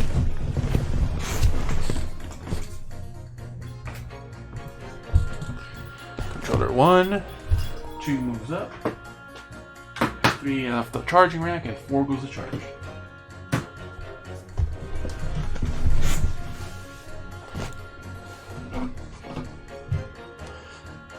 Alright. It's really scorched badly there. It's really scorched badly. Maybe goes about. Oi, the strap. Aye. Oh, the strap is broken. Look. Must be the bullet hit then. Let me see. Ooh. Oh. Oh. We'll examine this and that. Third bullet. This vial has been smashed to pieces. Presumably, this is where the bullet struck. As soon as the bullet hit the chemical in the vial, there would have been a really big explosion. A big explosion? Well, Hurley's potions and chemicals are amazingly useful for the investigation and work he does. They're also quite tricky to handle. Safely, at least. It's very dangerous. Oh? I'm sure that when the vial broke, the chemical inside would have ignited. Note to self, always walk in the right-hand side of Mr. Sholmes in the future. The left is the danger zone.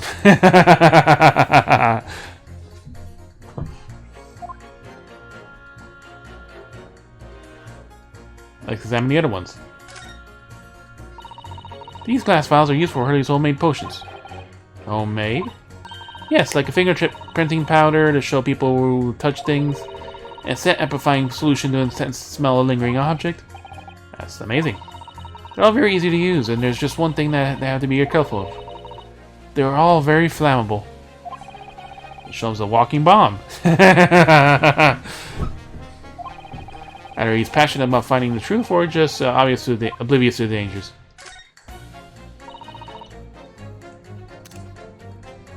Oh, not sure that one. Fingerprint. Amplifying. Amazing. They're easy to use, just one thing to be careful of. They're very flammable. Mr. Sholmes is a walking bomb. That or he's passionate about finding the truth, or just oblivious to the dangers.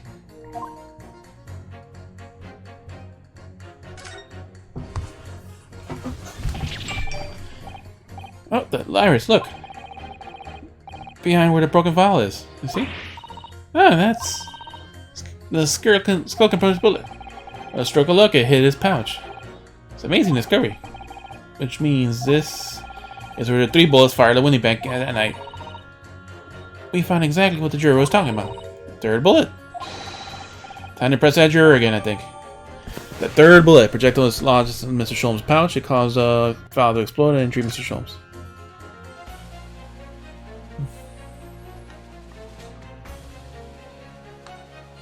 Mr. Sholmes is a walking bomb. Projectile discovered to lodge into Sholmes' pouch. It caused one of the files to explode. This is the bullet that was fired from the Skulkins brothers. Get an idea. As it turns out, it never actually entered Hurley's body at all. It's a thick letter of that pouch he was wearing it saved him. Hurley's always lucky like that. Well, considering that he had to go through the hospital, wonder how lucky he really was. Oh dear, poor Hurley. They opened him up for nothing. There's the rifling marks and everything else. Alright. Now, the summation examination. The period of defense is somewhat struggling to alter opinion, huh? Please, my lord. A little more time. Withdrawal is a new piece of evidence. It will be a valuable clue, and he can't afford to overlook anything here, Ryunosuke. There's always a way to turn this around somehow. Sure of it.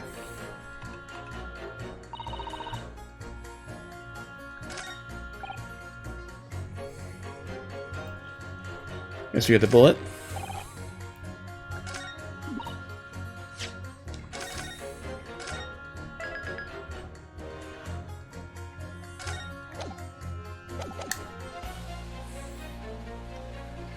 Hold it! I have a third bullet now. Number of bullets as you commence, yeah?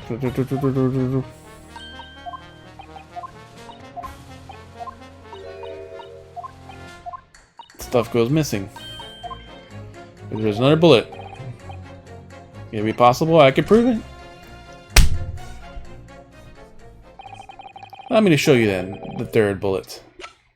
Take that!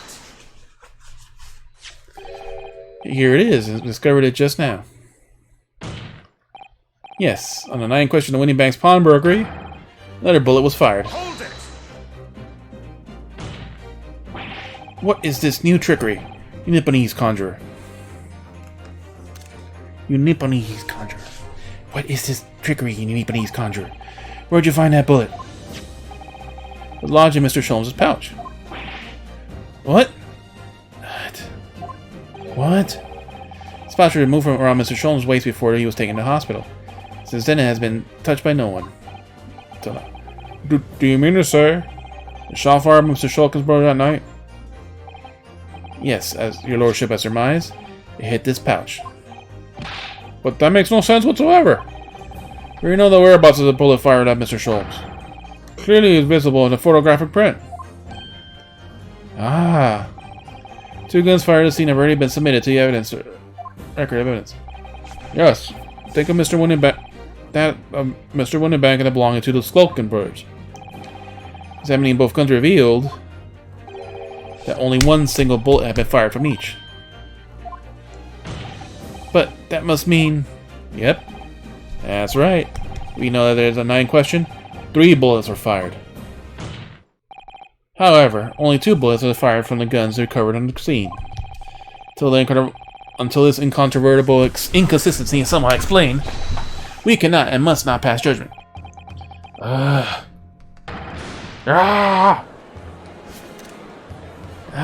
hurt his heart. Order! Order! Order in the head! Futurama. While the summation examination remains incomplete, the court has been presented with new facts. Facts that would appear to shake the very foundations upon the cases against the defendant has been built. As my prerogative in this situation, I hereby temporarily suspend the summation examination. By Jupiter. What? Nani? Bailiff, bring the witnesses back to the stand at once.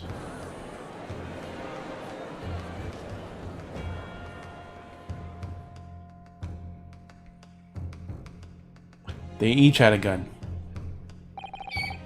Witnesses? Governor? We're listening to proceedings of the defense of summation examination. We was, Governor. We was. Perhaps you can dispense with the tedious preamble. Simply answer one question. The bullet has been identified at the scene of the crime. What do you make of that? No formal fucking testimony. Just tell me the fucking truth.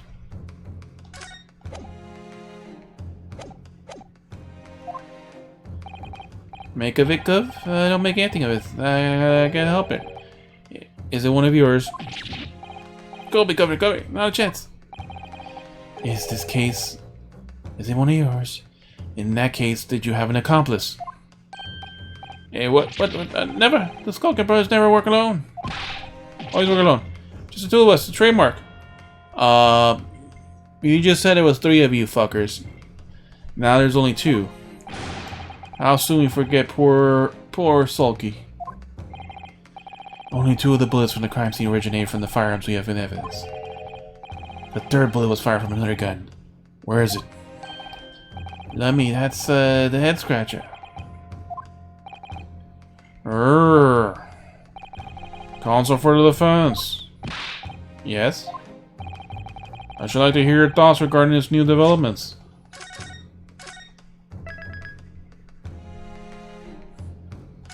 It's that fucking weirdo, Mr. Eggs Benedict.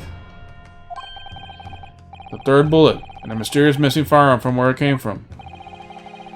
Thinking back all over the testimony we heard and all the evidence we've seen, I think I'm starting to form a picture. Picture what really happened that night. There was a 3rd person. My lord, I think it's clear that this 3rd bullet tells us something about the Skulkin brothers. They had a secret accomplice. Uh-huh. Well, this is obvious. They had a gun. It had nothing to do with them. No, they had another accomplice. Not so secret accomplice.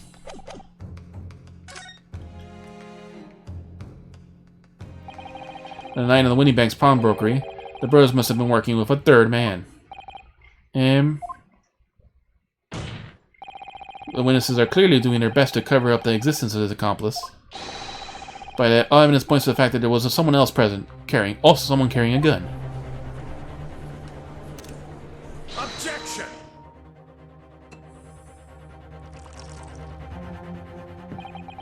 An accomplice, you say? Pigswell. These protracted proceedings already forced us to endure 2 summation examinations. In all that time, has there been not one murmur of a 3rd man? If this apparently wraith-like being exists, court must be shown hard evidence. Without it, this fantasy will be crushed. Prosecution demands answers on 2 counts. Firstly, proof, evidence that this accomplice was ever at the scene of the crime. And secondly, the bullet on the wall. The identity is a scrupulous character.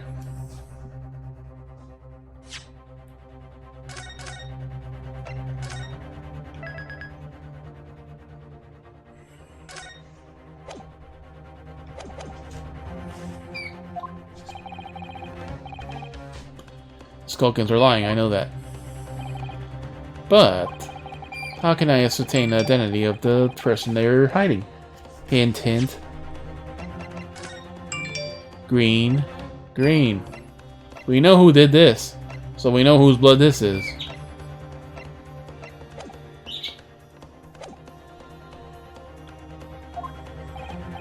All counsel? Supposed to prove the existence of the accomplice, the person's identity, even.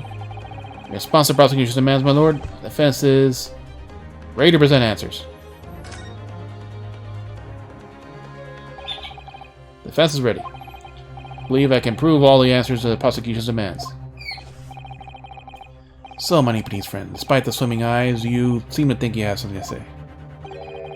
Promises to be interesting.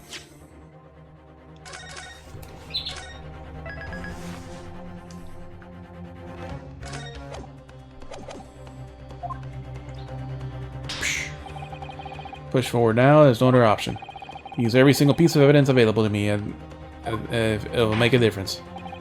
In that case, counsel, to ask you to present the evidence without delay. Night of the night in question, at moments leading up to the death of the victim. What proof you have that there was a 3rd intruder present at the scene?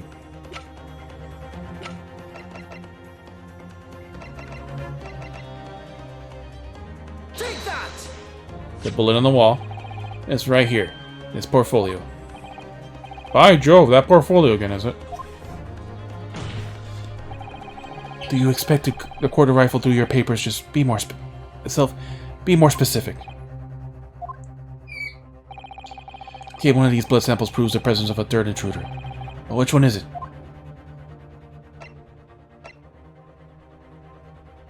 The one that was shot. Take that! What am I looking at here? Appears to be some green paint or such like around the bullet hole in the middle of the calendar.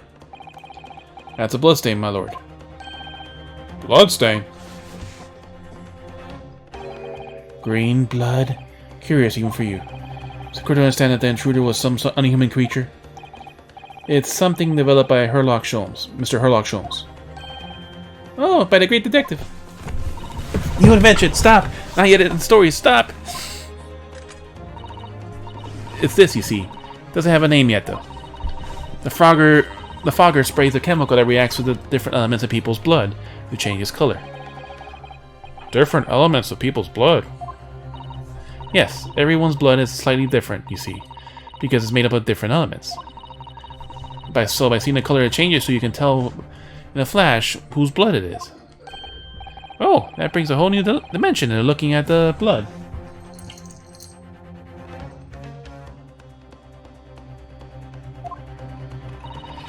Talk of blood in courtroom. Stop. Very exciting. Stop.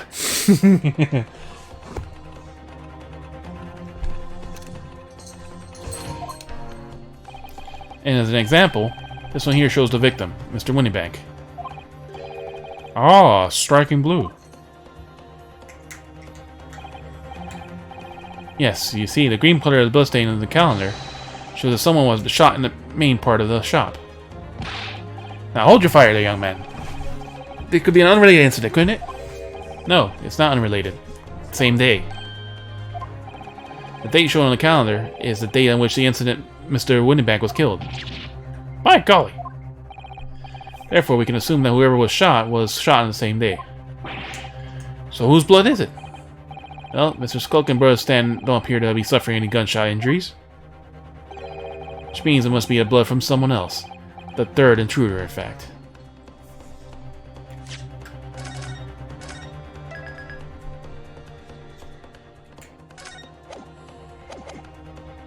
Objection! Whose identity is the courtroom still waiting for it to hear? Can't delay this any longer, my learned friend. Who's the alleged intruder? The pale guy. Take that! Mr. Egg Benedict. The man's name is Egbert Benedict. Egbert Benedict? What on earth are you talking about, Consul? He paid a visit to Winniebank's pawnbrokery on the afternoon before the incident took place, when the accused attempted to deceive the pawnbroker in releasing the article in her possession. Wrong. That's right. The man identified himself as Mr. Egbert Benedict. He then attempted to take the article of the defendant by force. Broker? Oh, yes, sir. I believe this filthy piece of thief has taken an article from you, no? Yes, sir. Article in question belongs to me. Demand for it to be returned at once. Now that's a lie. What you trying to pull? Give back my overcoat, you rascal. Needless to say. Any music box discs, too. Inspector Gregson was there at the time, and he can attest to what happened. In the end, it was the inspector himself who took the disc. Can you corroborate this account, Inspector? Yes, my lord. More or less what happened. In the interest of being thorough, I asked Mr. Winniebank to print for a print showing the fella. Taken from his red-handed camera recorder. Grubbiness. Yes, that's him. We were talking about Mr. Winniebank that morning. You claim this man is the brother's accomplice? Well, Mr. and Mr. Skulkin. Yeah. Never seen that geezer before in my life. On me life, Gov. On me life. Never seen him. Well, somewhat unsurprising, it appears our witnesses agree with this assertion. I'm sure your lordship recalls learning beneath friend's actual assertion, which is he could prove the identity of the alleged accomplice. Yes, I can. Show us evidence. I agree. We'll see proof that the clean-cut gentleman in the photograph is a filthy criminal, as you say he is. Green with green now.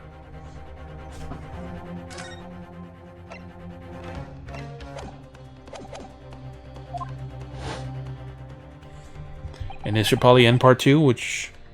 we can continue a little bit more. Kind of want to relax before I gotta do all this shit before work tomorrow. This is the last piece of evidence. I have a feeling that something has been missing in this trial from the very start. But now I'm gonna drag it kicking and screaming into the courtroom. Ready to present your answer to the court, then, counsel? Yes, my lord. The defense will present evidence now. There's that funky music.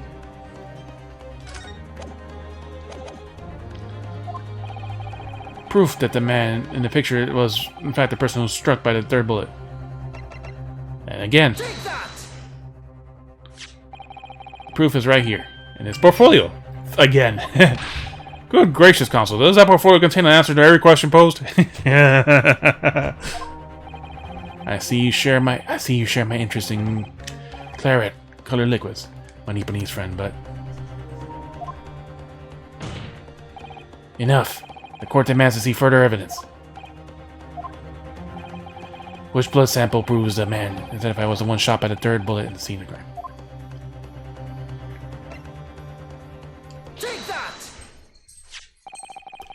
As I mentioned before on the afternoon of the day in question, the defendant attempted, deceitfully, admittedly, to reclaim the disc from the winning banks.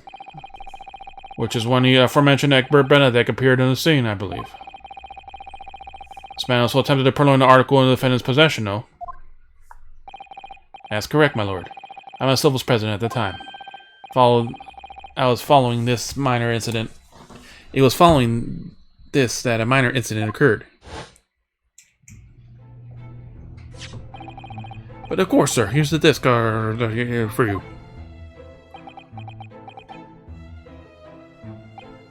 Very well. It doesn't even fit him, see, like torn. So bid you farewell. Say goodbye in style. Wait a minute, that disc. Mine. Psh. Ah! What do you think you're doing, you little tramp? You drawn blood, you filthy animal. Being a music box disc has countless small but sharp metal protrusions all over the surface. Protrusion caused Mr. Benedict's finger to bleed. Something blood smear is still visible on the disc now. Goodness, a bloodstain is it? My assistant and I have analyzed the bloodstain here in the very courtroom. Using my trusty fogger gun. Yes, and we added the results to his portfolio. I say, it's green. Exactly the same color as the blood of the calendar. The evidence is conclusive. The man calling himself Mr. Egbert Benedict was the name bank earlier that day. Is the accomplice who presented the scene of the crime that same night. There's someone else there. Those two brothers now, they're sweating buckets. Oi, what are you talking about? It's boiling in here. My lord, it is the opinion of the defense. Mr. Egbert Benedict should be summoned in the courtroom to testify. Certainly seems that we can ill afford to ignore this gentleman's appearance. Objection! Hey, you said your case was done. This has gone on long enough. This flagrant ignorance of mechanics of law. Herlock Sholmes, you say? Yes, I've heard of the name. The protagonist of a series of short stories of vulgar classes. God of detection of some and such. And now you employ chemical substances devised by the fantastical persona in the highest court of the land. You expect us to take you seriously. The samples made by these playthings are not fit to be called evidence. So the bloodstain turns shade of green. What of it? You should expect proving that no other blood in the world would turn the same color. Ah, well, yep. There's a limited number of colors. Spurs. And pray, do not even think I suggest that we should take Mr. Sholmes' word for it. I don't know. What I mean, he's doing a great detective. What are you talking about? We can't let him get away with that. Knew it would come to this. Of course, Mr. Sholmes' invention isn't going to be recognized by any official body. But what other choice do we have? Jeez. She's not sweating. Just remember what Father Christmas over there said before. About how he was temporarily suspending the summation examination.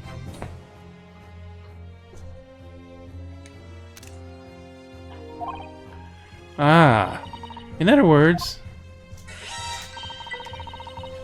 Hello, Demon. Thank you for the follow. Welcome to the channel. How are you doing? Doing some Great Ace Attorney Chronicles. The examination isn't over yet, is it? Good grief.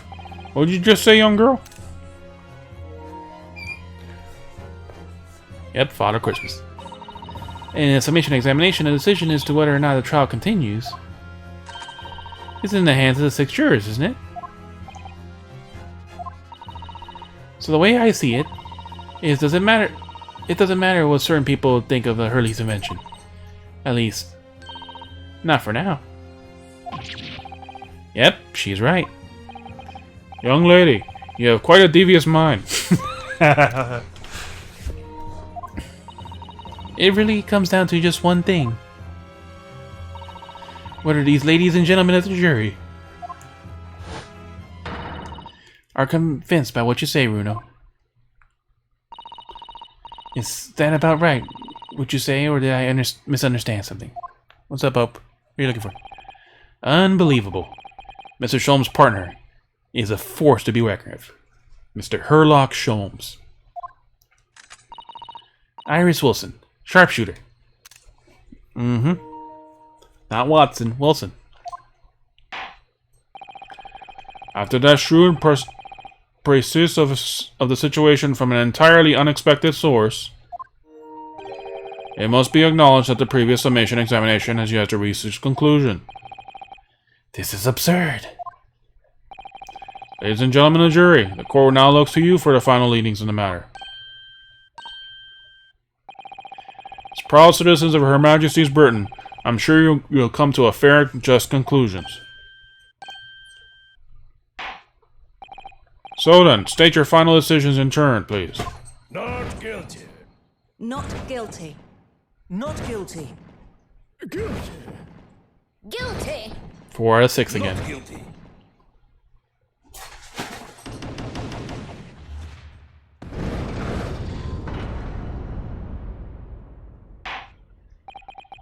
Two calling guilty, 4 calling not guilty. Such is the outcome of summation examination. Objection. My lord, with all due respect, this is an outrage. The prosecution refuses to accept this decision. Well, too fucking bad. On what grounds?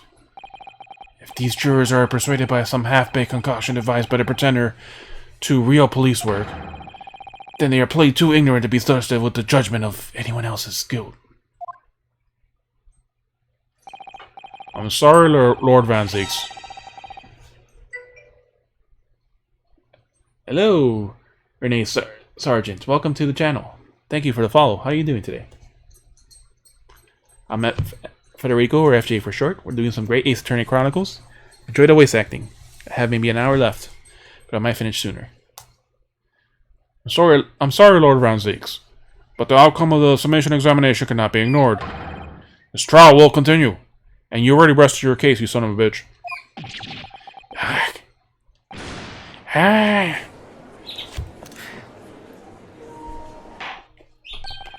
Nevertheless, we find ourselves in a rather awkward situation. The defense has very reasonably requested a subpoena of a new witness. But sadly, I fear it will be impossible. What? The name of the gentleman gave for himself, Egert Benedict, is quite clearly false. I don't believe it yet. Then when I managed to prove the man was there that night... Could I say something? Who was that, please? Who spoke? It was me, my lord. Juror number 5. Whatever you say, madam.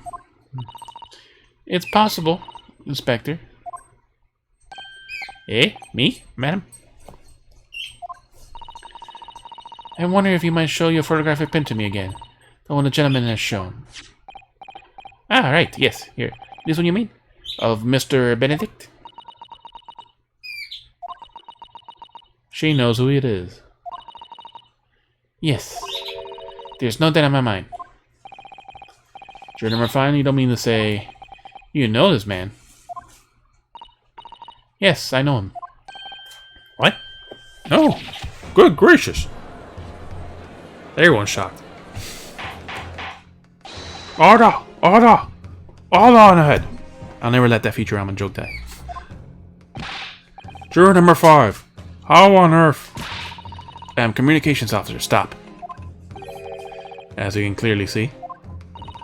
The gentleman in the photograph is... Stop. Also, communications officer, stop. He works at my office. Stop. Very talented operator, in fact. Stop. He's a CIA agent from the British MI5. MI6? I don't remember anymore. He should be communicating station now. Stop. Tapping away on telegraph. Stop. This doesn't seem right somehow. I can't put my finger on it, but why doesn't it feel right? Suppose we can all imagine the accomplice will be some sort of hardened criminal.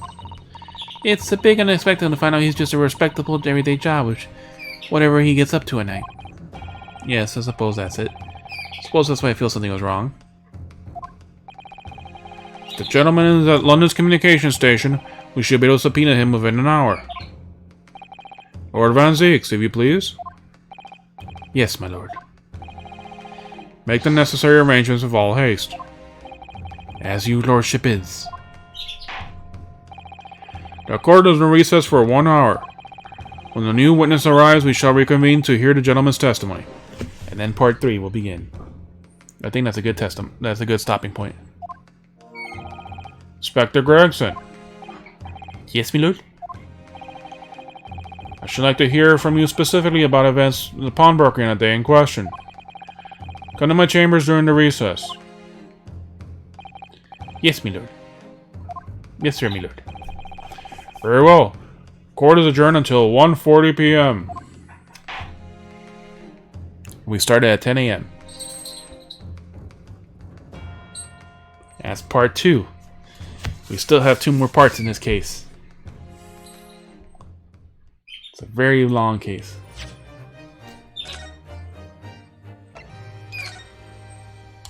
I think this is a good and perfect stopping point. I can actually get some dinner, relax a little, take care of the kids outside, take care of Hope. And also, you know, get some dinner and relax a little bit before I gotta get ready for my 12.5-hour shift tomorrow. So no stream tomorrow, as always, for Tuesdays and Thursdays, for that same reason. But Wednesday...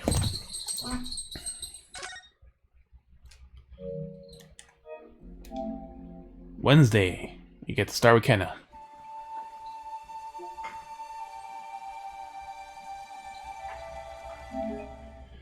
We would have continued with Deathloop, but like I said before, I had issues with it that are very annoying to deal with.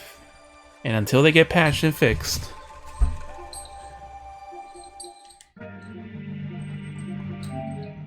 I don't want to play this game again, even though it is extremely fun. Yeah, I waited to continue on Returnal until, you know, certain things were fixed too. So...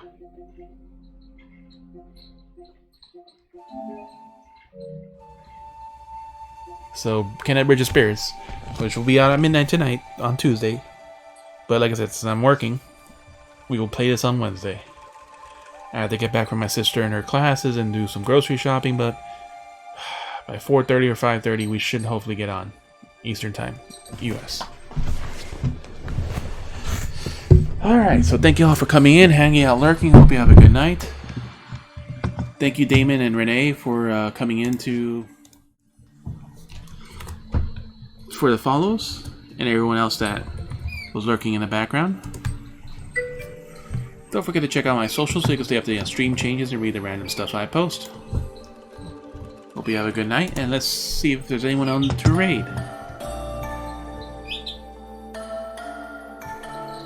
And there is not actually... Ooh, Papa